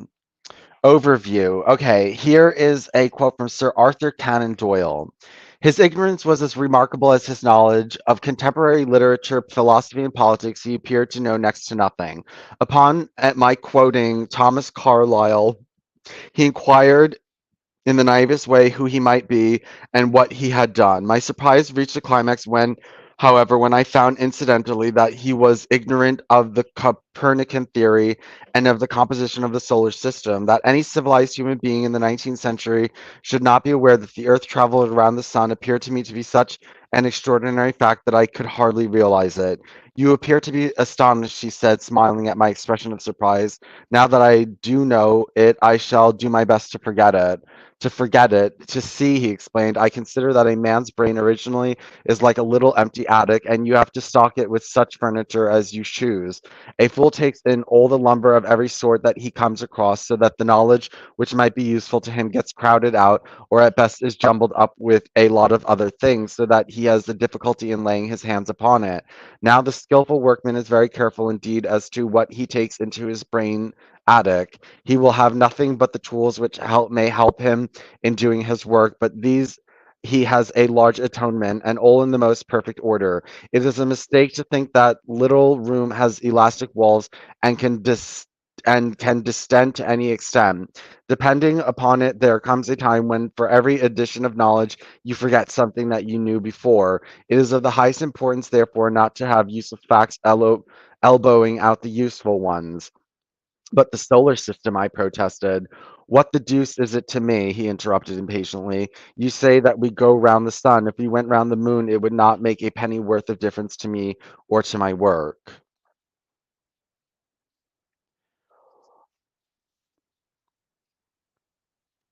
Right, which is, I think,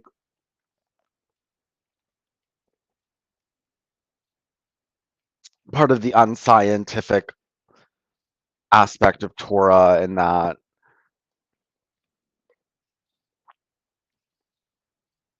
it didn't matter to them, like these scientific truths and simple facts and stuff. They were more concerned with their dogma. This man is more concerned with his daily routine than he is with, deeper sacred knowledge of the universe. And, the Torah is more interested in its dogma than it is in science or literature or architecture or anything like that.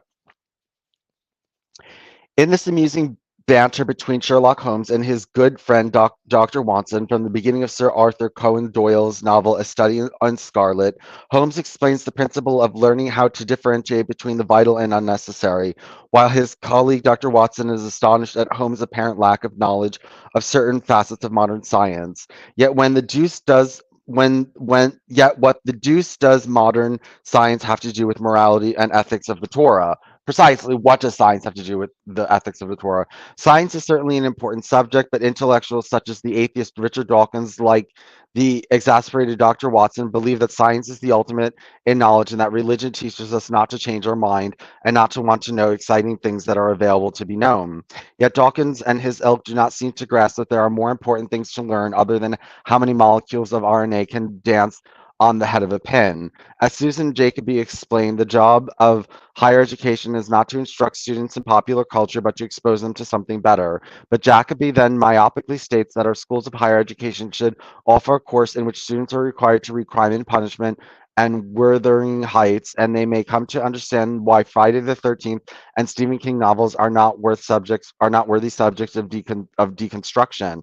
From the Noahide point of view, course in Rabbi S.R. Hirsch's Contemporary on the Torah and the Shefer Ham Hinuch are what should be required. And then students would see that make believe fantasy novels of modern Islamic popular culture, novels such as Crime and Punishment and Wuthering Heights, are by comparison not worthy objects for discussion. Isavian literature, no matter how entertaining or well written, as well as subjects such as mathematics and astronomy, are the condiments of wisdom, not the main course. To suggest that we can learn morality from bawdy sexual puns and innuendo, as Christopher Hitchens claims, Shakespeare has more moral salience than the Talmud, shows a disturbing lack of understanding of the mores and values of the Torah. The dismissal of Torah becomes, according to Dawkins, it actively debauches the scientific enterprise, is a misrepresentation of Torah and rabbinic logic, neither of which are anti-science. The modern intellectuals' disdain of religion and of the Bible is that, in their argument, religion is devoid of reason. I know everyone's wrong. All the intellectuals are wrong. As Sir Arthur Conan Doyle's fictional character Sherlock Holmes pointed out, what difference does it make whether the sun goes around the earth or the earth goes around the sun in terms of how many people can live together in peaceful and a just society? It mattered not to the simple shepherds and farmers who lived over 3,000 years ago, and the knowledge of modern astronomy gives no solace today to the young widow who has been laid off work and was kicked out of her apartment, wondering how she will care for and feed her children. What good is our knowledge of genetic biology that enables us to produce more productive strains of grain when children in Haiti are being fed cookies made from mud because the economy of Haiti has collapsed and there's no food to buy, genetically modified or not? Exactly what use is the knowledge of genetic differences between North American wapiti and the European red deer for people in Ethiopia, Somalia, or Alabama who helplessly watch their children sicken and die because of the lack of some inexpensive medicine or nutritional supplement that are unavailable or denied them? It is not that science is unimportant, but we must put our priorities in order. It is not simply a matter of integrating the prodigious amount of secular knowledge that has been amassed into a Torah-based structure. If we do not use science for the betterment of human condition, exactly what good does our science knowledge do for us? Our culture is deficient in justice and morality, not science. The failure, oh please, and Torah is so, oh yeah, is so full of justice and morality.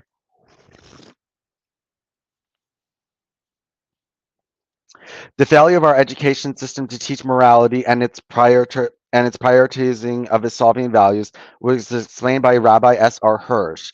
Those who are truly concerned about human welfare are fully aware that the attainment of the human mind will not achieve its complete potential as long as it does not enjoy a substantial increase in human happiness. They will not permit exultation even over the most brilliant intellectual achievements of the present century to drown out the cries of distress from those who rightly feel cheated of their life's happiness. Those who are concerned about human welfare most surely have asked themselves certain questions, particularly about their schools, which should be the nurseries of all man's hopes for the future. For instance, is the educational work on behalf of our young, as carried on nowadays primarily by our schools, of such quality that it can truly help promote the welfare of the next generation? Do our schools give due attention to all the factors on which man's true happiness depends? Is it possible, perhaps, that our schools have put too much emphasis on practical skills and theoretical knowledge and the physical and intellectual developments of their students while ignoring a fundamental component of education? Could it be that the ever growing demand in the area of technical knowledge and skills are forcing our schools to concentrate almost exclusively on these fields, and that as a result, our schools are in danger of losing sight of some basic element, either permitted them to atrophy entirely or using teaching methods that will actually work against them? We are referring to elements which, irrespective of theoretical knowledge and practical skills, will indeed enable our sons and daughters to attain the measures of happiness which is the birthright of every human being by the will of the merciful Father of all mankind. It is not the striving of morality, at least as important as theoretical knowledge and practical abilities. In the final analysis, if the in the final analysis, is not our life's happiness dependent on whether or not we use all our knowledge and skills for moral purposes? What will become of our children if they are taught how to solve every conceivable practical problem they might face in life, but hardly any time in their course of studies is given to the problem of making the right moral choices? Is it clear that our education system is designed to indoctrinate youth into a Solvian system and a Solvian mode of thinking, to substitute Torah values with those of greed and avarice, that you too might acquire enough wealth and power to lord it over others as you live a life of sloth? In his book, The Underground History of the American Education, John Taylor Gatto explains the development of priorities of how public education developed in America based on the Prussian system, and that in the last third of the 19th century, a loud call for popular education rose from princes of industry, from comfortable clergy, professional humanists, and academic scientists, to those who saw schooling as an instrument to achieve state and corporate purpose. The leaders of theEstavian system decided to make it public education, which meant that the taxpayer would shoulder the cost of training the corporate workforce.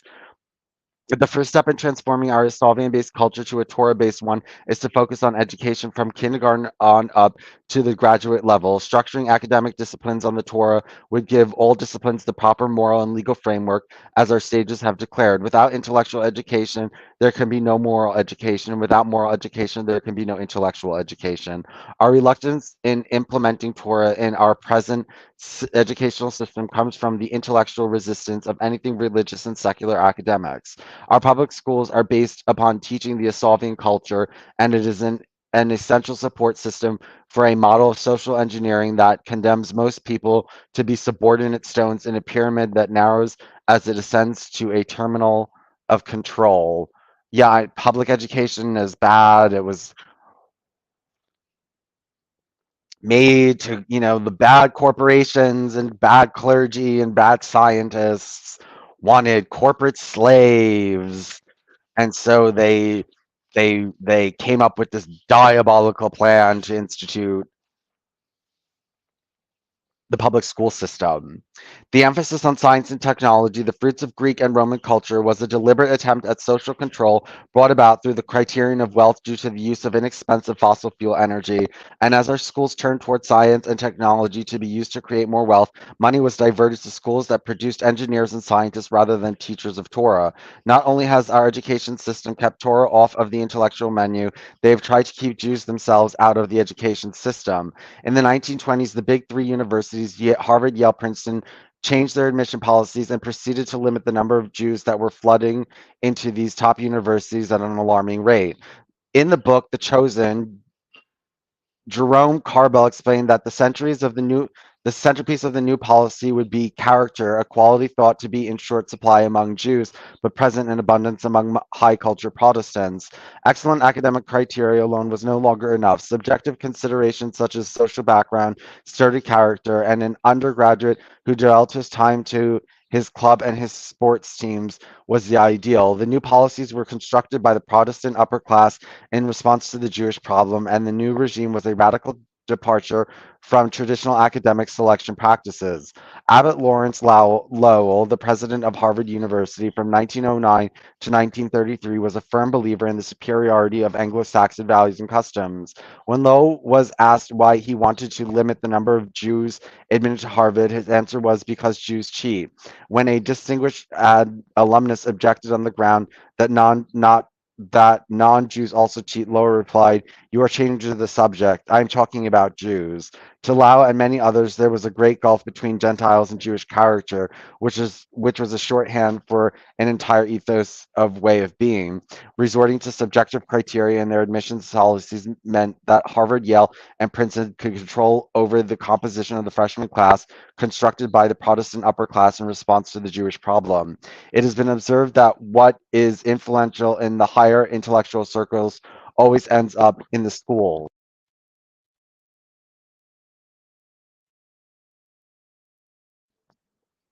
Therefore, we must reassess the paradigm of intellectual thought, as Rabbi S. R. Hurst stated. Uniting timeless religious values and transient human ideas, specifically Jewish concepts and general human concepts, to form a unified path for a harmonious intellectual education and character training.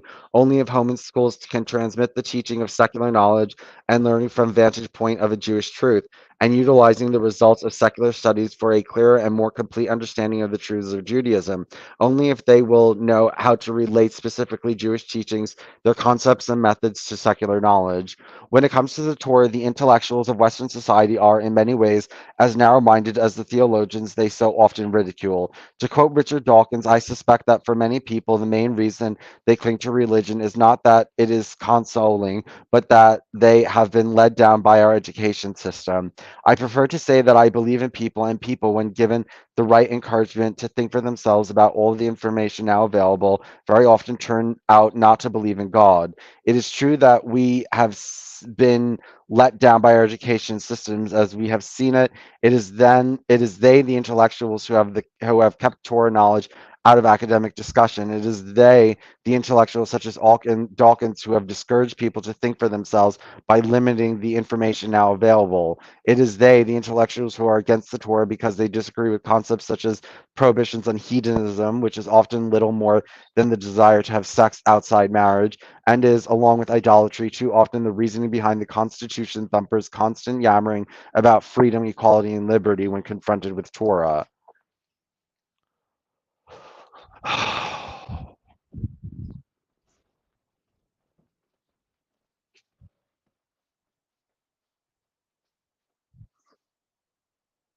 People are dumb enough. Just, I don't know. I don't have faith in people to sit there and okay, let me read that again because this meant a lot to me. It is they, the intellectuals, who are against the Torah because they disagree with concepts such as prohibition of hedonism, which is often little more than desire to have sex outside marriage, and is, along with idolatry, too often the reasoning behind the Constitution thumpers' constant yammering about freedom, equality, and liberty when confronted with Torah. Okay, so this is, he talks about sexual immorality and he talks about idolatry, and he says these are the reasons why these intellectuals that a lot of atheist intellectuals that a lot of Christians and a lot of men in the dissident right hate. Well, they're against democracy. They're against Torah because Torah gets rid of idolatry and sexual immorality. And instead of being like, well, I like idolatry and sexual immorality, they will agree with that.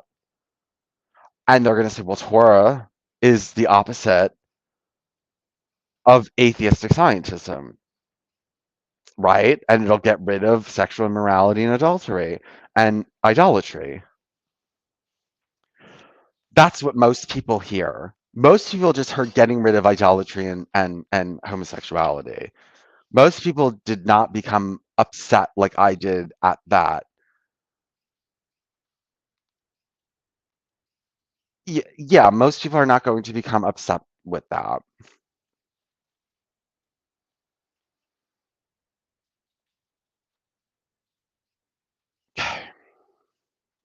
To understand the uniqueness of the Noahide perspective on what constitutes intellectualism requires an understanding of the place of Noahide law in Western thought. The consensus among many non Jews and non observant Noahides seems to be that the academic attack on Judaism has been spearheaded by a hostile Christianity, while at the same time tolerated by a benign and objective secular academic culture. Yet the intellectual arguments against the Torah come not only from religion, but from philosophy, history, sociology, and to a lesser extent, economics and political science. The influence of Christian theology has had an effect on Western academic disciplines, whether directly, as in the case of humanities and social sciences, or indirectly, as with the hard sciences and how they are used and implemented in a Christian culture. It should also be understood that to keep biblical interpretations in the sphere of religion is accepting the Enlightenment concept of separation of secular and religious. At this point, we should have a broad historical narrative to provide a solid framework for such an expensive religious subject. It is here, however, that we run into our first snag. It is not that the Torah has been neglected due to some historical oversight. The problems with the West dealing with the Torah goes far beyond simple disinterest. It is a deliberate omission. Our institutions of higher learning, the institutions which educate and produce the professional teachers of our children, do not teach Torah because it is neither relevant nor interesting. The reasons go far deeper. Instead, these institutions teach a mixture of theological and Greco Roman anti Semitism, where the Torah is concerned, and how anti Semitism sits with equal grace on the grossest of your peasantry and the most refined of your aristocracy. In the one case, it is fortified by superstition, in the other case, by all the information that scientific research into philosophy, history, ethnography, and anthropology can accumulate. As we have seen, the power of intellectual idea can as we have seen, the power of an intellectual idea can be used to transform and define the political and economic landscape of our society. After 2.5 centuries of enlightenment, of secular ideas and scientific superiority, our society, indeed our civilization, teeters on the brink. For Yaphet to dwell in the tent of Shem means that Yaphet is to freely incorporate his gifts of culture and his eyes of beauty in accordance with Torah morality for the benefit of all mankind. From the Western Edomite perspective, Shem's tent is to be burned to the ground, hopefully with Shem inside. Shem is to play no part in the development of Western civilization. This is the message of intellectuals such as Dawkins, Hitchens, and Harris. Our society, our culture, perhaps even our civilization, is coming to an end soon. Life as we know it is about to change. What will be left over after the peak curve of fossil fuel starts the inevitable and inexorable downward spiral is anyone's guess. Will we ditch the Constitution and go back to the Articles of Confederation, which were never repealed, by the way, and let the individual states resume their autonomous sovereignty? Or will the president issue executive orders of martial law to preserve law and order, of course, and toss the Constitution in the trash, treating it like the worthless piece of parchment it actually is, again, as they did the Articles of Confederation, and showing us how feeble the promise of freedom, liberty, and equality truly are. This seems to be the current course. We have the giant military machines in place. Our armies are camped out in Babylon, location of the second largest petroleum reserves known, and all we need is a trigger, a natural or man-made disaster, even if manufactured, to turn the corner and turn America into another Roman dictatorship. How easy it would be for the government, in concert with the corporations, to take full control of the media and the internet and restrict travel and communications. Yes, there will be some who will resist, local militias who bravely but foolishly go into battle with rifles against Abraham's tanks, Apache helicopters, cruise missiles, and nuclear weapons. Most of the population, what is left anyway, will complacently accept the new arrangement, understanding that it is simply human nature that has taken charge of affairs, the strong subjugating the weak and powerless. This is what happens in an Edomite society. After all, Americans value and cherish their freedom. Freedom is what made this country great, such as freedom to move west into lands that had been occupied by Native Americans for millennia and kill them and drive them off the land. We value the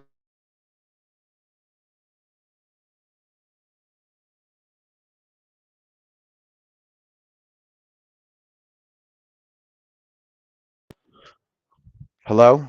Okay, I'm back. Who's here? Fickle and Move for Life. Vincent, you should write a book about your ideas, even if it's not nonfiction, but fiction. It would be entertaining. Thank you. I'm not very good at writing fiction.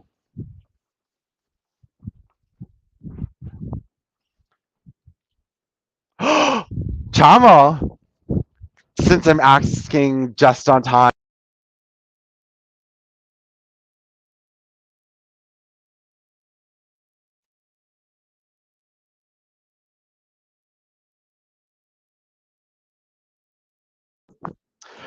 Okay, okay, so where were we? After all, Americans value and cherish their freedom. Freedom is what made this country great, such as the freedom to move west into lands that had been occupied by Native Americans for millennia and kill them and drive them off the land. We valued the freedom to import black slaves to do our hard work, and like Thomas Jefferson, to relieve our pent up lusts whenever we wanted. We have had freedom to take by force whatever we wanted from the nations of the world, particularly the weaker nations, that we should economically, politically, and militarily bully. We have enjoyed the freedom to refuse to put any sort of moral restraint on our freedom of acquisition. We are Edom, destroyers of worlds.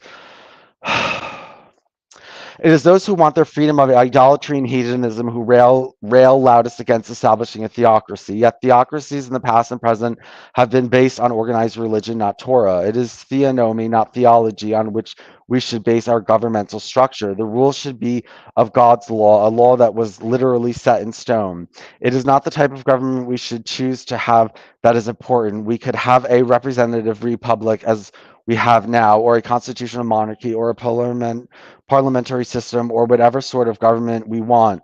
If we wish to keep our democracy, fine, it must be understood, however, that the Torah sets limits on democracy. The intellectuals of Western nations, both religious and secular, look to the heavens for salvation or answers. As Devarim 30:12 states, neither the answer nor salvation are in heaven. The answers are here now for us to understand and better the sorry lot of human existence, that there is a way to control human nature.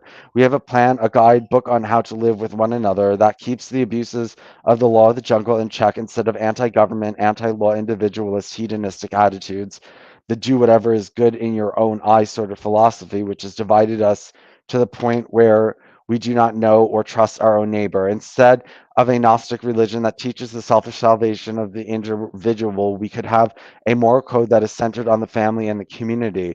Instead of an Assavian legal system, which is class stratifying system of protecting the property of the wealthy, we could have a law that assures us that no one, be they rich or poor, powerful or weak, is treated unfairly. We can choose this path if we want, and this is true freedom. Okay, so far, he has not.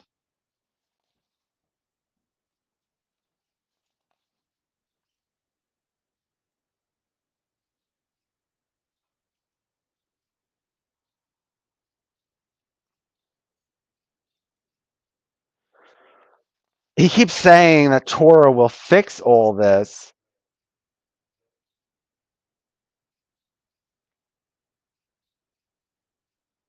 He keeps saying Torah is going to fix all this, but he's not exactly showing or saying exactly how Torah is going to fix all this. And he has less than 100 pages left to teach us. He has about 80 pages left to teach us. 85 pages.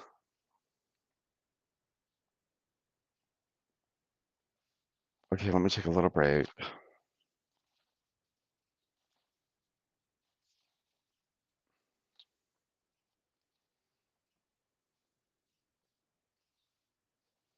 How odd of God is the next section? Let's see who's in the chat.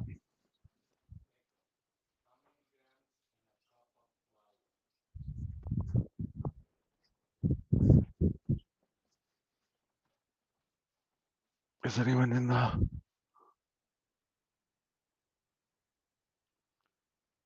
Hello? Yeah, you can hear me. How many people are watching? Hello? Hello? Okay, it's still working. Okay, what time is that? 12:05. I still have a lot to the day, don't I?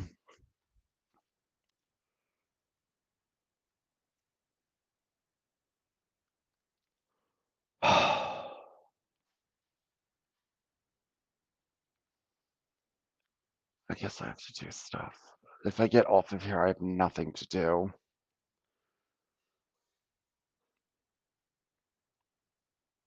I have absolutely nothing to do. I'm out of work until Friday. I start work Friday and then I'll be not entertained. I'll be out of the house and I'll be doing something at least, so I won't be trapped here anymore. Mm.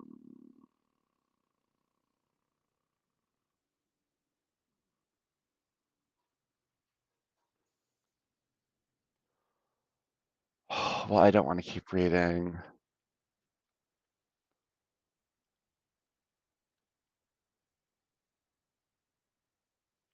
If he doesn't lay out like a really good system for getting rid of all this, he's just saying that the tour gets rid of all these problems, but he's not explaining how.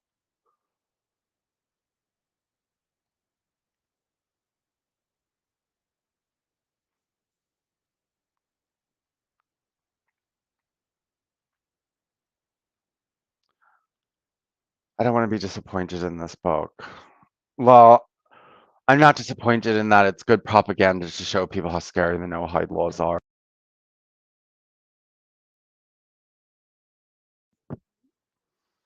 You know, yeah, it's a little bit. Hopefully, it's scare tactics.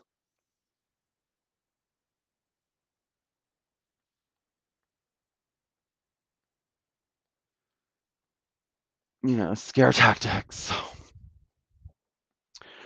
I don't know where Claire went. I do want to eat something. I shouldn't eat. I'm not hungry. I'm just bored. What are you making?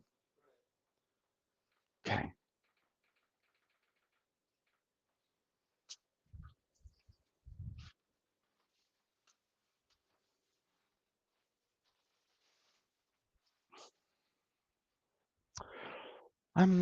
Maybe I'll get off now and I'll stream more later.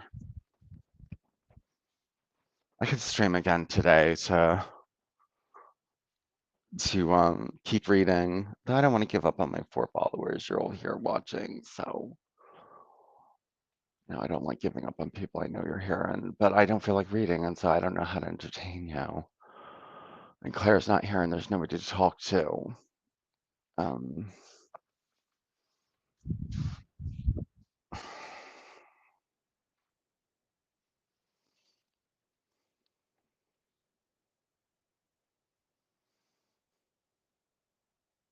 I don't even know if anyone's even picking up on any of this. I think people are too stupid. I think they're too stupid to be finding any meaning in this. Like people are everyone's like Jews are bad people and they have negative intentions for people. And then the no-hide laws just like prove it all in that it lays out their plan with all their negative intentions for humanity, and people just aren't picking up on it. Like doesn't this prove that Jews are like this? Isn't this the smoking gun and the black and white paperwork that shows that Jews are, negative towards the Gentiles and have negative ambitions for the Gentiles? Can it be used as propaganda? Like, well, this is the way they think. Nobody gets it. Everyone just wants to sweep it under the rug and be like, "Oh, really? It's nothing. It's nothing." This is earth. This is world shattering. This ideology has the potential to uproot everything, and people are acting like it's nothing. The Jews don't think it's nothing. God. The Gentiles really don't deserve to win, to be honest with you. They really don't deserve it. I don't think they deserve it.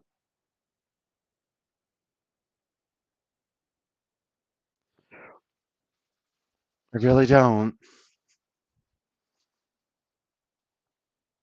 I don't think they deserve it. Tried talking to them for a long time, 10 years. I've been doing this 10 years. And I don't know if I'm any further than I was.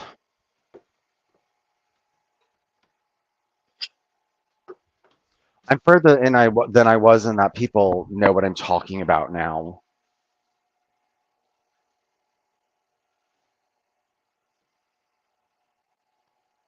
People at least know what I'm talking about. It used to be that nobody even knew what I was talking about.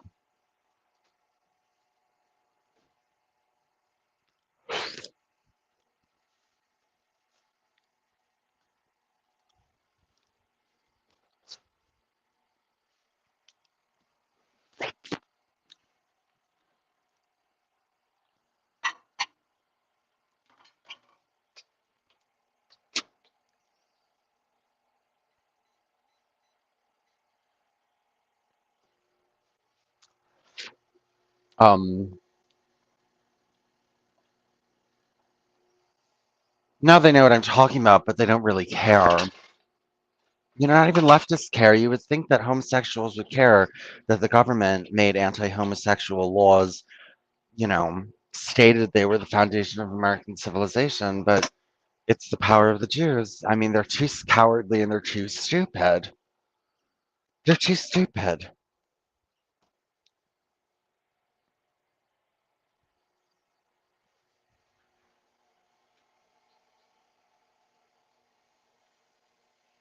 I love you.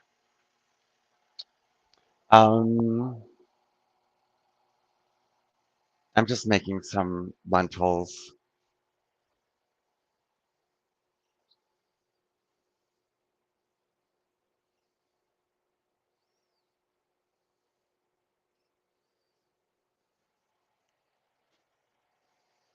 And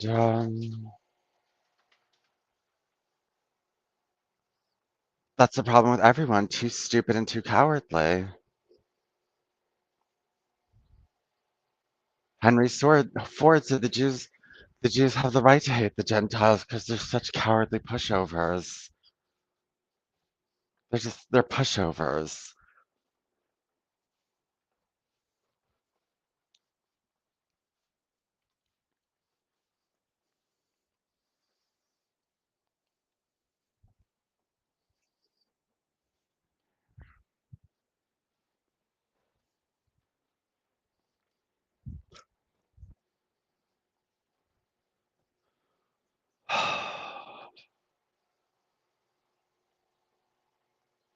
Yeah, I stand by. The only reason the West couldn't get rid of the Jews is because it was run by men for too long, straight men.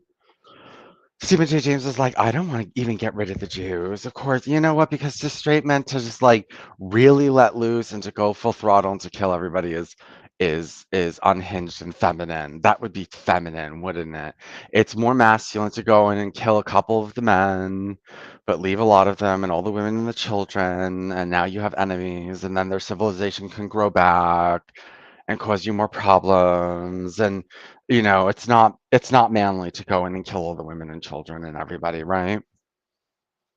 And then you want to know why you couldn't get rid of the Jews. But we don't really want to. We're not that serious about it. We don't take it to that level. Ow.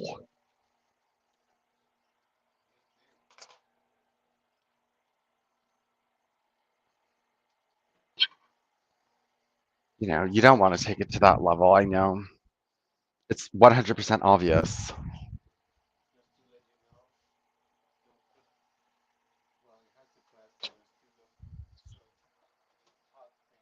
Yeah. You know,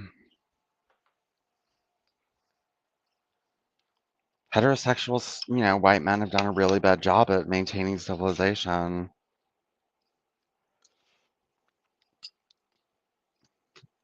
Why couldn't you get rid of the Jews? What's wrong with you?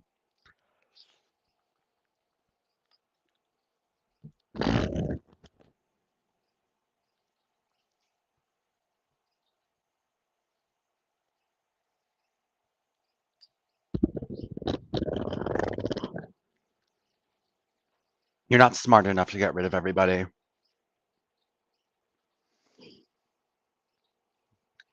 You'll always leave some behind, always. Straight white men will always leave people behind to be them on slaves, and they'll always leave them behind to rebuild their civilization and keep causing problems and problems and problems and problems and problems.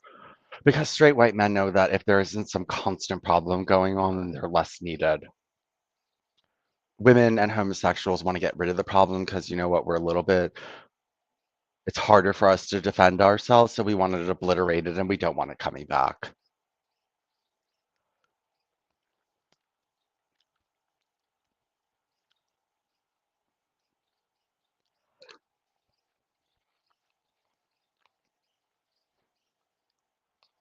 Yeah, I think we're more ruthless. Women and homosexuals are more ruthless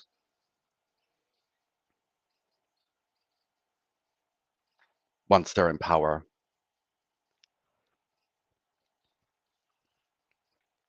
We have to be. We have some disadvantages.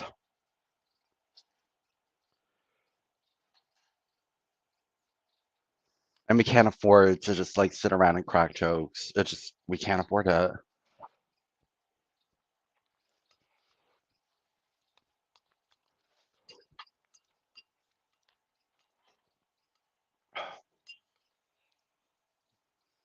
That's a straight man's way. The straight white man's way is to not take anything too seriously and not prepare and just think that you're good enough to get by without, having any ammunition. You're good enough to get by without trying.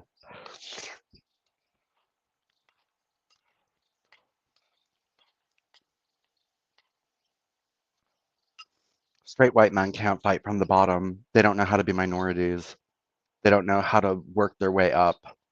They only work when they come in charge with power. That's when they can work. But as soon as they're a disadvantage, they can't make it.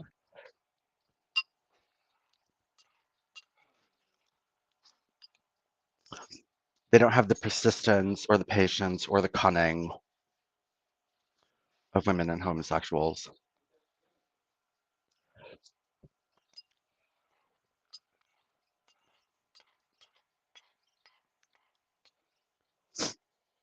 And they don't want things to change. They don't like change, even if they're not working. They'd rather keep something that's not working than change it.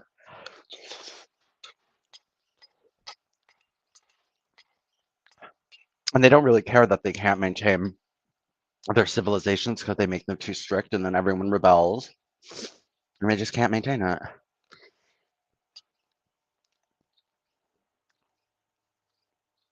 And then they blame everyone for the boom and bust of civilization.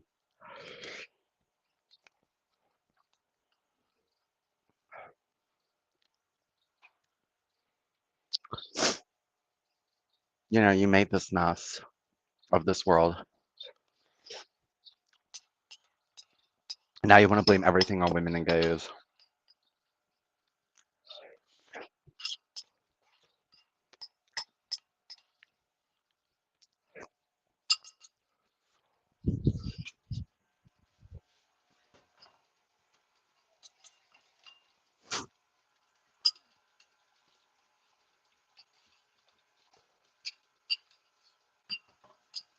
Tom, I'm just soaking this, okay? Are you okay? I'm not leaving this here. I'm soaking it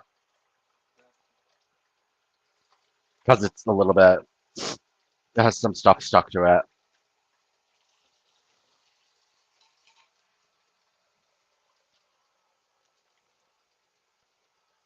Oh. Let's see how many people are watching now.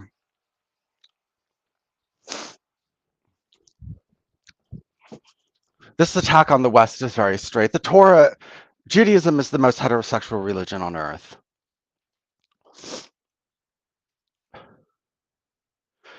Fickle Emmanuel wants to know if I'm still on my fruitarian diet. I've modified it.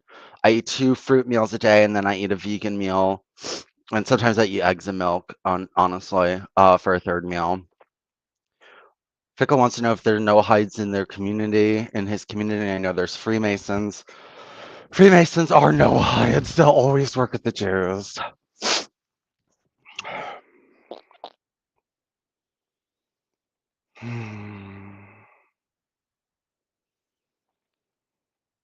The Torah is the most straight man. Is the straight man's is the Torah is the epitome of heterosexuality, backwardness, jealousy, ugliness, stupidity, um, superstition, acidity, abuse, cruelty, rape, misogyny, homophobia, slavery,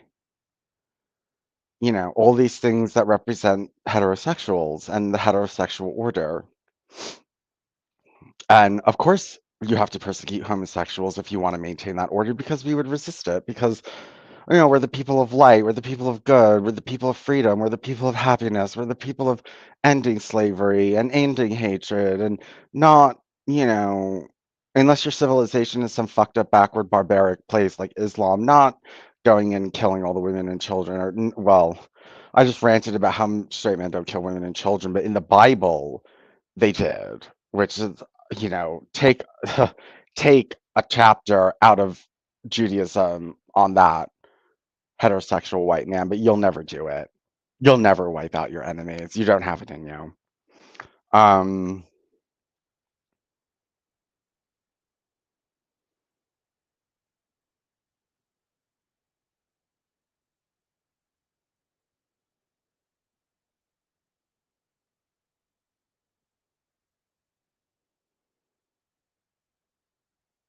the gays are the opposite of all that barbarity and stupidity and asininity and cruelty and superstition and anti-science and backwardness and mythology and crap. Weird rules.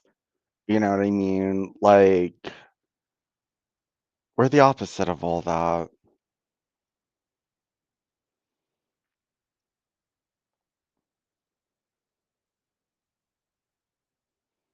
That's that, and that's why I think some people in the alt-right are gonna like Alan Cecil because he's against the Enlightenment. He's against Greco-Roman liberty. He's against Christian liberty and personal salvation. And he's more about community and rules and morality first, science last, and how he's anti-atheist, he has all the buzzwords, anti-Dawkins, anti-Harris, anti-this person, anti-that person, Voltaire, whoever all the liberals are, he's against all of them. He's against democracy and demonizing capitalism and democracy as being the proponents of slavery and oppression. And, I'm not 100% happy with capitalism, but I don't demonize it as much as other people do. I don't think it's perfect, but I don't know if its total collapse is what we need either. I don't know if its total collapse is what is needed either.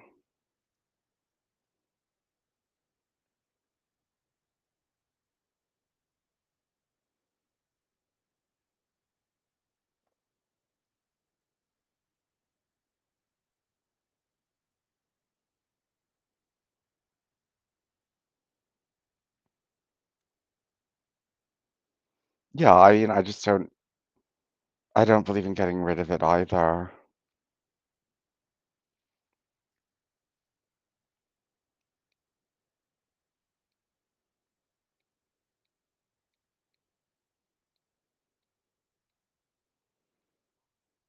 So yeah, I think that there's appeal in this. I think there's appeal in this to men in the alt-right. Degeneracy, you know, anti-Americanism.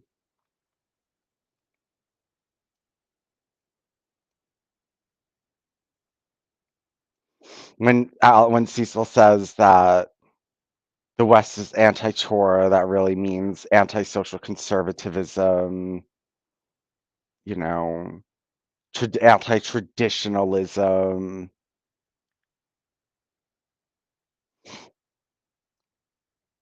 That kind of thing.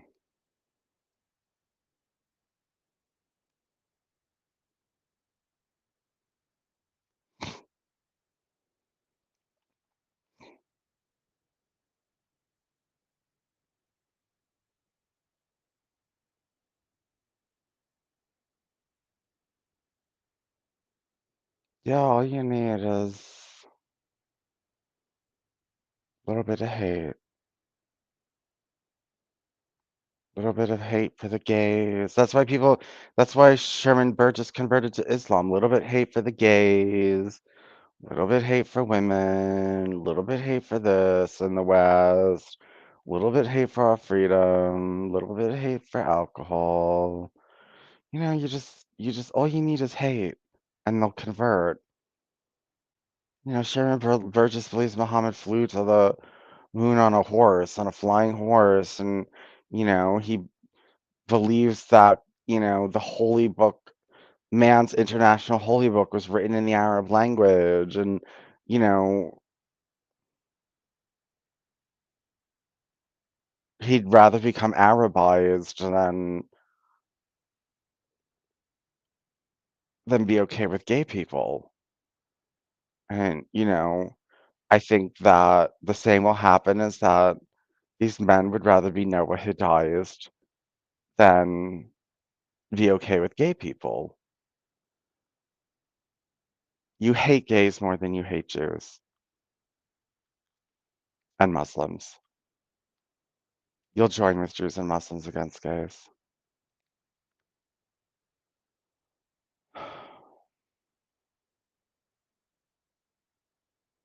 I just don't know if gays have it in them to defeat you. I mean, I'm trying to plant these seeds. I really haven't gone out into the gay community to spread these seeds. I've just talked about it on here, but I've not really started a campaign to get it out, really, because it's a little bit hard to get out. It's a little bit hard for me to know exactly what it is I want to say and such. What is that, a little beaver, a little badger? A little bit hard to get out.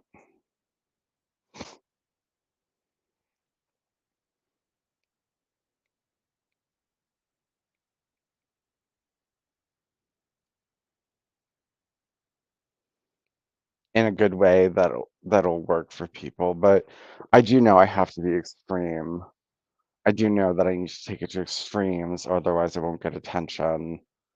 If I come in all like, well, I want equality and love, it's not going to get me anywhere. I have to be like, I'm a gay supremacist and I believe in killing homophobes.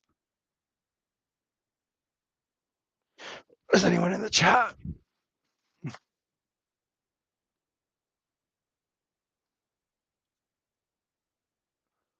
What gives you the right to speak for heterosexuals? Says Claire. I'm not speak.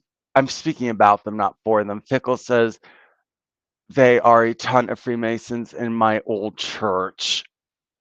Yeah, Freemasons infiltrate churches and they infiltrate everything. They infiltrate government and they infiltrate churches and religions. And if any movement is becoming big, they start infiltrating it.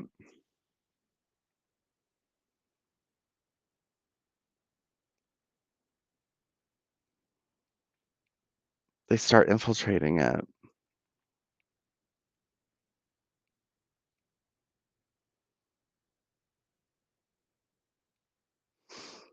I hate Freemasons. They're just such fucking.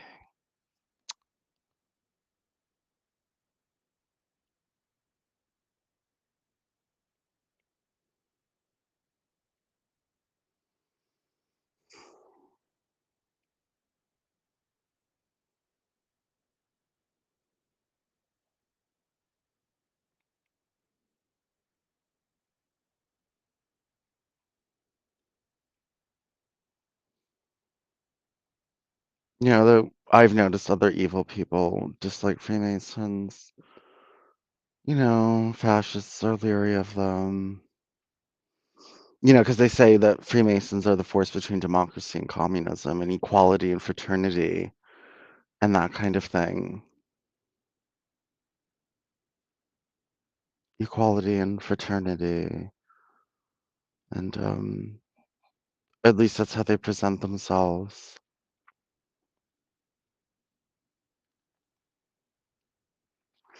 It's like Judaism. At first, it presents itself as benevolent and liberal, but on its deeper side, it's really not benevolent or liberal.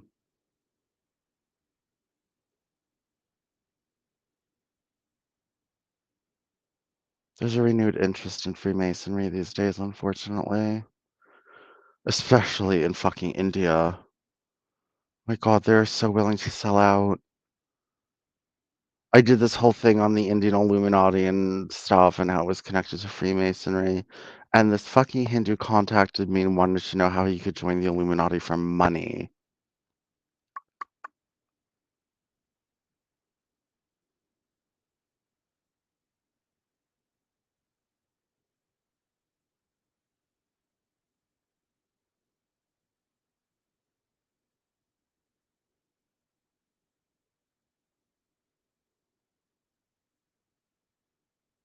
For money. He wanted to turn on his own people for money.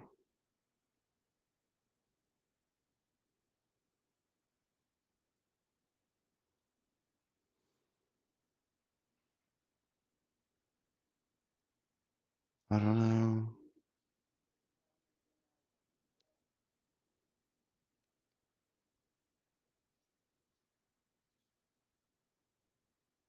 Hmm. I don't know if I have the energy to keep going, to be honest with you.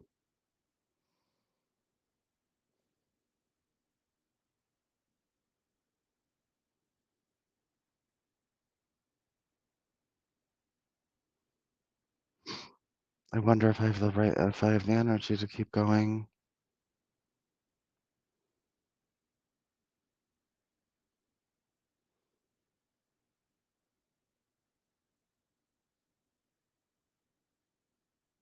The will or the desire to keep going. I mean,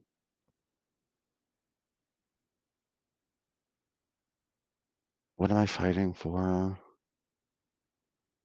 Who am I fighting for? Most people on the planet wouldn't mind if the no-hide laws came about. Most people would just be like, okay, sounds like a good idea. Because most people are very evil.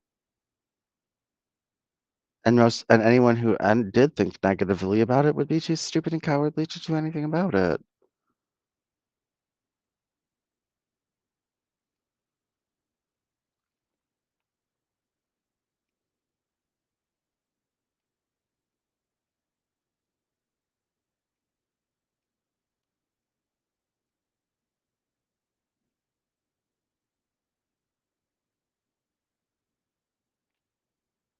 What cattle Europeans are, which sheep. You can herd them. The Jews know how to herd them.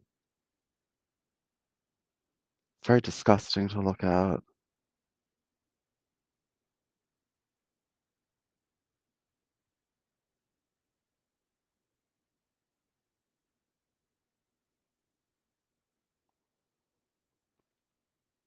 I don't think this is very good that so many Jews are marrying with so many Gentiles. I think it confuses things. You know, people have Jews in their family. Their uncle-in-law is Jewish. Their cousin's half Jewish. Eventually that confuses things a little too much. And it makes it difficult to act because you have half Jews, Jews you're related to, you know, you're half Jewish. And how does that affect the bloodline?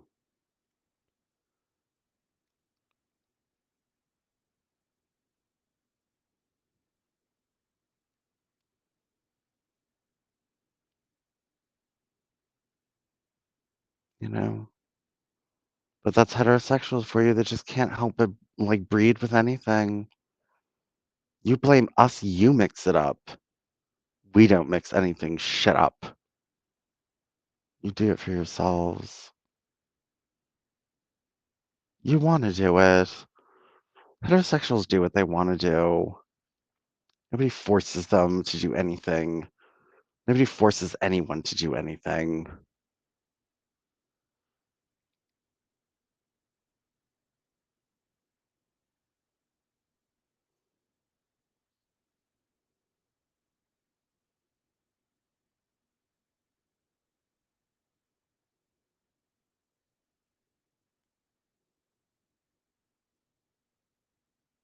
Hmm. I am getting a little tired.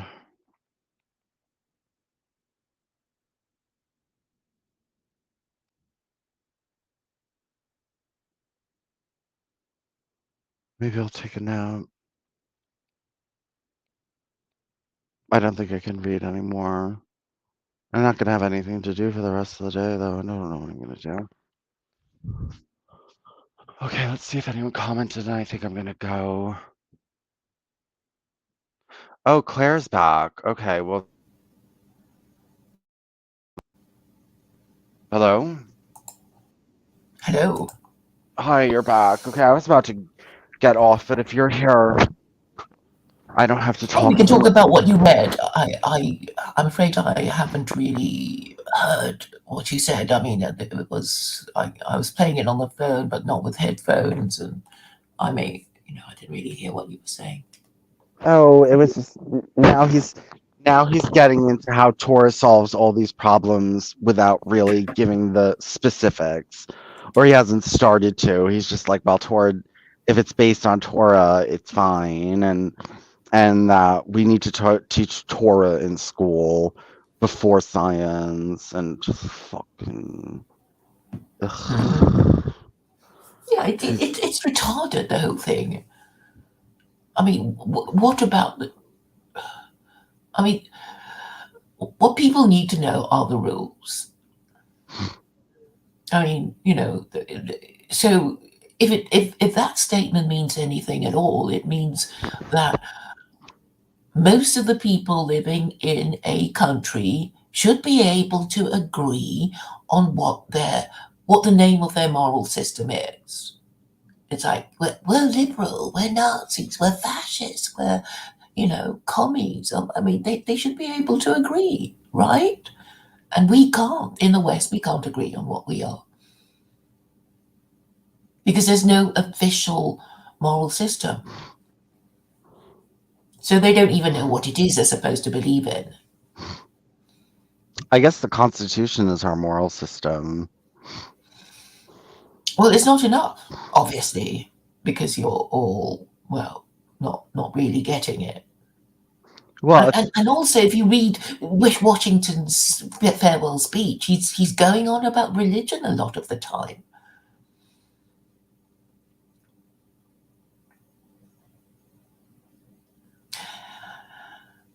We must, with caution, indulge the supposition that morality can be maintained without religion. That's what he said.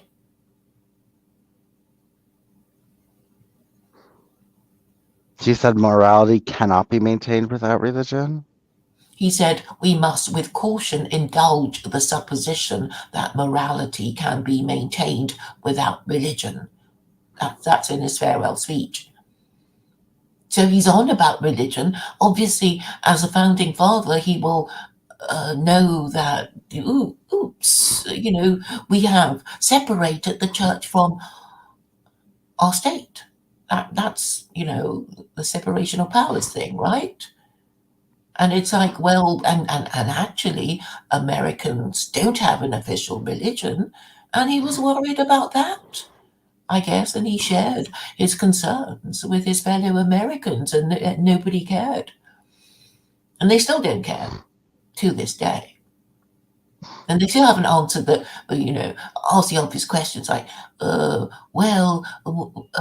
Can we maintain morality without religion? Can we? What is religion? What is morality? Have there been any, you know, philosophical discussions about the subject? Maybe we can have a philosophical discussion about the subject in our next dream. Maybe. Yeah. Well, we can. You know, Okay, you can look it up, and then we can talk about it. Um, because okay, so how many pages have you got there for the like book? 85. Okay. Well, I don't think he'll be offering you a solution because otherwise he would be saying manifesto for no-hidism. Well, the manifesto is the 7 Noahide laws. Yes, but okay, can you answer the question on what he meant by secular by design? Has he answered that question? No. Yeah, okay.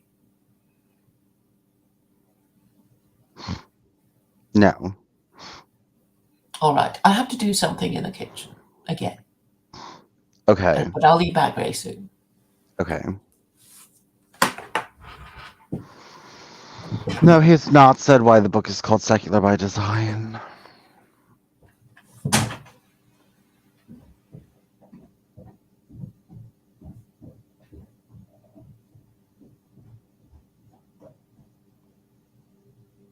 No, he has not said why it's called Secular by Design.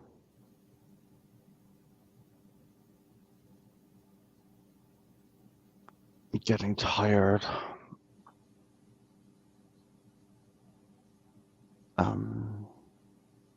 Claire said she'll be back. I'm a little bit tired.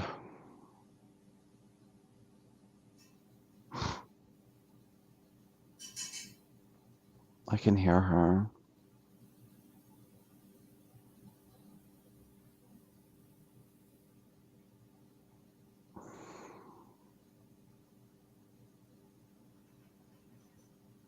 It's really hard because when I first presented the Noahide laws, I thought everyone would just get it.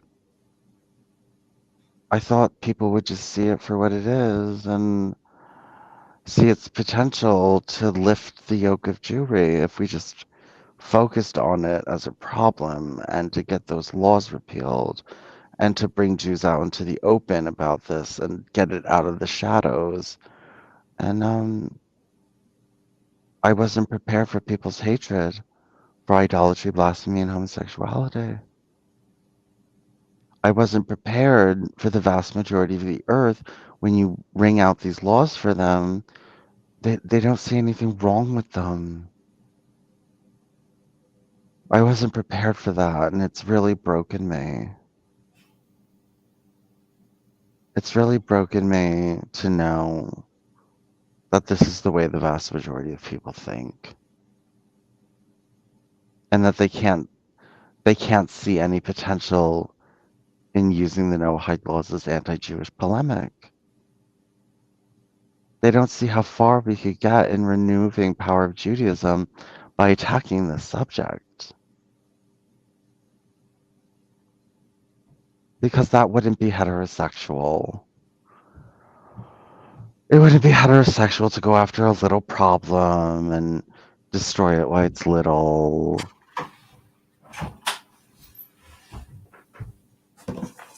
Right, Claire?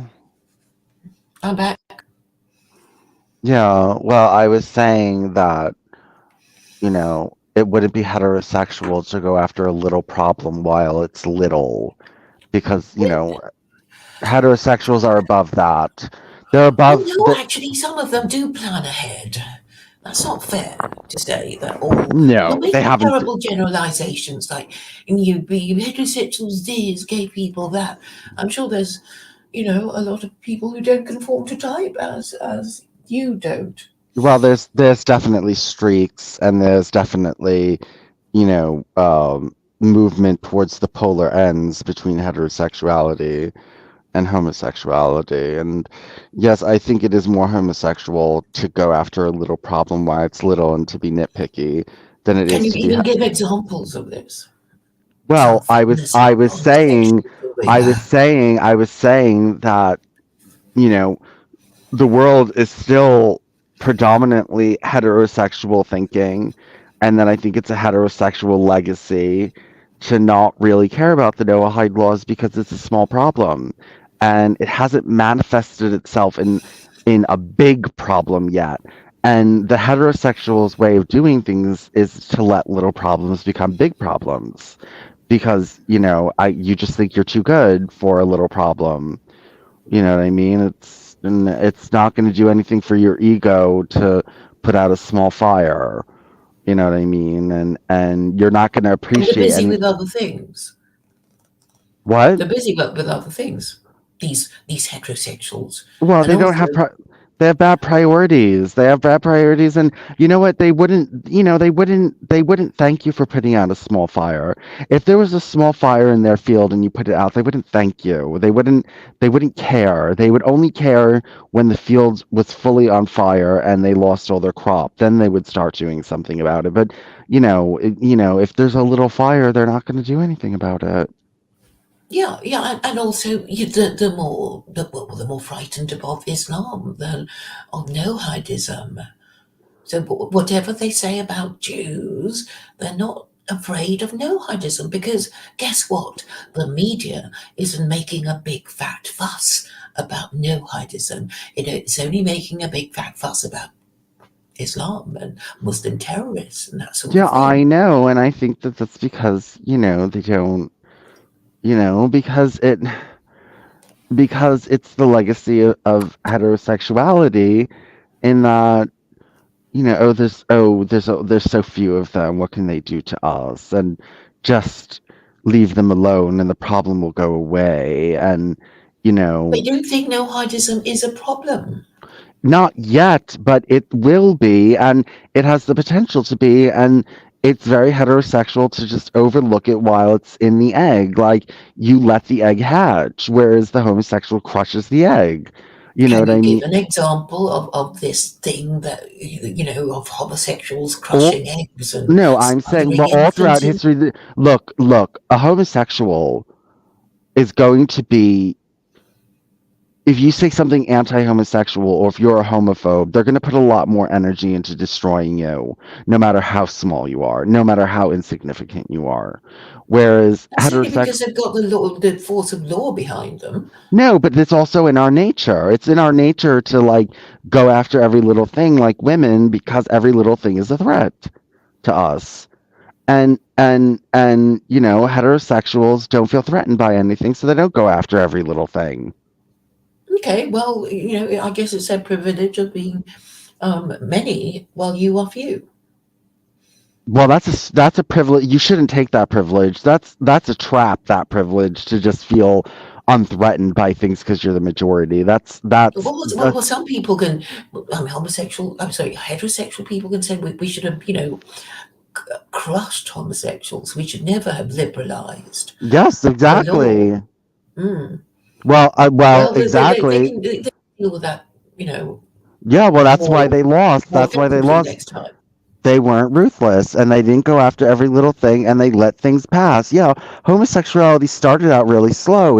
I remember, I forget who it was that organized that first. It was a gay dance in New York City, which, and I'm sure all of them said, "Oh, well, it's just one gay dance and so what? And who cares? And what a bunch of queers and stuff like They would that." And care I if they cared about the principle of the thing. Because if they believed in God and wanted to obey his laws, they would never have allowed it. The fact is, disbelief in God has caused all these problems that you're talking about. Because if it's just a principle of the thing, then they would know the principle of the thing requires that we do not tolerate this abomination. And they didn't think like that. They had stopped thinking like that a long time ago. yeah, well, but they also underestimated it. Yeah, yeah, because they were so top of the world, we're so powerful, we're the best, we won't be, you know, the empire isn't going to collapse because of a few gays. Well, Noahidism has the right thing where you just get rid of them. You know, you just don't tolerate it. It's tainted by its association with with Jews and rabbis and the Babylonian Talmud. Oh, and Islam isn't tainted? Well, Islam is sort of, well, the final revelation to mankind that Allah has revealed through the Prophet Muhammad. It's not tainted with a Jewish source.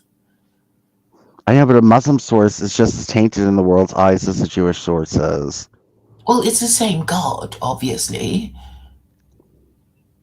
Well, not well. Jews would deny that, but according to the narrative of Islam and Judaism, the Torah comes from the Abrahamic God, and so does the Quran. But of course, Jews would have an interest in denying that the Quran comes from God, because they want to think that they have the best, well, the original and the best, I guess. But it's the same God. I mean, Judaism, Christianity, and Islam are classified as the Abrahamic religions.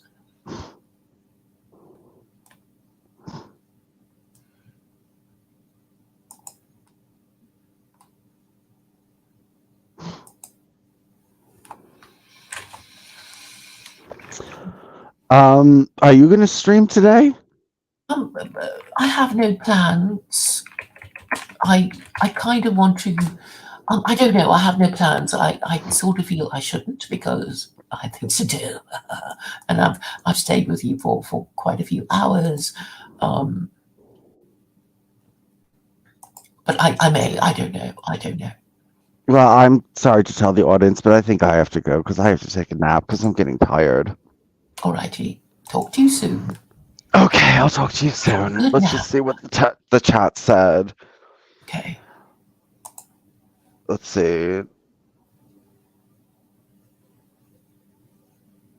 You could distribute pamphlets to bring attention to the issue and hold meetings at your house. Yes, I could. Oh, that's a cute little donkey, that fickle emu for life. Emu for how life has. Okay, guys, I'm going to go. All right, Bye-bye. bye. Bye.